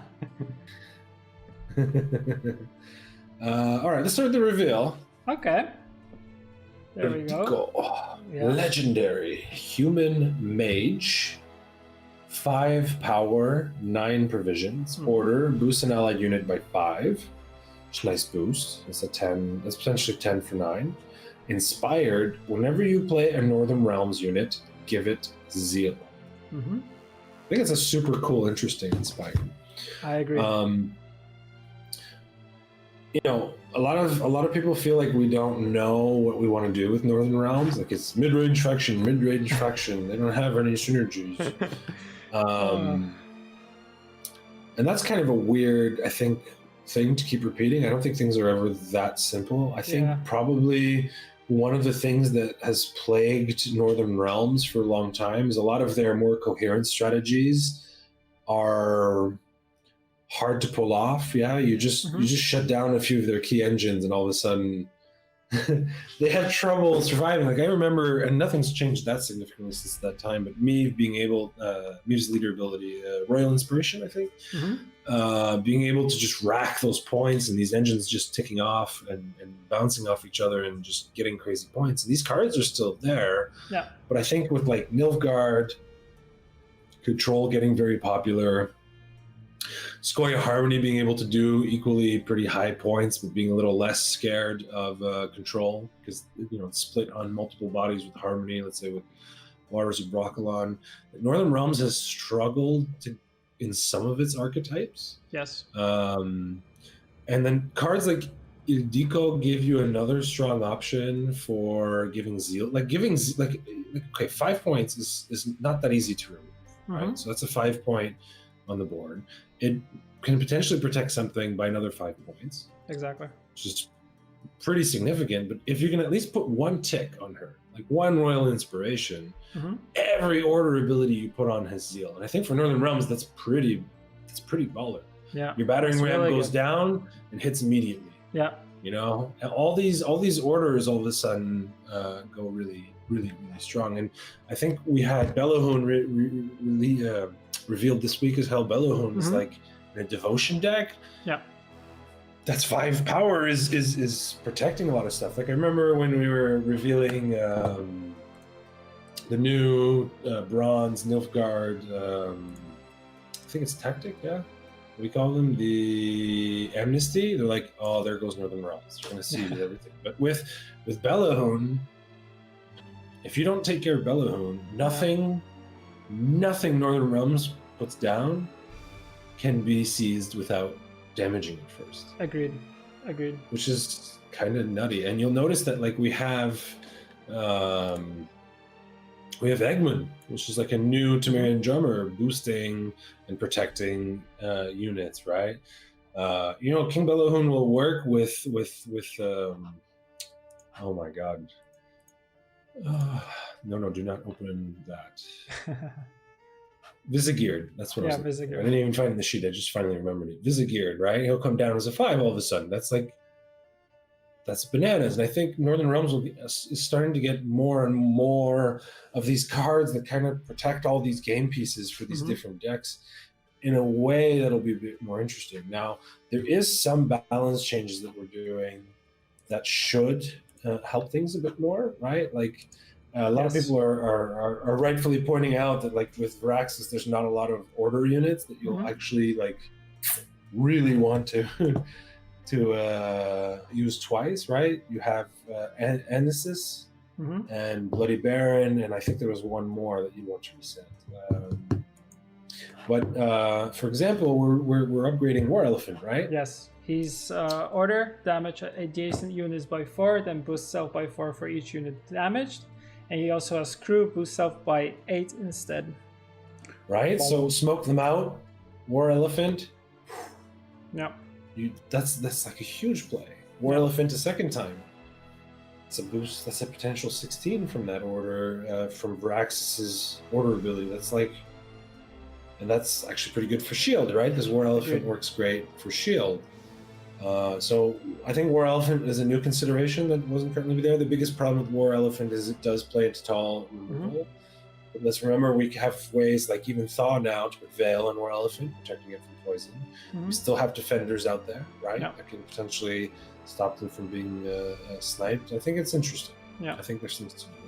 Yeah, apart from that, things that we have to kind of highlight is Temerian Drummer, so power from 4 to 3, but he gets 1 armor, and then provision from 6 to 5, so small shifts. It's a bit easier to fit into decks. Yeah. So all these boosts decks that care a lot about ticks might actually that might have cut Temerian Drummer with Virax's brother Eggman might actually be able to place him in there. Six provision is pretty high cost for a 4 power engine, right? Like it's not that hard to remove 4 power. I mean, it's not trivial, but it doesn't necessarily require a huge commitment. But 6 provisions, right? At 5 provisions, switching one of those powers for armor, I think it's a nice compromise. Agreed. And finally, engineering solution now boosts by 4 instead of 3. Yeah. Right. So I think that's also a nice little buff to the way we give shields, right? Agreed. And I think that's it for NR. Yeah. Yeah. So we That's can NR. jump into the best faction, Squaretel. Just to maybe recap NR, it's like we didn't feel like NR needed as much a focus on archetypes in this expansion. I think they needed tools to enable their existing archetypes better. Agreed. Yeah. Yeah. That's a good summary. I think there's a lot of really interesting tools between Idilko and Bellahoon and Viraxis. I think we should start seeing some interesting stuff. Alrighty then. Agreed. Squaretel. And I think we should start with the elephant in the room being Harmony. So Harmony... Harmony's been top of the game for a long time now, hasn't it? Oh yeah. And Harmony right now is boost self by 1, so after 7.0, or the specified amount whenever you play a Squirtle unit on this row, whose primary category is unique among all of your units. So actually, this is a significant nerfed Harmony, right? Because it doesn't have the condition of not already having a dwarf on this row. You can't. It has to be the first dwarf or the only dwarf on the board when you play it. But it'll only trigger the harmony of the units on the row that it's played. What does this mean? It means if you double Waters of Broccolon, you kind of have to stack them in one row. Yeah. But if you start playing other categories on melee, you will not trigger your Dryads from going up. So it means you have limited space to put them. It also means that all those Dryads have to be on the same row, so they're a bit Gigny vulnerable, which they already were. I've seen some nice quadruple Dryad barbecues out there. So this is I think both might seem like a scary nerf. I think it kind of keeps the spirit of Harmony. It might be a little hard to play. I think it'll be easy to make misplays like this. That's the biggest downside of this nerf, where you might be like, wait, why didn't my Harmony trigger? I didn't have a dwarf. Did you play it on the right row? No. Shit. But I think I think it's an interesting compromise, short of like removing Harmony. Yeah. I think it's a better solution than removing Harmony from the game. Well, time will tell. We found a nice balance here. Other thing is Aglae's power change from 2 to 4. So that's interesting. Yeah, the point floor in Aglae's has been bumped up as the card does not get much value without a lot of additional support. True. And duplicating boosts is as vulnerable as ever to resets and tall removals. So we felt like she was a bit needlessly punished there. Yeah. And, she hasn't actually been part of the Skoya oppression of the ladder for a long time now. So she's a very meme card, right? Yeah. Super memey. You can do some crazy shit, but it wasn't like a reliable high-level strategy. Yeah. Then we have Enchantress, Dryad Enchantress. Deploy melee, give an allied unit 3 armor, and then deploy range, give an allied unit vitality 3. Yeah, so we kind of wanted to put a bit of more vitality focus for Dryads than what was currently there. Yep. And the last one that we're covering is Saskia, and that's an interesting one. So to start off, provision from 8 to 11, then deploy, spawn an Elven Deadeye, Rowdy Dwarf, or Young Dryad in this row. Gain additional effects based on units on the unit you spawn. So Elven Deadeye, damage a random enemy unit by 2, and then Rowdy Dwarf boosted by 3 and give it 1 armor. And then Young Dryad... I think that boosts the Rowdy Dwarf, right? Yes. And then Young Dryad, give Vitality 3, which is interesting. It's a long text. Yeah, it's a long text. I think we're getting a bit more option-y with Skoya. I think we revealed already the Echo card for Skoya Town, right? Yeah. And I like Saskia giving you all these abilities, right?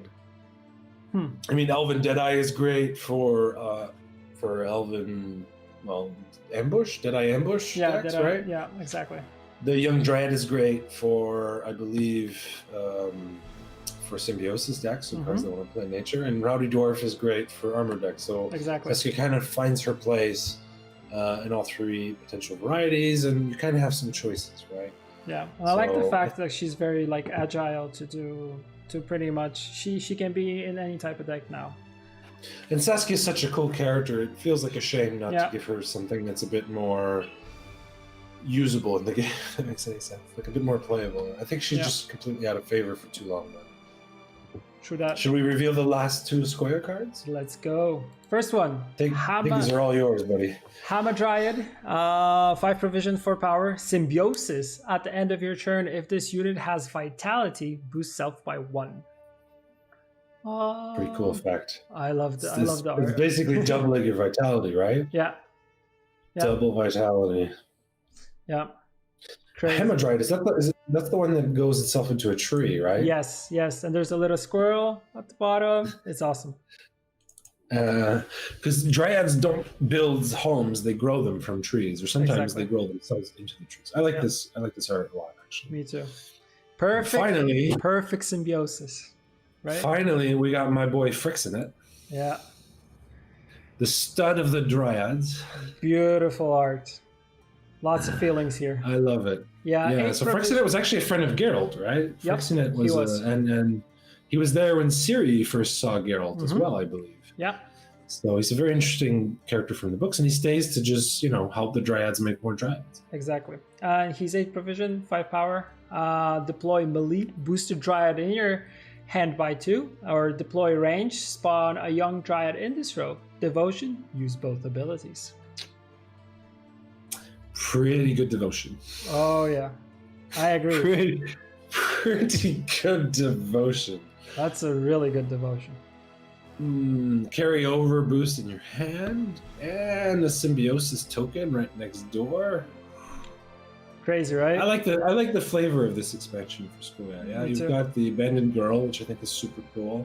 It's great for harmony, actually, right? Because you can play the abandoned girl, trigger your harmony, Yeah. transform her into a young dryad, and play her again. Yeah. Or the second copy, and you just proc harmony twice.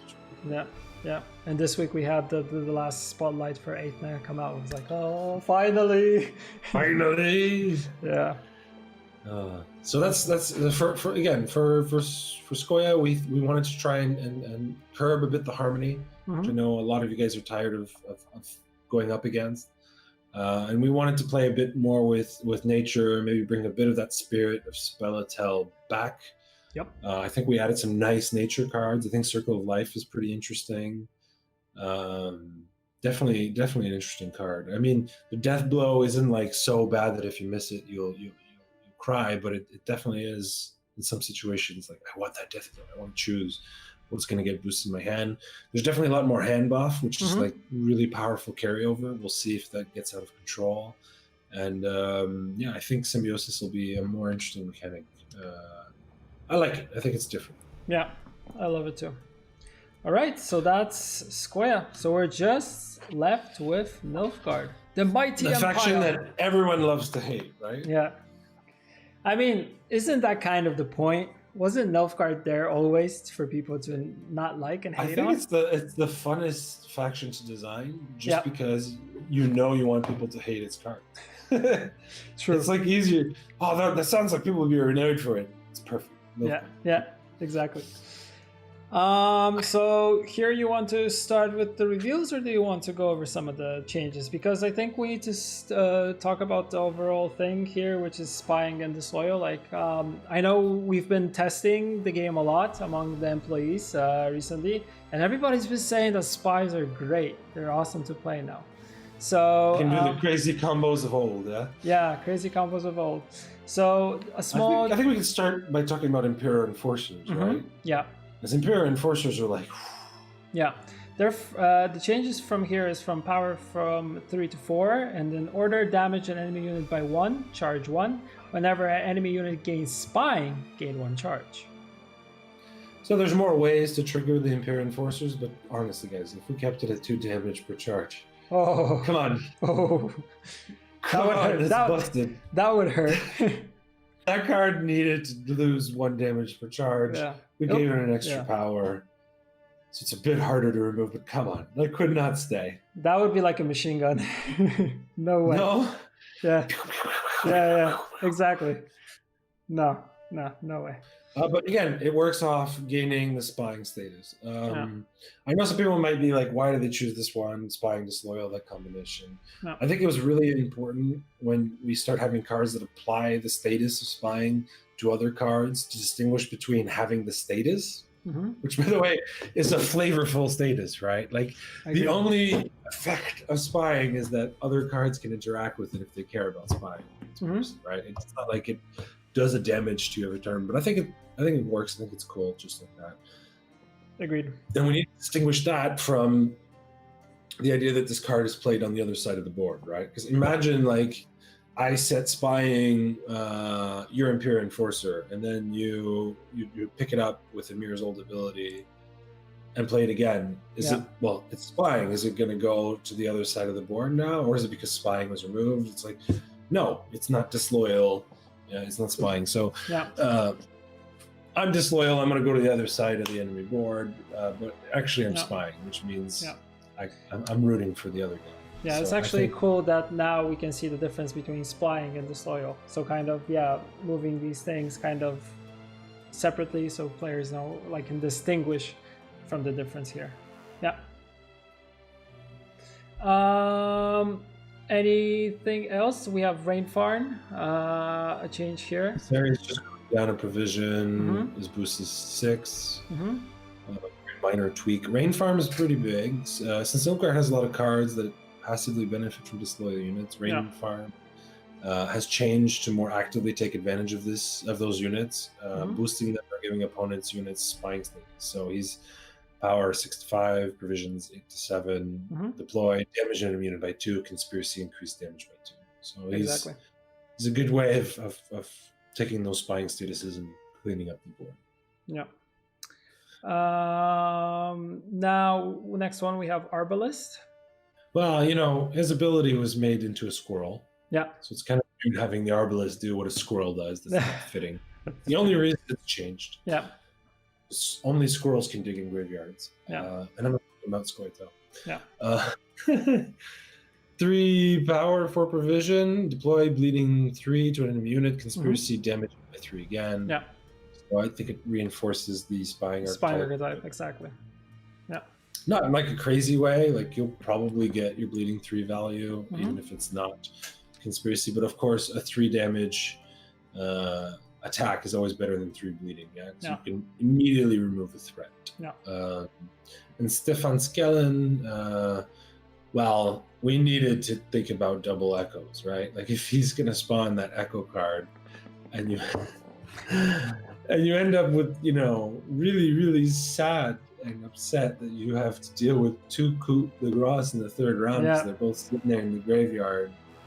You'd be pretty sad. So, you know, when he spawns that tactic card, he's going to give it Doom to him. Yeah. So you can double Coup de Grace with Stefan, but you're not going to quadruple Coup de Grace. Yeah. Yeah. So I think that's just a necessary change with the Echo keyword for sure. Yeah. Agreed. Let's reveal the last card. All right. The expansion. So we have straight from the trailer, right? Yeah, the Urchin of Arenwold. 4 power, 1 armor, 7 provisions, Veal, Zeal, Order, Melee. I don't know what I'm talking about. Transform himself into Dunny. So you can choose when he comes into Dunny. At the end of your turn, boost a random allied unit by 1. Yeah. 7 power, 1 armor, 7 provision is Dunny. He is immune, right? Yeah, as Dunny, he is immune. Simple as that.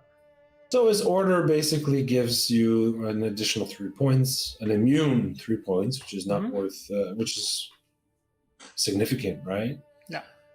And I think I was even talking with the designers at one time, like, why boost a random allied unit by 1? Like, why would you want this, let's say, in a spying deck, for example?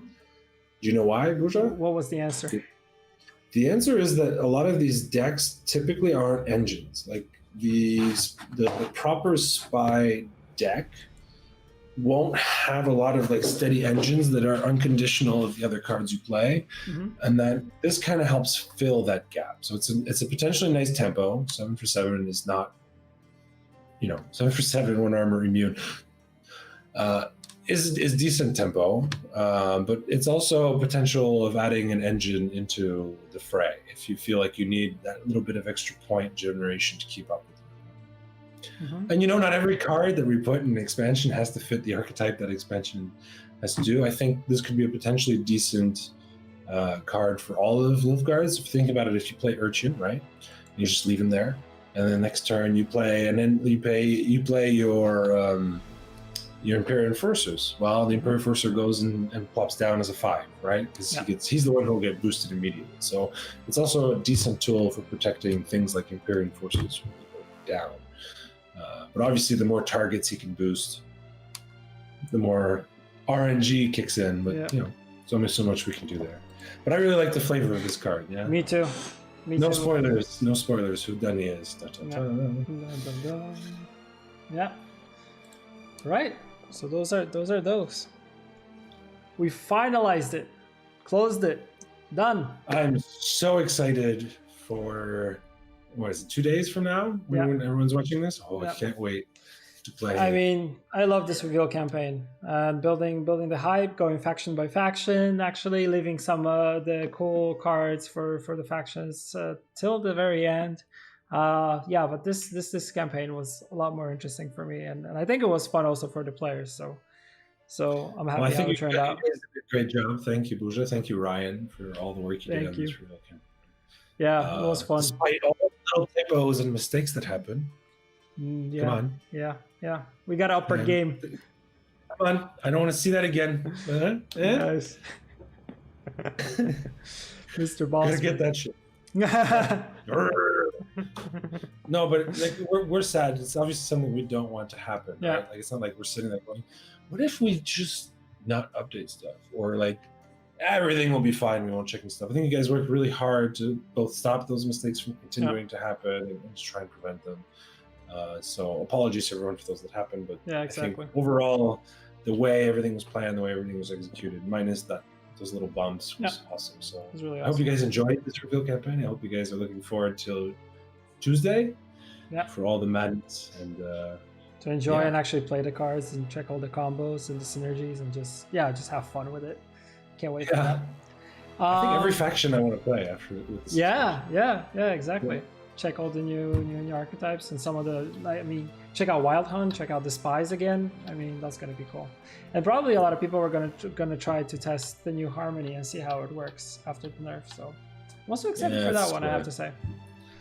Of course it is. Before we wrap up and get to the finals of Open number 2, there's one more thing that we wanted to cover. Is there will be no Journey in July. Nope. But we will have something called Gunter's Ultimate Challenge. So it will last for the whole month and it will help players to earn resources during the off-journey period. So on top of course, the basic system that we have. But I know we're already working on the next journey. No spoilers here. Some improvements, and every subsequent journey we'll keep adding stuff that we want from it. I'm excited for that one. Really, yeah, it's going to be a cool one. I think we're trying to do more cool, interesting things with Journey. We're also working on improving the UI for Journey, because I think there's a lot of UX improvements that we didn't get a chance to do for the first one, and probably there'll be more that we want to do for the one after it. Yeah, normally we want journeys to be back to back.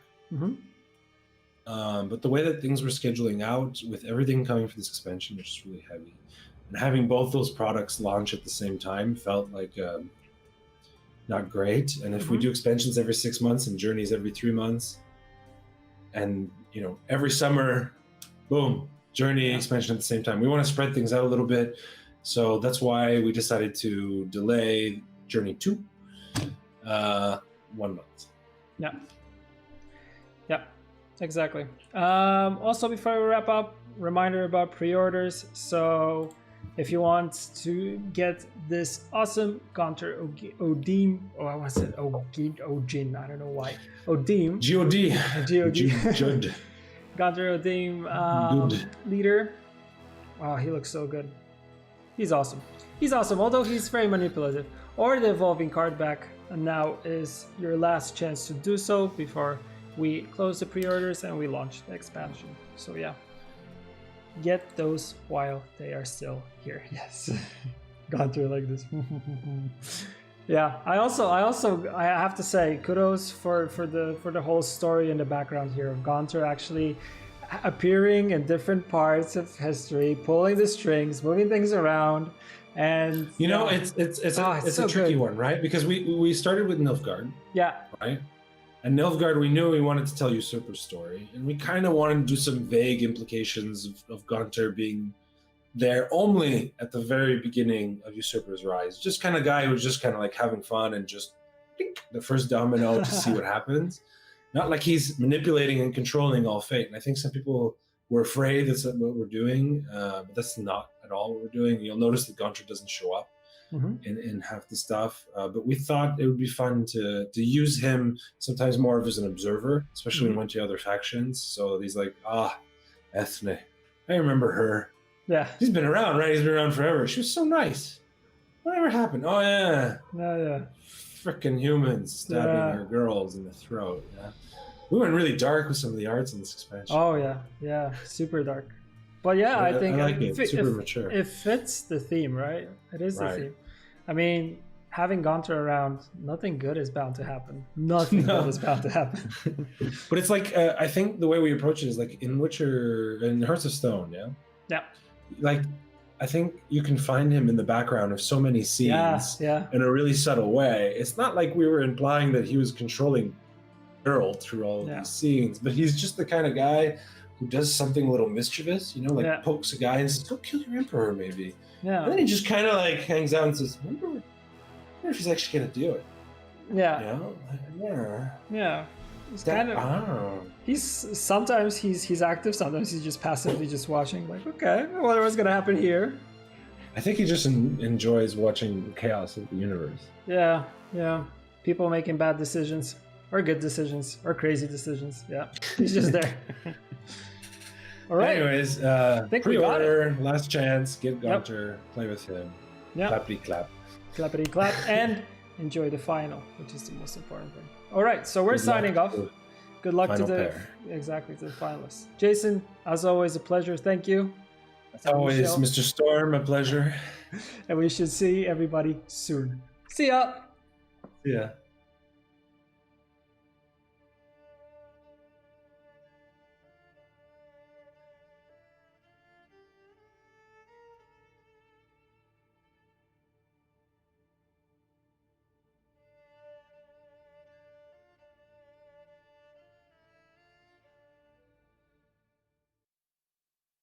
Welcome back, my friends. It is time for the finals, Gwent Open number 2. Boy, where do we even start, though? We got to see a lot of really cool reveals. Shamiri, which one of those cards piques your interest the most? Wow, there were so many good ones. The one on the top of my head is Ulrich from Syndicate. He's reminiscent of Adalia, but I think he's even stronger than her. Maybe something like Ulrich on the Fallen Knight could be really insane. Get a lot of engines going on the board very, very quickly. Yeah, I actually think that the Winter Queen represents just a huge piece for monsters. Having something that thins out of the deck like that at 8 provisions in a world where you're likely going to be playing into that condition anyway, it seems like a really great piece for a devotion-based build that maybe doesn't have the same ways to thin. It's going to be some cool stuff. I mean, I could talk about all those, and I probably will tomorrow. I'm sure. Same here. Yes, 8 hours coming up. Just wait for that beautiful release day, the 30th. But in the meantime, we have the finals here. It's going to be Neverhood taking on Wong ID, a newcomer taking on an ex-champion. Let's take a look at these players and what they've already worked towards here. A nice prize pool with a final match stake of 1,000. Where do we even begin on this matchup? Both players have been playing very well, and they've had their challenges. I want to remind viewers that final match stake is $1,000, but there's also a bonus $1,000 that goes just to the winner in addition to that, and the ticket to Gwent Masters Season 2. Don't forget, that's a big prize for winning Gwent Open. Yeah, Wong ID versus Neverhood, a veteran versus a newcomer. I would have to say Wong ID is favored here, having all the experience of playing in the past tournaments, but you never know. Upsets can happen anytime. You never know. Neverhood, never know. I think I get what you're getting at there. It's also important to point out, now we know Wong ID will be on red coin, Neverhood will be on blue coin, so Neverhood will be going first in games 1, 3, and 5. Wong ID will be going first in games 2 and 4. We're going to be talking about these decks real soon, just going over what these players are bringing. So the story of the tournament, Wong ID making a really great showing with this Death Shadow Crone deck. It's probably the biggest piece of spice on his side. Everything else seems a little bit more what you might expect. Yeah, this time we might actually get to see Wong ID's Imperial Formation deck with Damien, Stefan Skellen, Hefty Helga. Not sure yet what is going to get banned. We'll see that in a little bit. But this is a deck that Wang ID has not yet played in this entire tournament. Yeah, it's been given a lot of respect. Tailbot definitely gave it some respect as well in the bans, and also he banned it against his opponent in the first round, Green Knight as well. So it's possible that Imperial Formation might keep getting those bans. Here's Neverhood on the other side, bringing a similar, well, actually, it's completely different, really. Oh, it's very different. He's got Neverhood has been bringing very unique decks. His decks, the only Greatsword deck, the only Elf deck in this tournament, I think the only tactical decision leader choice as well, and Overwhelming Hunger. This is also, I think there were 1 out of 2 Overwhelming Hungers in this tournament. So yeah, he's gone very innovative in terms of tournament lineup. It's worked out for him so far. Let's see if it can carry him through to the champion spot. It's a pretty interesting choice, especially if you've seen not just the last Open, but community tournaments as well. And of course, on the ladder, Uprising is looking so good. Neverhood opting to not bring Uprising in this list. Also bringing the Overwhelming Hunger, making monsters have some pretty good representation all the way through the winning lists. And now the finals, Overwhelming Hunger and Death Shadow, both going to be in there. 2 different takes, and neither of those takes being anything like Kikamore Queen or some other thing that you might be used to. And here we have the bans. We have the bans here. Wang ID having his Mystic Echo Harmony banned, so he will indeed get to play that Imperial Formation deck. And Neverhood having his Tactical Decision Shoot Masquerade Ball deck banned. We're gonna have a great series here. A lot of unique decks. No repeats, no mirror matches in terms of like having the same leaders. Potentially a monsters mirror match, but I'm very excited to see these games with Beard. You and I, we haven't casted either of these 2 players' games from today, from this tournament. So these are the first times we're seeing these decks in action personally. Well, yeah, definitely Neverhood. Yeah, and did we not cast? Yeah, we did. We cast Wang ID earlier this morning. I was thinking more about yesterday. Yeah. So yeah, but Neverhood lists specifically being the only one. Neverhood also giving respect to Squayatel in the bans, not just in this matchup, but also I believe in the quarterfinals. He didn't ban Mahakam Forge, I know that much, against Red Ray, but giving the ban to Mystic Echo. Do you think that other players maybe weren't letting too much Squayatel through, or is Neverhood just more about his lineup perhaps against Squayatel?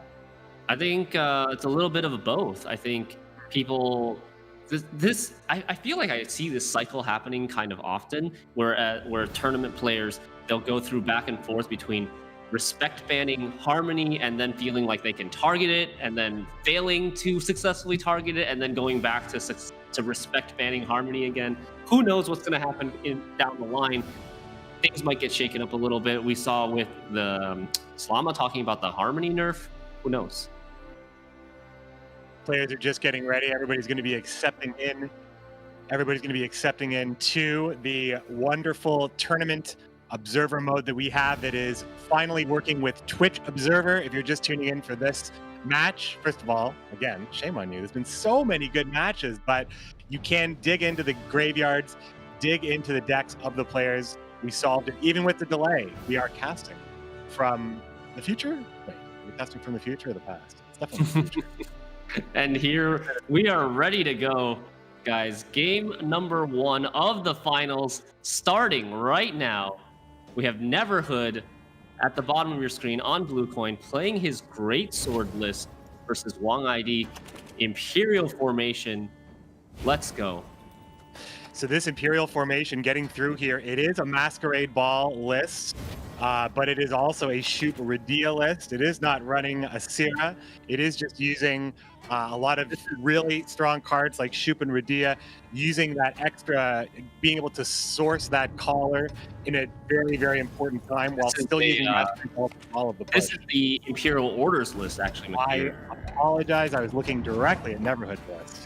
That's okay. You know what I said? Let's dial it back. Much more easy to describe this one. Stefan Skellen and Damien. I think this is really interesting. Stefan Skellen and Damien de la Tour. We've got Moral and Hefty Helga. A lot of high impact orders golds. You could call this deck Imperial Orders deck. They use the Imperial Formation ability to protect those very vulnerable Orders units from dying to damage removal. And if they survive, they have huge impact on the game, like Damien being able to reset your leader ability, Stefan being able to replay a tactic like Bribery, and Helga just killing everything in sight with its 2 damage Right. card. Well, that was the card I wanted to talk about. Hefty Helga off and around can hinge on this oppressive engine. What is going to be the best opportunity for Wong ID to use this when he's always going to be going up against Giga Scorpion Decoction? Usually Skellige having that unique situation where it can dispose of Hefty Helga. You think Wong ID might be looking to spend it a little bit early, or might be planning around seeing that Giga Scorpion Decoction as Ramon comes down to bring out the first of many Artfane crossbowmen. As fast as it lived, it died, though. Yep, indeed. And I think Wong ID first and foremost, the highest priority for Wong ID right now is to win round 1 and be able to push in round 2 for a short round 3. Great swords, above all else, they are nigh unstoppable in a long round in most cases, especially when they get last say. You have to really lock down the win in round 1 to control the length of the rounds. Neverhood is not going to be searching for any of these cards either. Both great swords in hand with the Skellige Storm and the Wild Boar of the Sea. Massive point potential. Really just kind of playing in a reachable state. The game should always be in reach if he's able to get any of these great swords to stick. Plus the setup of Wild Boar of the Sea in the graveyard allows for the devastating final play of Greatsword Wild Boar of the Sea from the graveyard, potentially with Freya on the greatsword or simply from hand. Yeah, and as going back to what you were saying about Hefty Helga, I think it can be protected from stuff like Delirium or Decoction because you can use the Imperial Formation leader ability to buff it up. It'll have 6 strength and a shield, so neither of those 6 damage options will be able to kill it by itself. Of course, you have to take into account potential pings from long ships, etc. But if you can stick that Hefty Helga, it is a great answer to all of these engine threats like great swords, like Corsair, like Onkrite longships. It is the ultimate removal tool if Wong ID can stick it on the board and have enough tactics to support it. Greatsword touches down, might meet its end in a joust, first and foremost. But this is a tie game at this point. Wong ID does have the advantage of stepping out at any time should he want to, but this is a pretty good answer for what will be a very constant threat in this game, which is the greatswords. Panda said it best. The deck is called Greatswords for a reason. Everything you do focuses on making sure that you are building and boosting your greatsword. So Wong ID rightfully will joust that into the graveyard, but we might see him again. I think we will. Yeah, I'm sure we will. But one important thing to note is that unlike other greatsword decks of the past, Neverhood's greatsword deck only plays 2 greatswords and 1 Freya's Blessing. There is no Dagwar. There is no second Freya's Blessing. So he actually has a limited number of great swords he can play. He can play the 2 from hand. He can play 1 from Freya's Blessing. That's 3. And then 1 potentially from Second Wind. So he has a maximum of 4 great swords. One of them has already just been answered by this joust.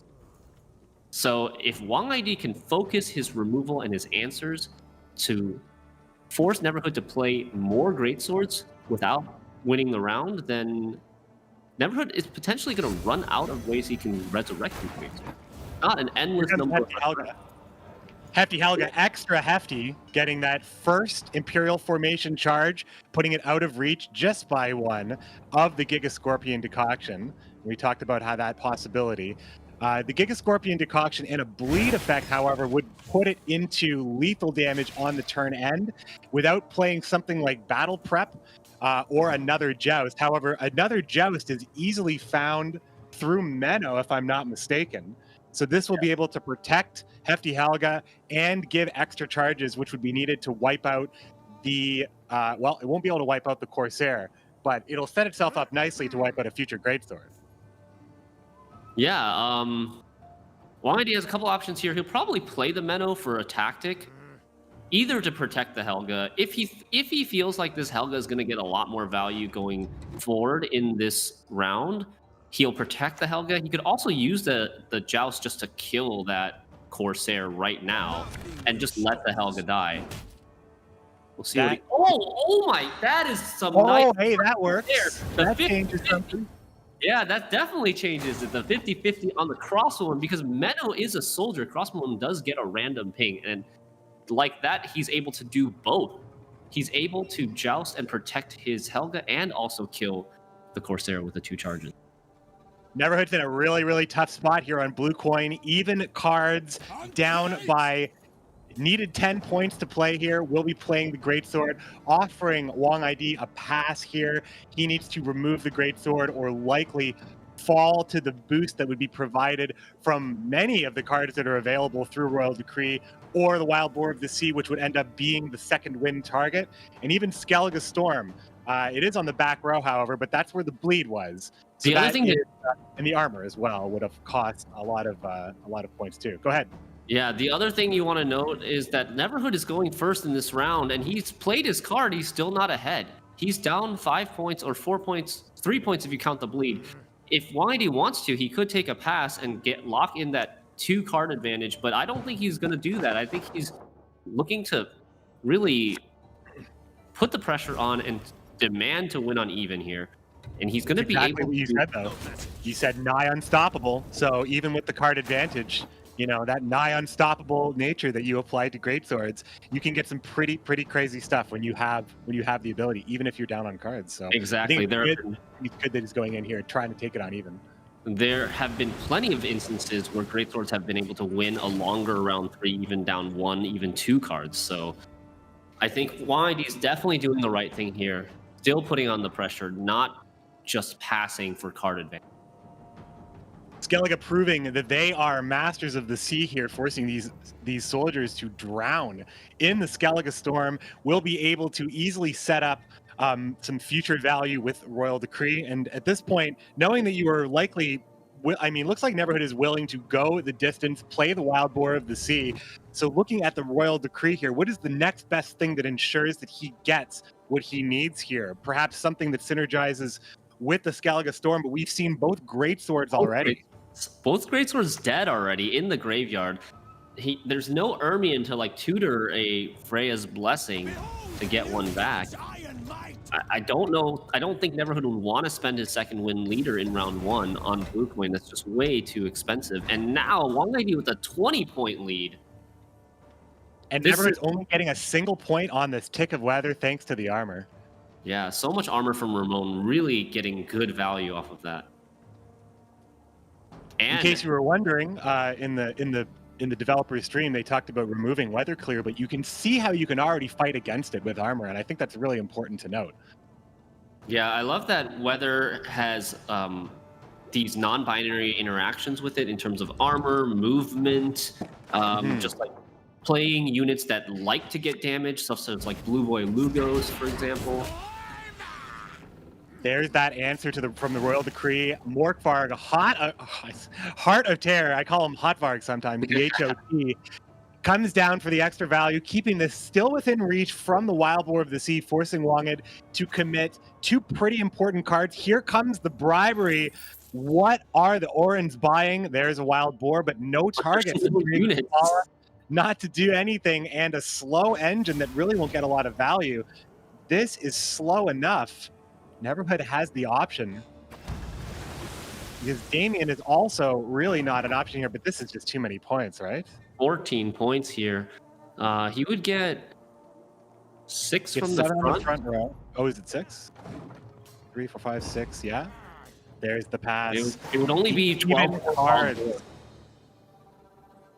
Winning on even and stalling the round out. There's only 7 cards left to play in this entire game, and he's won on even, potentially giving himself double last say if he wants to take the drive pass here. And he's okay with Neverhood only playing 6 cards in round 3. This is a very, very dominating position to be in for Wang ID. Wang ID was really showing his confidence in achieving this when he committed a little bit of his leader here, and then also decided to go in on a round that Neverhood was looking to go down 2 cards as Wang Id makes the quick pass. Neverhood's going to drop this. Oh, he's going to drop the ship here. Maybe he might be able to collect a little extra value on that bear, but actually has to deal with the double lasso. The card advantage will ultimately go into Wang Id's favor, as this won't be that long around, and it won't have the option to fight against this poison. Neverhood is in a tough spot here. Definitely. Greatsword not only wanting a longer round than 6 cards, but they're also pretty reactive. They want you, their opponent, to be playing all of their units on the board first, and then they remove all of them with like Hemdall, Wild Boar of the Sea sort of combo, and also boosting their Greatsword at the same time. But with Wang ID having double lasso, he can kind of hide some of his units on the board until after Neverhood has had to pass this round, and able to also lock in that double Marl. That second to last say Marl cannot be answered to poison a Greatsword, make sure that doesn't. Shinmiri, we've seen a lot of close games, and I think that usually comes into value denial. And when we have Neverhood already down in these cards, ooh, with the quick counterplay here, but the amount of the double Strays of Svala, here we are in the finals. Strays of Svala looking good. Present in many, many decks, by the way. Yeah, it just goes to highlight how strong movement is. Especially against Skellige. Skellige and Nilfgaard both actually taking a lot of value here. But as the Strays touch down, the Magni will live. Well, maybe live a little bit longer, but won't be able to get moved here. Another ship touches down. So I was talking about value denial, and we were already seeing Wang Id has the ability to deny so much value in this already, and he's got the double last say. Usually just the value denial in a close game with equal cards can tell the tale. So Neverhood almost in an insurmountable odds situation. I agree. And Wang ID just not even putting a unit on his board in that turn with the Yennefer's Invocation, stealing one of those Ahn'Krite Longships, putting it on top of his own deck. I don't think he's going to be playing it, but denying that engine and also not putting a unit on the board just puts Neverhood in a really awkward position with not having much to do. And you can see, I mean, just in this game, and this is the only game if Wang ID does get away with this, and it's looking good, but this will be the only game we get to see this list. But it looked good here.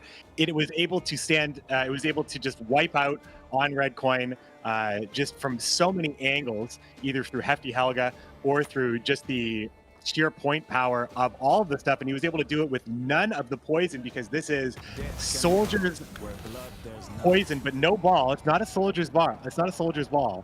And there's the second charge of Imperial Formation to protect Morale.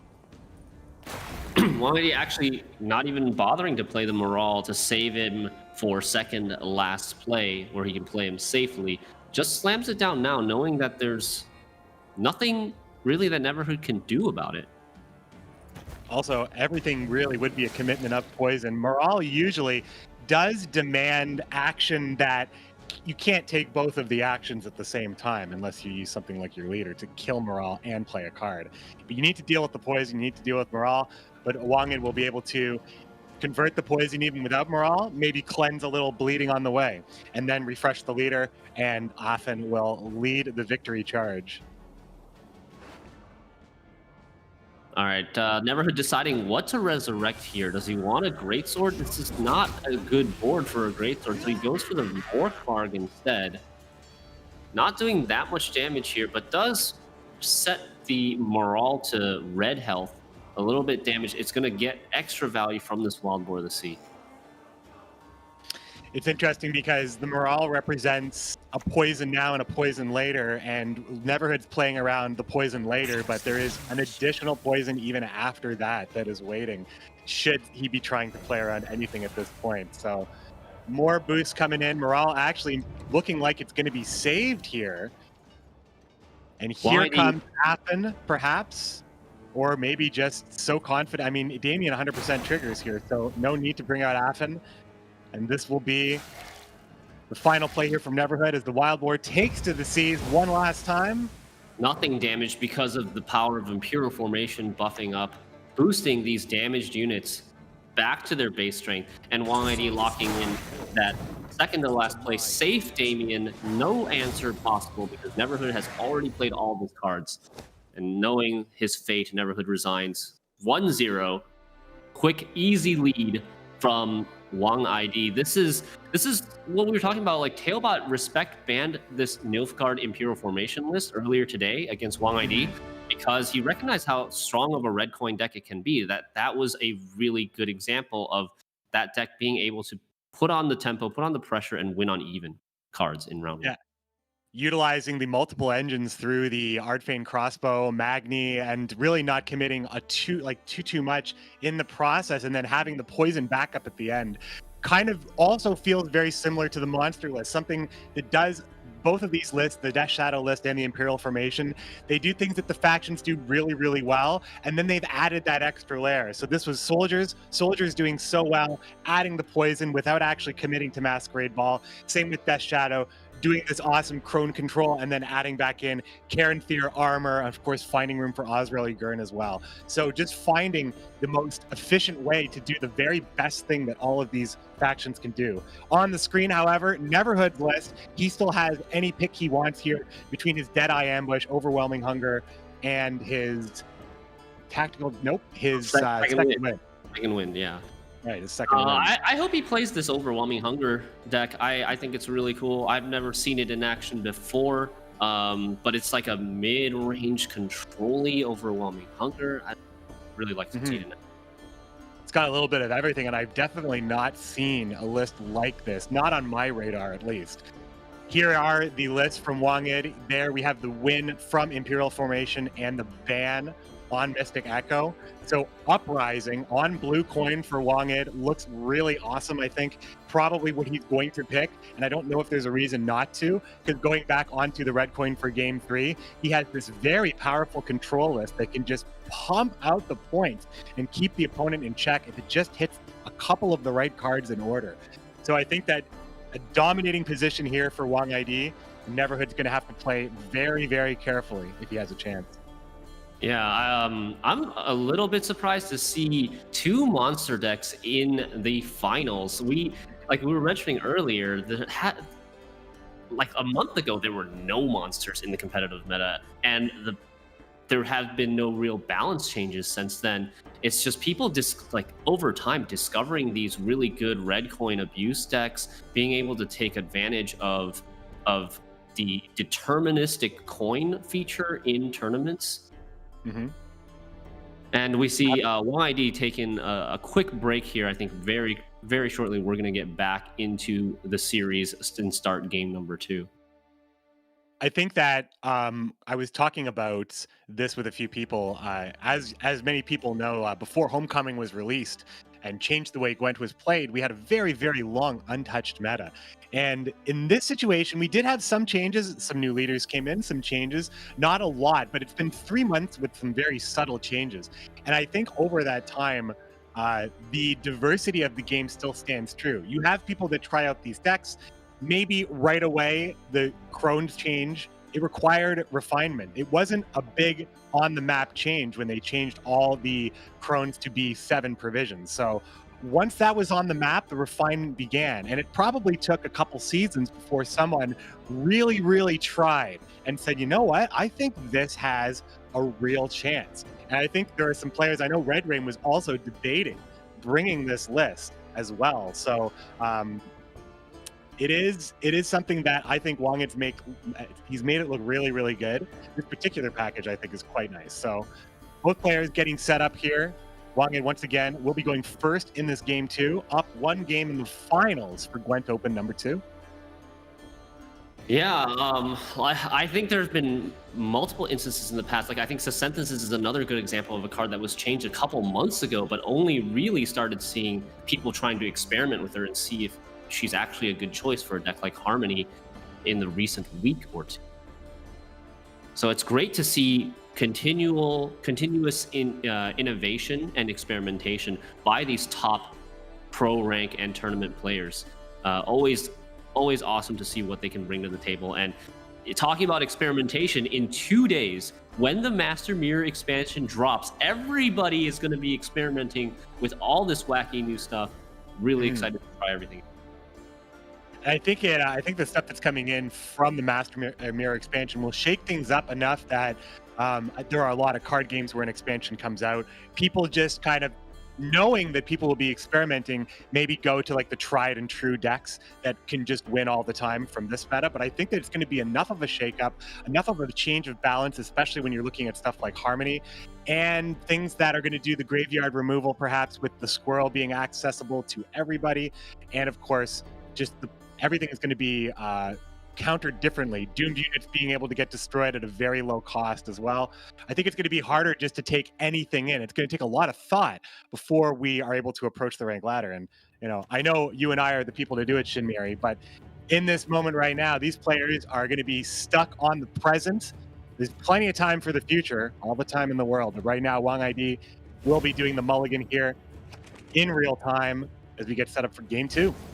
All right, 2 monster decks facing off against each other.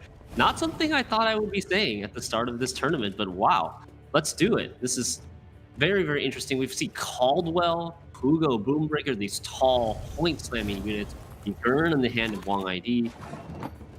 Wang ID having to go first with his Death Shadow Crone's deck versus Neverhood's Overwhelming Hunger. I don't even know what to call it. Is it? Would you say it's a control deck with cards like Karate Heatwave, Maruna? I mean, this is probably one of the closest you'd ever come to just saying it's big monsters.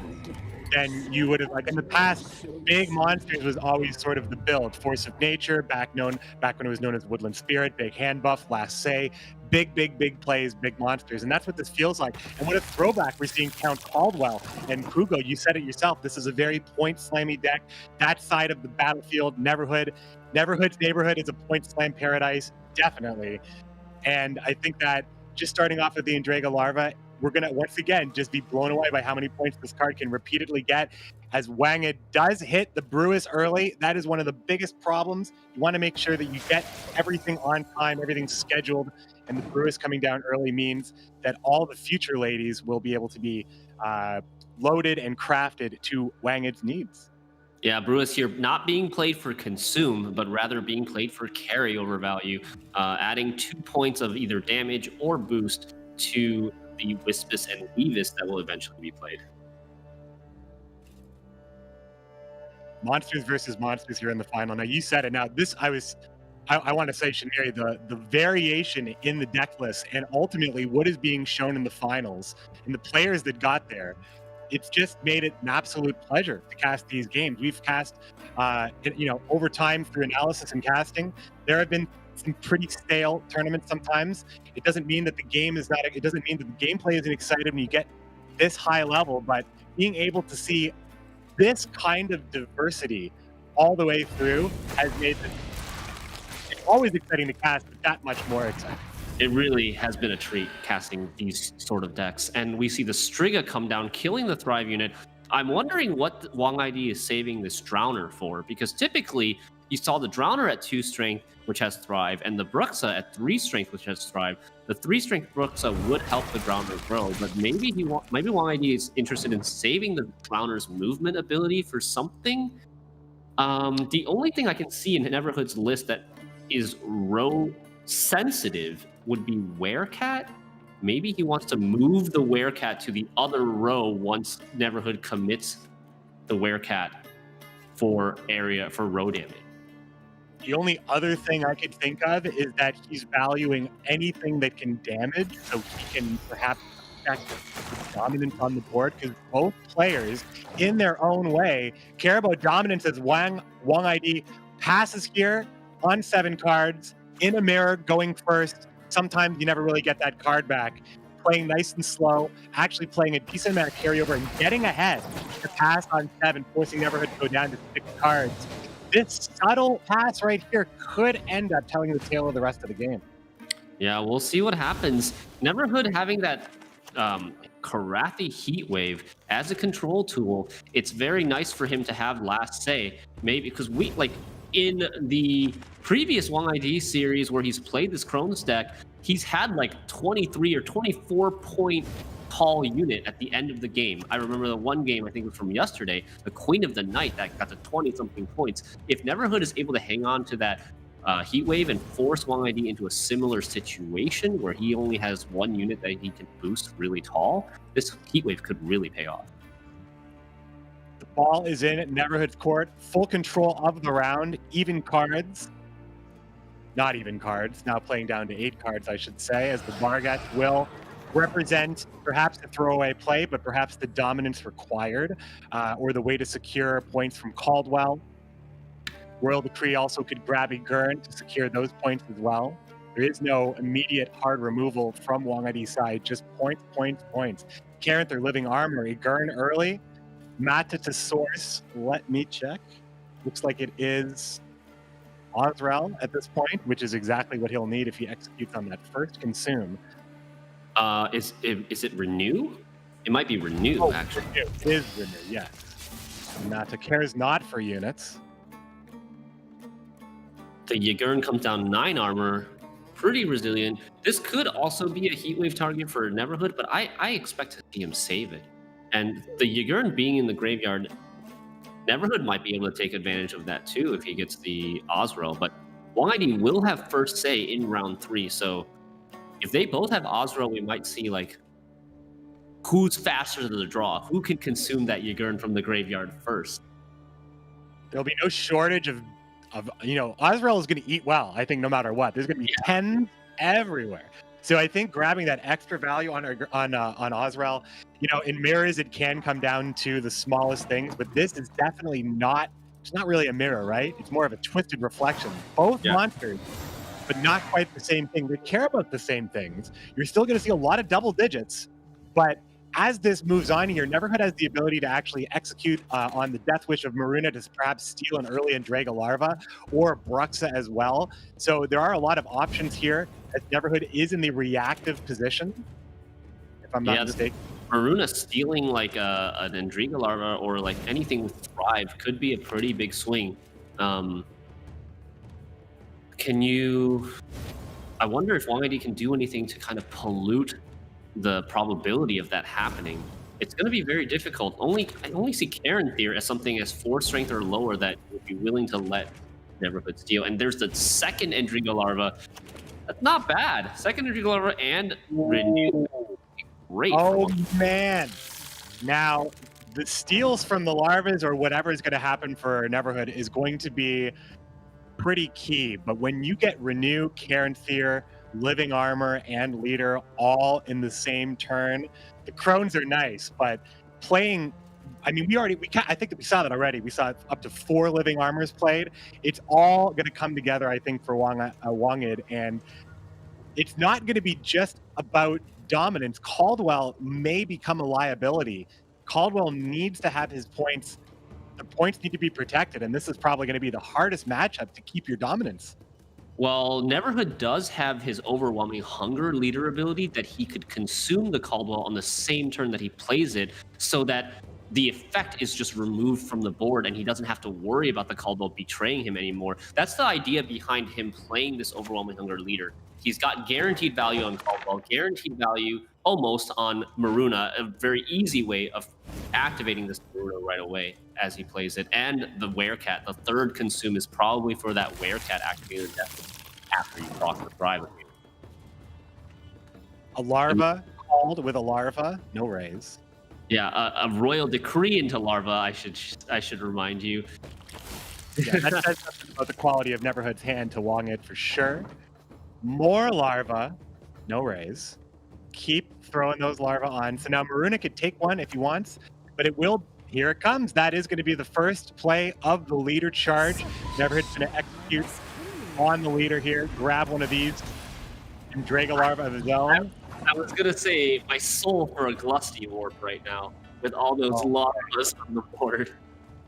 Imagine Glusty Warp cleaning that up. Well, I mean, if there was a way to hide Deckless into the finals, I'm sure you could do some pretty crazy stuff, no doubt. This Neverhood having this beast in his hand is interesting because it can only come down as a 6, right? It comes out as a 4, and even if it grows, it will go to a 6. So I think Neverhood is going to want to play this beast before Wong ID is able to load up on the Weavis Wispus interaction. Correct me if I'm wrong, but the only Crone Wong ID has played so far is Brewis. You are correct. I don't believe he has, and he does have Royal Tree. There is the second one, so that's going to take out one of those larvae. Now, Wispus at this point does boost by 6. And this is actually a great play by Wong ID. He uses the 4 damage to kill one of the Thrive larvas, but now this also upgrades his next damage crone to do 6 damage. So if he wants to, he could meter his damage crone to do 6 damage whenever the beast comes down. Yep, now the leader ability at this point can be used in all sorts of different ways. Replaying the damage crone up to the 6 damage, and then showing that Weavis now boosts by 8. Only getting better and better right there should he decide to renew the crone from the graveyard and not play anything like Karen Kiss Living Armor. Cool thing about this list is there's just so many lines to victory. It usually involves piling on the points, but having this extra control, knowing you're going to be able to play Weavis this many times. The Bearcat comes down in the ranged row. I think Neverhood here just valuing the Thrive on the Werecat a little bit more than how much damage it's actually do to the opponent's side of the board. Neverhood now does have the option to protect any of these engines if he wants, as Wonged makes his next play here. At this point, you might want to consider playing Mata. At this point, you will find Azrael. This game is very close at the moment in terms of points. Before this card was played, it was 1 point difference. And they have the same number of Thrive engines on the board, 4 for both.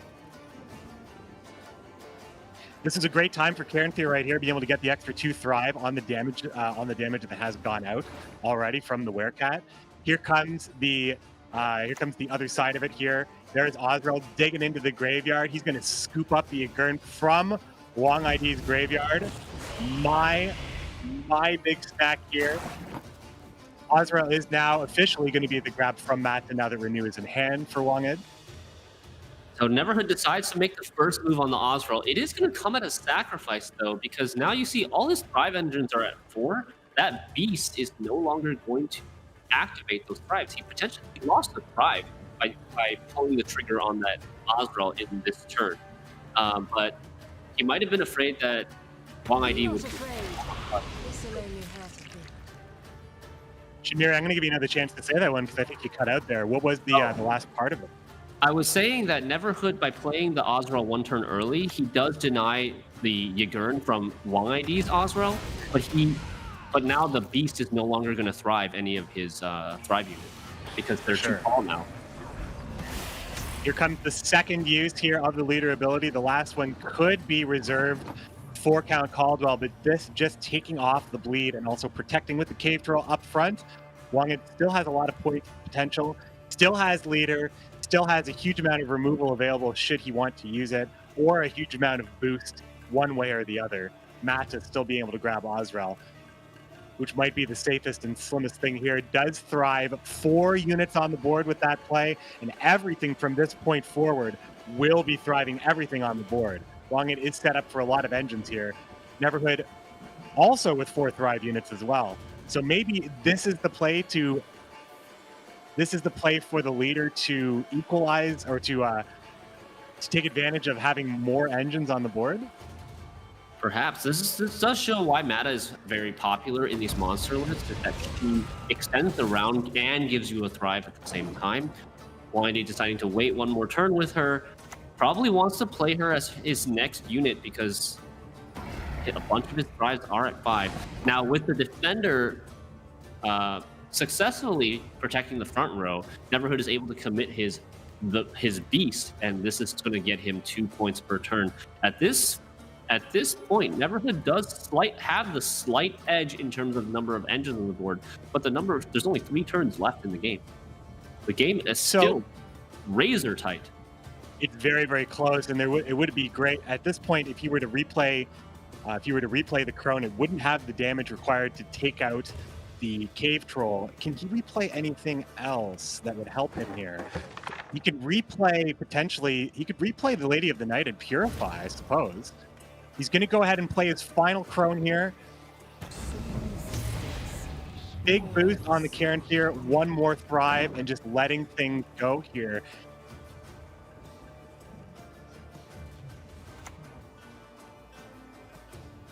The option to purify there would have cost a lot of points, but it would have killed the beast. I don't know if that would have been necessary. The game's a little bit too close, I think, to go for a play like that. No, I think this you're losing too much potential value if you leader for basically a 0-point play to purify the defender. You'd rather just leader for that 10-point boost on one of the thrones instead.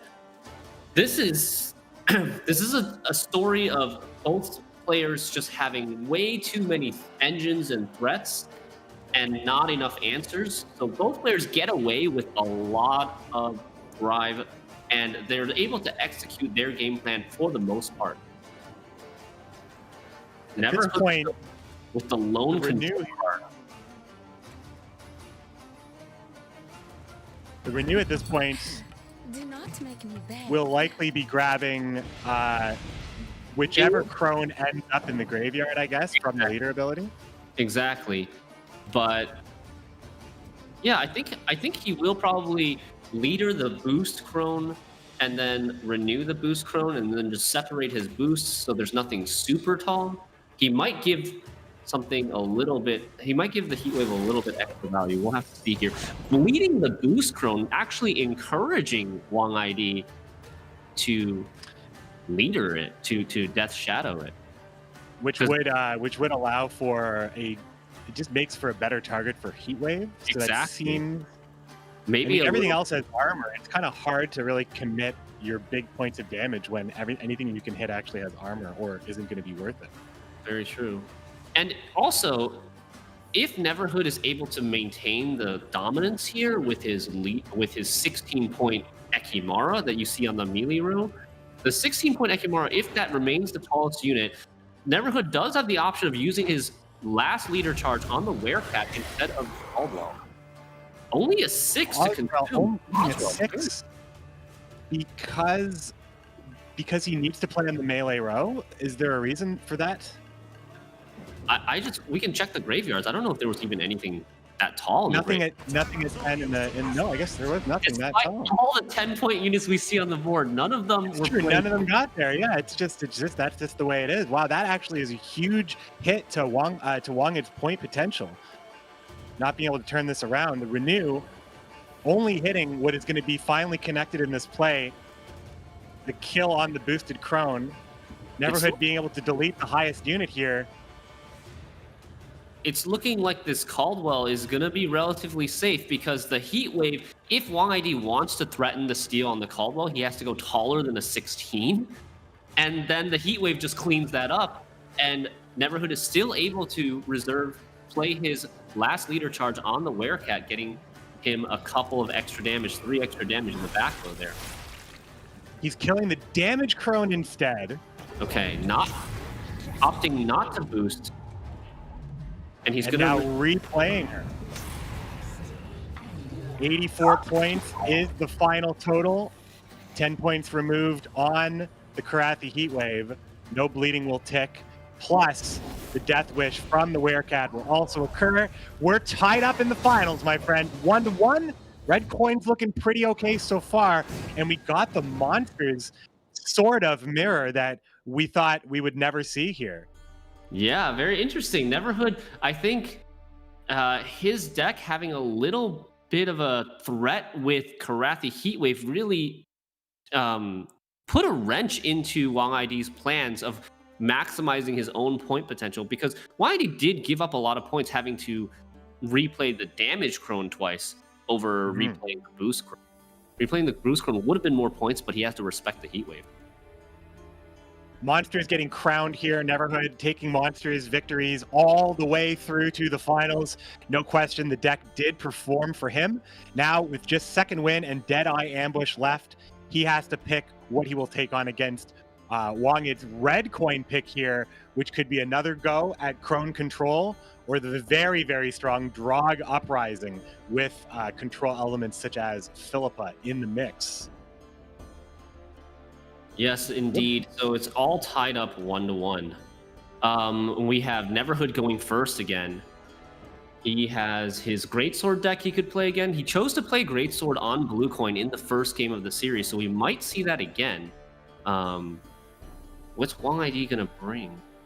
It seems like, I mean, I know, it just seems like maybe Northern Realms is such a sure thing for Blue Coin that he might want to give Monsters another opportunity, because if he's going against Second Wind, which he might be, having the extra control to knock out all these great swords will be very useful. Knock out all of the on-crate ships, tons of movement with the Drowners, but that is actually not the case. It is going to be Red Coin Northern Realms, and it was the Skellige Second Wind. What do you think about this this choice to queue in without the control? I mean, there is still control, don't get me wrong, but it just seemed like maybe I was... There's some control in both of those decks. I think YD maybe just feels like this is the slightly better matchup to take from Red Coin. He has the Philippa that he just drew into, the Falibor, the Unsteus, the Baron to reset, potentially Visigored if you have enough boost at the moment to kill some of these engines. There's a decent amount of control in this list, and we've also got the Straves of Spala, potentially to move something. Let's see how this plays out. This is, again, round one is going to be always very important in these matches against Greatsword.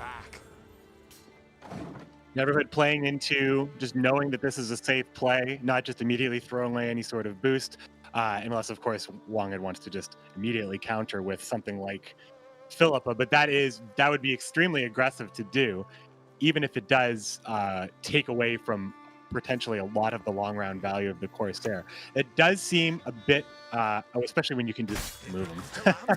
I guess that is Spala a lot. Already knows he has the Strays of Spala available to him in round one, and best chance for Neverhood to not have the counter Strays is in round one, right? And so Wangi's giving Neverhood the skill check. Did you draw your Strays of Spala? No? All right, so I guess mine is actually going to answer an engine. And later on, Neverhood's Strays of Spala is not as good because it doesn't reactivate an engine. It doesn't swing as much. He might be able to move something like an Adirnian Mauler to the back row, but that is only 2 points. That's not as much as something like a Corsair. Definitely much more devastating in this match for Skellige, with surprisingly far less Warlock units than Northern Realms in this situation. As the Savage Bear touches down, the ship sticks. So does the Ballista, but Neverhood kind of maintaining a fair lead here, going down to 7 cards, where Northern Realms can, and we've seen Northern Realms do a lot of passing in round one, being able to defend well, but giving control to Greatswords, I don't think that's going to be on Wonged's agenda this time. That's definitely not going to be on his agenda. He is, as Northern Realms, you want to have last say with Baron to keep any sort of Greatsword shenanigans in check, so you can reset that huge boost with last say. For Wang ID, this Philippa is an important tool that he needs to think about how best to use. What do I want to kill with my removal, my limited removal? There's going to be some engines that I just can't answer, but we have to very carefully pick which those are going to be. Philippa, Wang ID would really like Philippa to be able to kill 2 engines at some point in this game, but not sure if that's actually going to be able to happen. Always the opportunity to play around this kind of stuff as the ships and the siege engines continue to clash, and you can see Wang ID's play sweet and low each time. Will Strays Spala, double Ballista. He's going to be able to get that value from the pings. Nothing's going to get removed here. So being able to get all the extra value from these bronzes, as well as removing the odd thing. And again, sweet and low, going to continue with the Cintron Enchantress, possibly working in the bonded, depending on how much longer this will go here. Yeah. Was that one bleeding on? There was one bleeding on the unit there?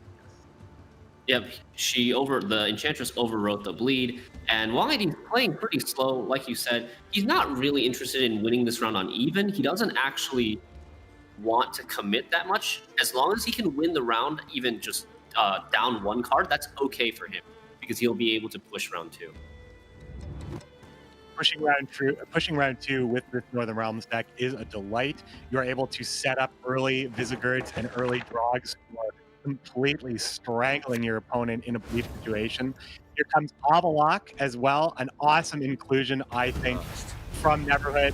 Really a true Greatsword deck, embracing every last bit of it, including the Torrential Rain. That's definitely a throwback. Yeah, Rain having a great synergy with Great Swords, doing 2 separate instances of 1 damage, so boosting the Great Sword twice every turn. Neverhood knows that this round is going to go pretty long, and if he wants to play, like, if he doesn't play Avalok now, then there's not going to be enough turns for Avalok to get a lot of value from his Weather, which takes 4 full turns to get the full value for. And if he doesn't roll Decree the Avalok, then this round, after it goes long, round 2 and round 3 are going to be short, so Avalok's even worse then. Radovid's Royal Guard going down on the row, hoping to provide, I guess that's the choice there instead of playing the Enchantress. Hammond doing a quick move, adding bleed on the Rain. Now Greatsword simply being played into the row on turn pass adds an additional 3 points. Playing Greatswords for 7 without having to focus any protection on it isn't bad. This second Enchantress could come down here, which is which will be able to erase the bleed and actually add 1 vitality on top of it. But Wang Di is pretty far behind here. He does decide to do it, is willing to commit a gold card if Neverhood passes. Again, winning round 1 is supreme in this matchup. It's all within distance here, as long, committing Philip or Falibor would do it. There isn't a fantastic target for the reinforcements. However, Caravan Vanguard, it's really more like seeing the future right here. But yeah, it looks like without like the Caravan Vanguard reinforcement combo, he doesn't really have the cards to really support that. And here comes the Greatsword playing for a quick 6 points in the Rain. Now, Falibor does have the opportunity to, Philip has the opportunity to kill the Greatsword with the ping on the Ballista. Yeah, I really like the fact that Wang ID has been holding this Ballista order since like the second turn of the game. He's really valuing that 2 extra damage, softening up this Greatsword and guaranteeing the kill with Philippa rather than taking a random risk for the Philippa not to bounce back to the Greatsword to kill it. So that really paid off for him. That is a huge turnaround. Stops the problem. Hemdall now committed here. So much damage on the front row. Big lead by Neverhood, 16 points, but still within reach. Wang ID only needs to play 2 cards. 2 cards to get 17 points. Falibor representing 13 right now with a 3 and a 2 on Neverhood's side of the board. So any other card in Wang ID's deck would put him within reach with the Falibor. Caravan Vanguard touching down, boosted on the melee row. All future Caravan Vanguard, at which there could be one with reinforcements, will have the bonded ability as Morkvarg Heart of Terror knocks the boost off. Neverhood in a commanding lead. It will take 19 points from Wang It, and he keeps it going to reinforce this Caravan Vanguard for another 9 points. Keeping it in reach of Falibor. He puts it on the back here. Skellige Storm plays for nothing. Neverhood doesn't even have, like, the Skellige Storm. It's too late to play it now. There's only 1 left. Okay. So, I mean, he's not able to win the round. Wang ID wins the round, does commit some goals, but is able to keep round 3 relatively short and, importantly, preserve his last say. Now he just needs to draw Bloody Baron. He played 2 Enchantresses, 2 Ballista, a Strays of Spala. He committed very little and kept the pressure on. So it won't surprise me to see him throw away his remaining 4-point cards and draw some excellent ones. Ain't that the truth, Shinmiri? And save, Drog, and Boimir in hand. There's the play. No last day against a Bloody Baron deck. Neverhood definitely is probably unfavored just because of that.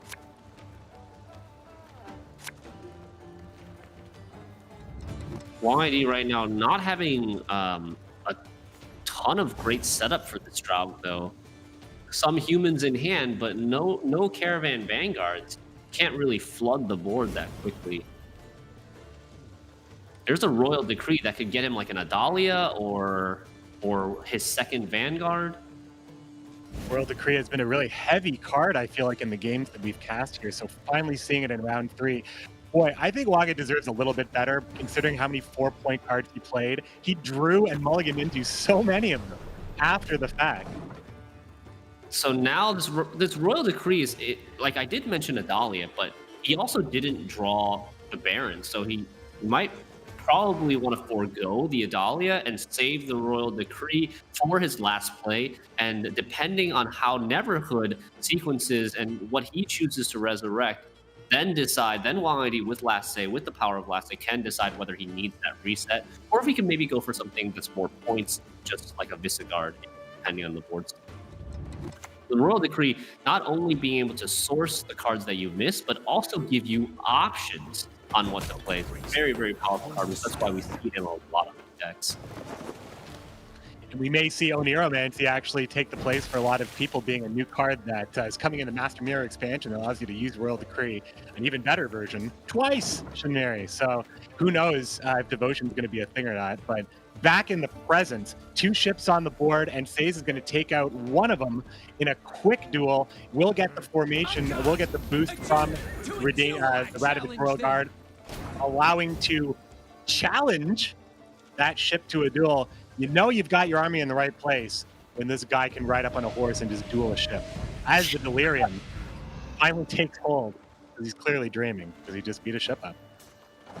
And we see a lot of removal in Neverhood's hand. There was that Delirium. He's also got the Decoction. And then after removing units with those 2 Alchemy cards, the Wild Boar of the Sea might not have that much stuff to kill. A little counter synergy here. The movement isn't going to be that important. Like you said, what's it going to do? Move an Eternian Mauler? Honestly, that's what it's going to do. Probably what's going to happen. So, I mean, it plays for a 6, but Wang ID's Eternian Strays of Swallow played for way more in round. Looking to dance. What a good voice line for something that actually moves. Of course he's looking to dance. Now, Wang ID just so comfortable with this extra card. Go ahead.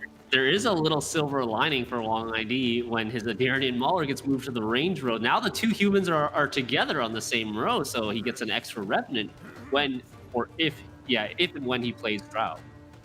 And that could happen very soon, considering Voimir is ready as well. If he plays his leader ability, he'll be able to get the Scytheman charged up just by 5, but it does create a Revenant. It's possible that this Eternian Mauler, who's been moved and disarmed, finds new purpose in death. Looks like that is exactly what is happening. Here comes the Scytheman. Wang is going for the big push. More Nightmare.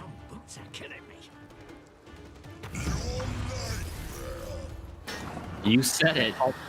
Voice line, Shinmeri. It's one of my favorites. And 3 Revenants doesn't look that threatening. But again, there's not that many units on the board for this Wild Boar. And nothing is damaged. Can maybe damage one of these guys? Voimir is just waiting to block the boar anyway. Neverhood is almost out of plays here. Yeah, Neverhood almost has to take the Wild Boar now, or else it's just going to end up hitting mostly armor. What does Neverhood still have in his graveyard at this point to resurrect with Second Wind? He's looking at it right now, maybe thinking about a Hemdall. Hemdall will put the damage stuff on the board, and there it is. He does get 1 damage, 2 damage with the light longship. Able to clear out one of the Revenants. Not too bad. Solid effort. Could have been better. Could have been worse. Hemdall has done some pretty wild things for us in this tournament. Yeah, now you see that there's not going to be a great sword in round 3 for Neverhood, so the Baron isn't 100% necessary. It does have a decent reset on his own Drow for 10 points, maybe 11 if you do it now and play it in the back. Might actually be one of the best choices for it. He is going to save the optionality on the Royal Decree for his last play and just play the Voimir now. Maybe thinking a Visagard is good. This Decoction is going to kill one of the Revenants, only do 5 damage. He has a 7-point lead. It's not going to be enough, however. The reset alone from Royal Decree into Baron is going to be great. Wangit is going to make sure that we all know going second and queuing properly, banning properly. Looks like these players have been. Did he play the wrong card? I mean, this also wins games for him. Sets up the death blow on. Oh, I see. Revenant. Shaking his head. So there are two. Yeah, there were definitely more than one line for Wang ID to win there. The lead was not big enough, but Wang ID takes the lead here, up 2-1 in this final series of Gwent Open number 2. These have been close games, like you said, razor sharp in some of these games. It was just the way Wang-Eyed was shaking his head just at the end there as he pulled Visigour. I wasn't sure what was going on there, but I think that now match point, Death Shadow. We've been talking about it all tournament. Crone Troll will have to be the deck that wins for Wang-Eyed to take his second Gwent Open championship. On the other side, Neverhood needs to win with second win and Deadeye Ambush, which we haven't had a chance to cast yet at all, I believe, Shinmiri. So no matter what happens, Monsters played very well in this tournament, but it actually could go down that Monsters gets wins both times in the finals. Yeah, we should.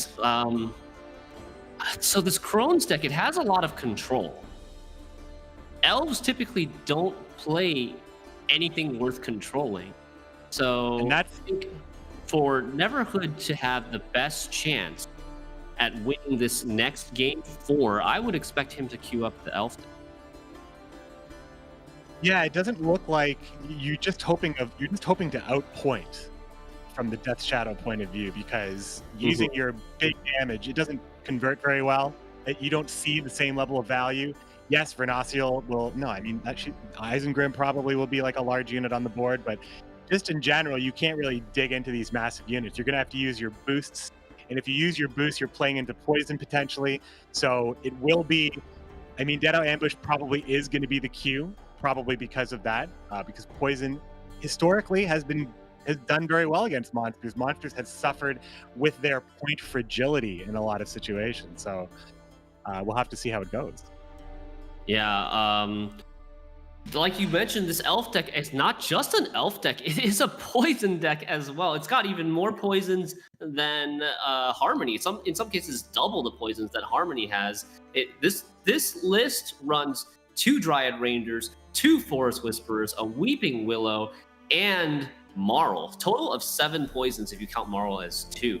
So Overwhelming Hunger, still, at the end of the day, Overwhelming Hunger is a monster deck no matter how you build it. Can't really stop themselves from going tall. And the really interesting thing about the Deadeye Ambush list is this is one of the very few instances where you're going to see Scoia'tael run a lot of neutral units, or really any neutral units at all. So you have actually Royal Decree in Neverhood's list and not Call of the Forest. No Fob, what was the other card that I was surprised to see a lack of when focusing on poisons? No Isengrim's Council for the cheap find of poisons as well. So it is definitely an innovative list from Neverhood. I'm looking forward to seeing it go up against this monster list. All right, we have the opening with the Endriga larva, very standard. Neverhood here does have this Dwarven Skirmisher in hand to be able to kill one of these larvae. Never had your kneecaps broken.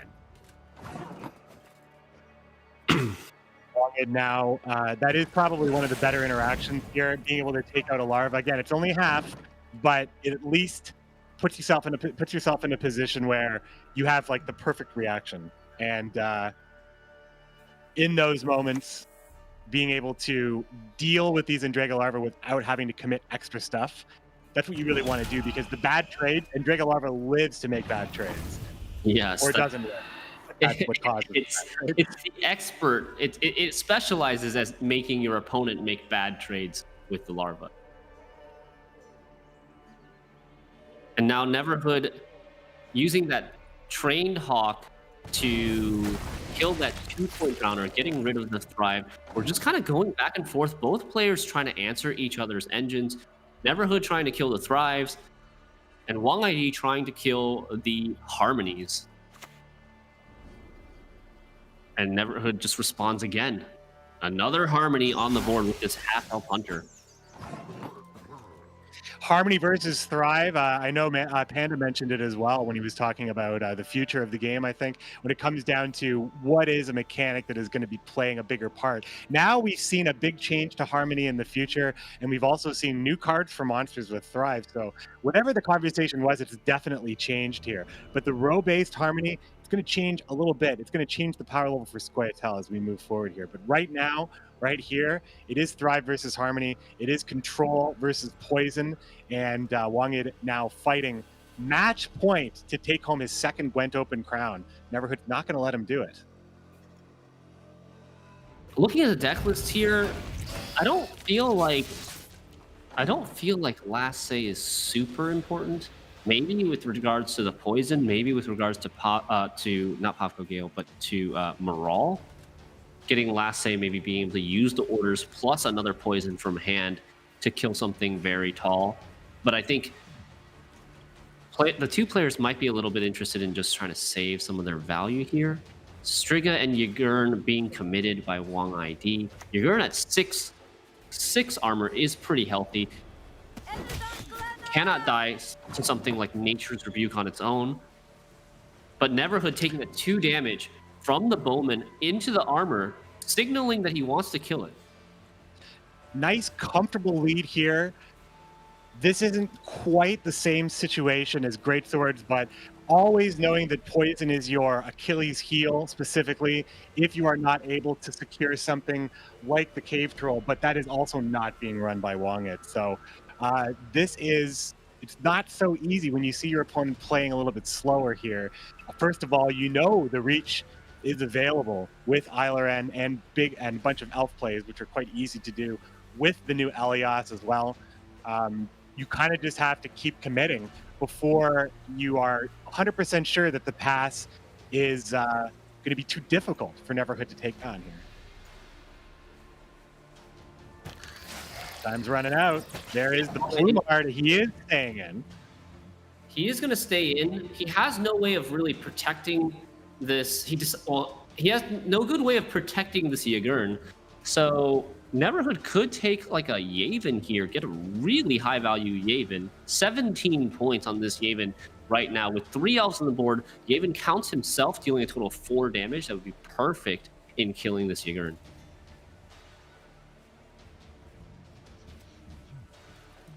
Yagurn is likely going to be the thing that has to go down. Here comes Yavin with a big piece, frying Monster's favorite bug. Now that is such a huge reach piece to take rounds after the fact. Being able to have Yagurn for that purpose is excellent when you are on red coin, but on blue coin, sometimes you just have to be able to play it when you can. It did still cost a huge piece. You could say the trade was kind of even.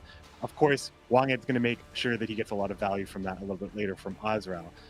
Neverhood now in the position of... Wanged now in the position. Does he want to commit, start building up his crone? Royal Decree can grab Brewis, but it isn't a very fast play. However, he is afforded a little bit of time because he's ahead at this point. He is ahead. Royal Decree is an expensive card to spend on Brewis, though. There are a lot of golds that you still want that are still left in Wang ID's deck. So he instead chooses to go for the Queen of the Night, bleeding the Yavin. Nice 9 tempo play plus the Thrive from the Intriga Larva.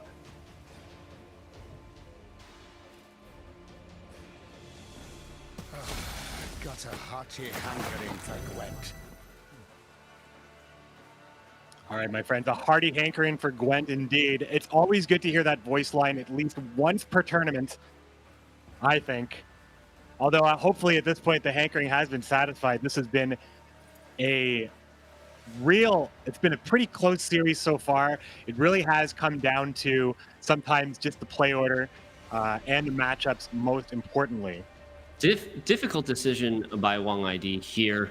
Well, like, do you play your boost and damage crone first and lose the carryover value on the Brewis? Do you Royal Decree for the Brewis? He still has, looking in Wang ID's deck, he still has Azrael, Brewis, Mata, Living Armor, and Goliath and Renew still gold missing.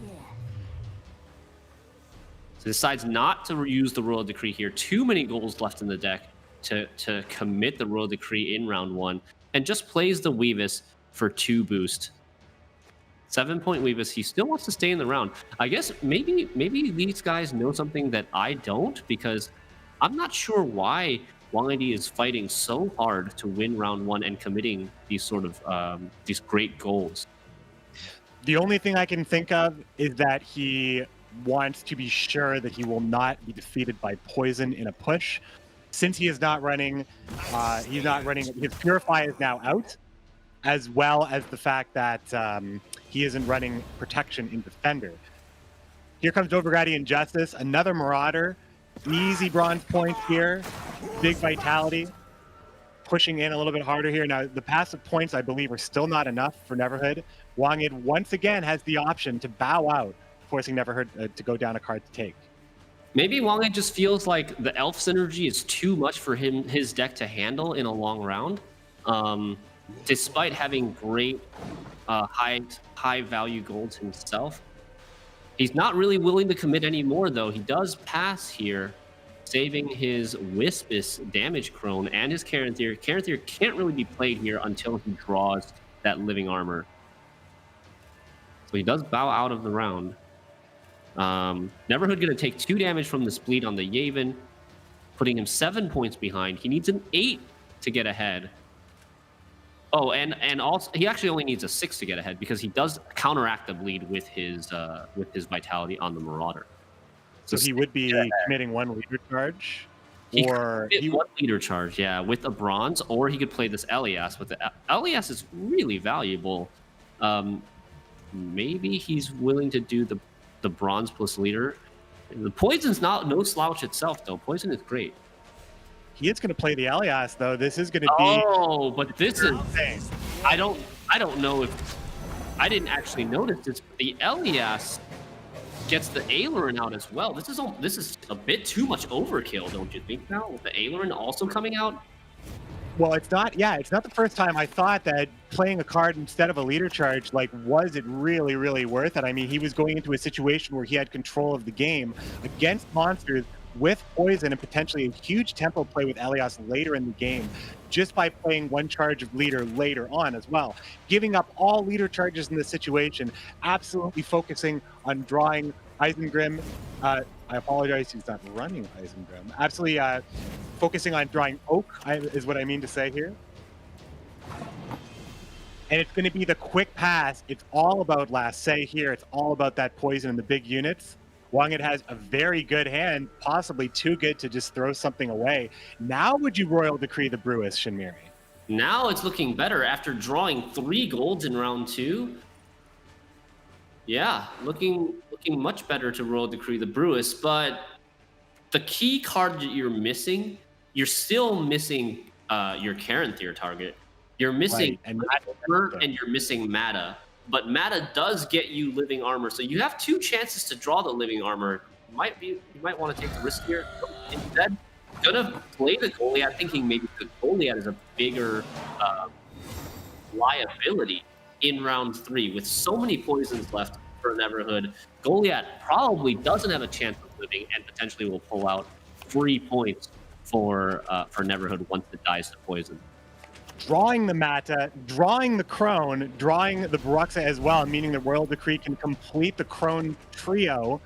Azrael now is able to snack on Igurn or Goliath. Caranthir will have target in hand with Mata. It's all going to be coming together with Wangid as he decides what he wants to do with that Bruxa. On the top side, though, Neverhood with a handful of poison and options. We see that Royal Decree being used. We see that Great Oak as well. Royal Decree can grab whatever you need. Vernaciel. This is going to be a real slugfest of a match right here. Yeah, and Neverhood having last say, being able to play reactive in this matchup is great, considering he has almost all of his poisons in his hand. Weeping Willow in the deck, potentially tutorable by Royal Decree. Also, Vernistial also looks like a great target for the Royal Decree. The old proactive Brewis there, able to play proactively, not do anything but just increase the carryover ability of the other Crones. Again, we've been seeing Wang ID using this this deck for great success, both players. Great monsters players, as it turns out, as we're going to see a quick Vernacial coming out to start off what will be a very, very big row, hoping to get maximum oak value as well. Yeah. I was saying how there was possibility of taking Willow, but knowing that Queen of the Night is already gone from Wang ID's deck, being played in round 1, there's no defender, nothing can answer these poisons at this point. So, Shinmiri, what do you yes. think about this Royal Decree Larva being the choice? After all of the talk about using Royal Decree and what to use it on, the Larva ends up being the choice. Yeah, because the only other good card left in the deck will be sourced by the Mata, getting the Living Armor into his hand and being able to copy it with Karanthir. So I think the Larva here, it's fine. I like the play. Was Wistus played then? Sorry, was Weavis played already? Yes, it was played in round 1 before the pass. There she is. And as I was saying about this, there's exactly 6 poisons in Neverhood's hand. No answers left for poisons by Wang ID. And with the 6 poisons, Neverhood willing to even spend a poison on half of an Intriga Larva. There's That sure says a lot. Yeah. I mean, his hand is so reactive, right? 5 of the cards were poisons. 1 of them was Oak, which you want to play after you get a bunch of units on the board. And then to reveal, you also kind of want to wait for more units to show up. I could see a relatively early Oak as well to kill one of these Intriga Larvas. Or perhaps this Bruxa, a little bit better value, not having to go through armor. Sweet and low, but being able to at least get a lot of extra value on these Thrives. The Thrives will be playing for a lot of points.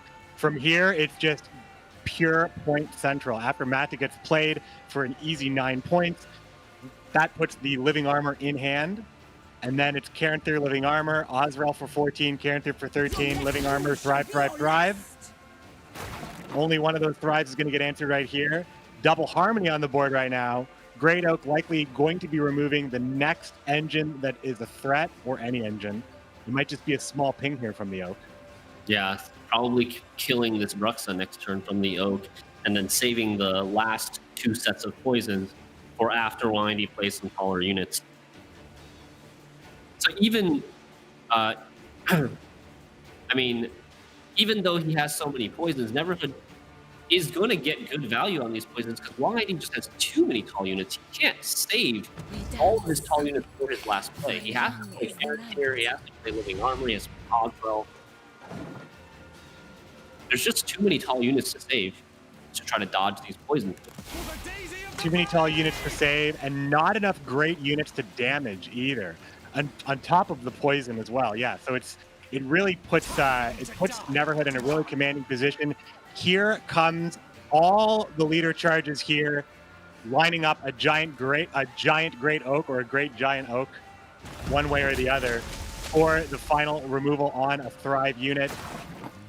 Big Harmony, tons of points and lots of removal, but now Wang ID is going to just start the onslaught of points. Nothing single digit from this point. It's going to start storming it. It's going to start at 10, and it's just going to get hotter from there. It is a pretty big lead to surmount, though. 23 points behind right now. He does have a leader, in addition, Neverhood already having used all 3 charters of his leader to get the massive Oak value. Is there going to be any value in using Renew on Queen of the Night to purify a poison, or is there just going to be too much poison, do you think? It depends on how desperate Wang ID is. That could, in this specific case, it could pay off. If the poison is going on a super tall unit, like a 10, the Queen of the Night could be worth potentially 15. I guess in that case you would just go for Crone, because Crone, like the final Crone, is also worth 15. Well, the final Crone kills Moral, and then Leader. No, sorry, Leader doesn't work here. You can't play them both at the same time, so you wouldn't be able to clear the poison and kill Moral anymore. Well, yeah, hold on. No. Well, actually, if he plays the damage Crone first, and the damage crone sticks on the board, he will be able to do that. Actually, he'll be able to purify with the renew, and then use leader on Quispus to kill Moral. But again, we're talking about a huge amount of points here, so I'm just looking at lines here. If Moral is killed, then Neverhood really only has 3 poisons in his hand, which only converts to 1 kill. Yeah, Neverhood really only has 3 poisons in his hand if YD is willing to use the Crone to kill him, to kill the Moral. So, actually, the Purify wouldn't end up actually doing anything because they would just set him back to an even number of poisons. I suppose. No, that's why you're an analyst, my friend. That is, I was posing the question, just trying to look at every possibility here for Wangit to stop the amount of points he's about to lose. The idea that through all of the poisons that are left here, only potentially 1 more can convert is probably the best option here, because we know that we're going to see the 14-point Ozrel. We're going to see at this point, the 11-point Weavis, and then immediately after that, an additional 8 points on top of it. Here comes Moral with the big poison. That's a nice play, buffing up the Moral with the 2 points on the Miner, making it a little bit harder to kill with damage. Now Wispus, the first Wispus played from hand, only does 6. It's not enough. Maybe what will happen is YD will play the first Wispus, deal 6 to something else, then leader the Wispus immediately to kill the Moral with 8 damage. I could see something like that, and then that would commit the leader on the damage crone, and renew could be used on boost. Yeah, I think that's probably the best. That could be. Could it be enough though? There's still so many points. Oh, here. You know what? Here comes the 6 damage. Here comes the Death Shadow, and it looks like we're going to get our friend Weavis coming right back here and smacking Moral right in the face. What a trade! I wanted to say how I thought Wang ID, the first time he played the Wispus, he played it to the left of Brewis, setting up that triptych art, and I was hoping he would do it again, but this time it's messed up. The Cauldron. Now there's 2 Cauldron. Twitch chat, just Wang ID lost so many fans. I think he just triggered all of just does not appreciate art. Does not appreciate art.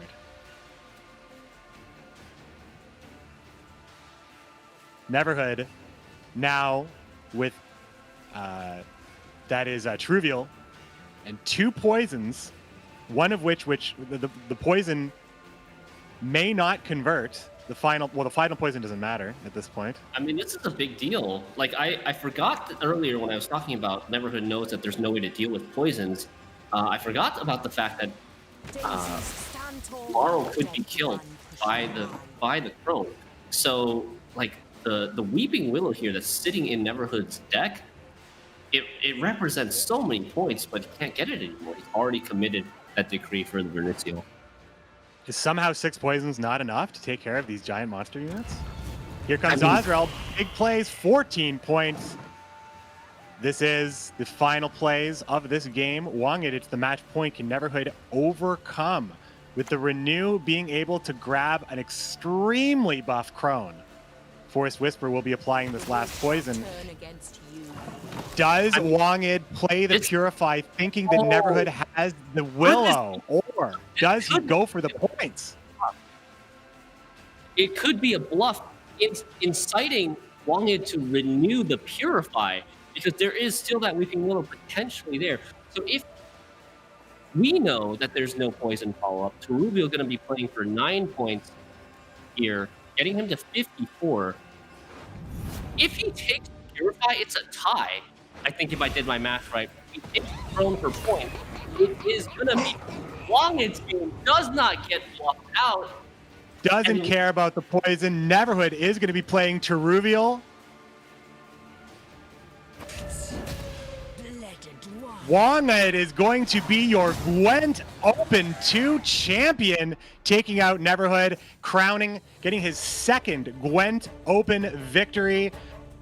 One of the few people who can claim as such China's Wangid. An excellent lineup Prone Troll, Uprising, Imperial Formation, and Mystic Echo, going through all the bans and a number of different hard opponents and lineups. Shinmiri, you're going to have some stuff to ask our friend here for sure. A long journey today and yesterday. Yeah, big congratulations to Wangid. Taking the series comfortably 3-1. I have to ask him to see how he's feeling, what he thinks about his overall performance in this tournament, as well as what he's most excited for Master Mirror. Do you have anything else you would like me to ask? Well, I mean, definitely. We want to ask the fun questions right now because we are now closing the book on the extended Merchants of Ophir meta, and we're going to go into a new world. Perhaps people have maybe an early edge. Maybe Wangid can already say what he has his eye on. That I'd like to know, but I also would like to know what he thought his odds were going into that poison matchup with monsters, because he made it work pretty well. And when he did not purify that poison, he didn't want to play to a tie. He wanted to play for the win. That's what it looked like. So I'd like to hear a little bit of that too. Yeah, sounds good. Man, tough break for Neverhood though. First time at a GWENT Open, getting through some really tough matchups against Cams and then Red Dream today. Nailbiter 6-game series to fall to Wang ID at the finals. He should be proud, I think. I think he did really well with a great list. I thought that his overwhelming hunger was awesome as well, and bringing great swords and performing quite well was great. Shinmiri, take it away, my friend.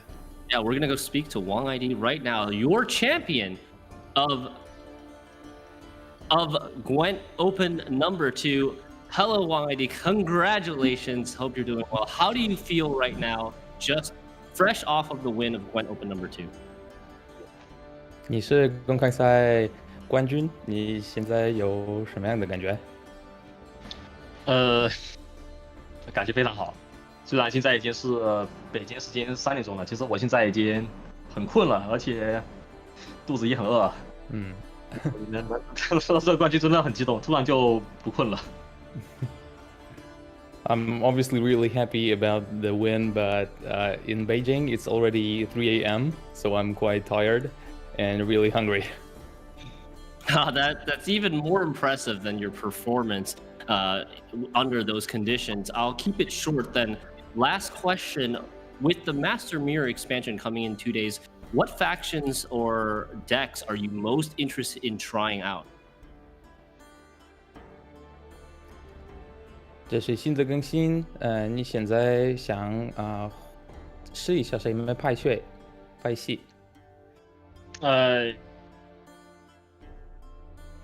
可能我想试一试，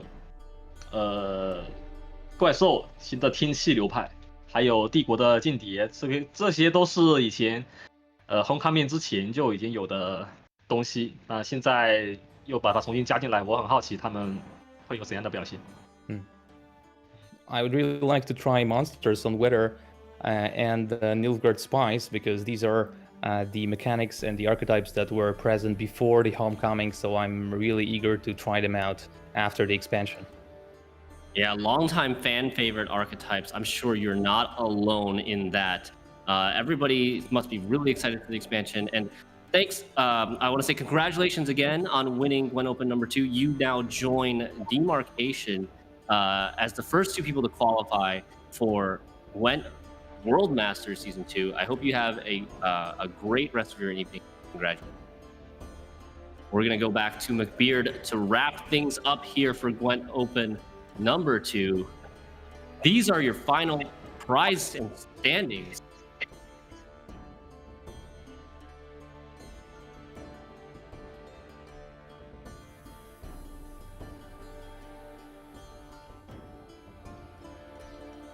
Crown point. 我觉得好了。你先说。好。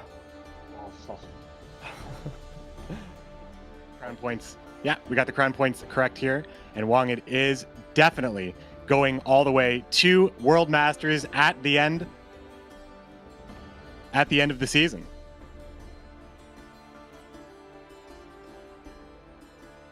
My friends, I am just making sure that I am Shinmir, you're there as well?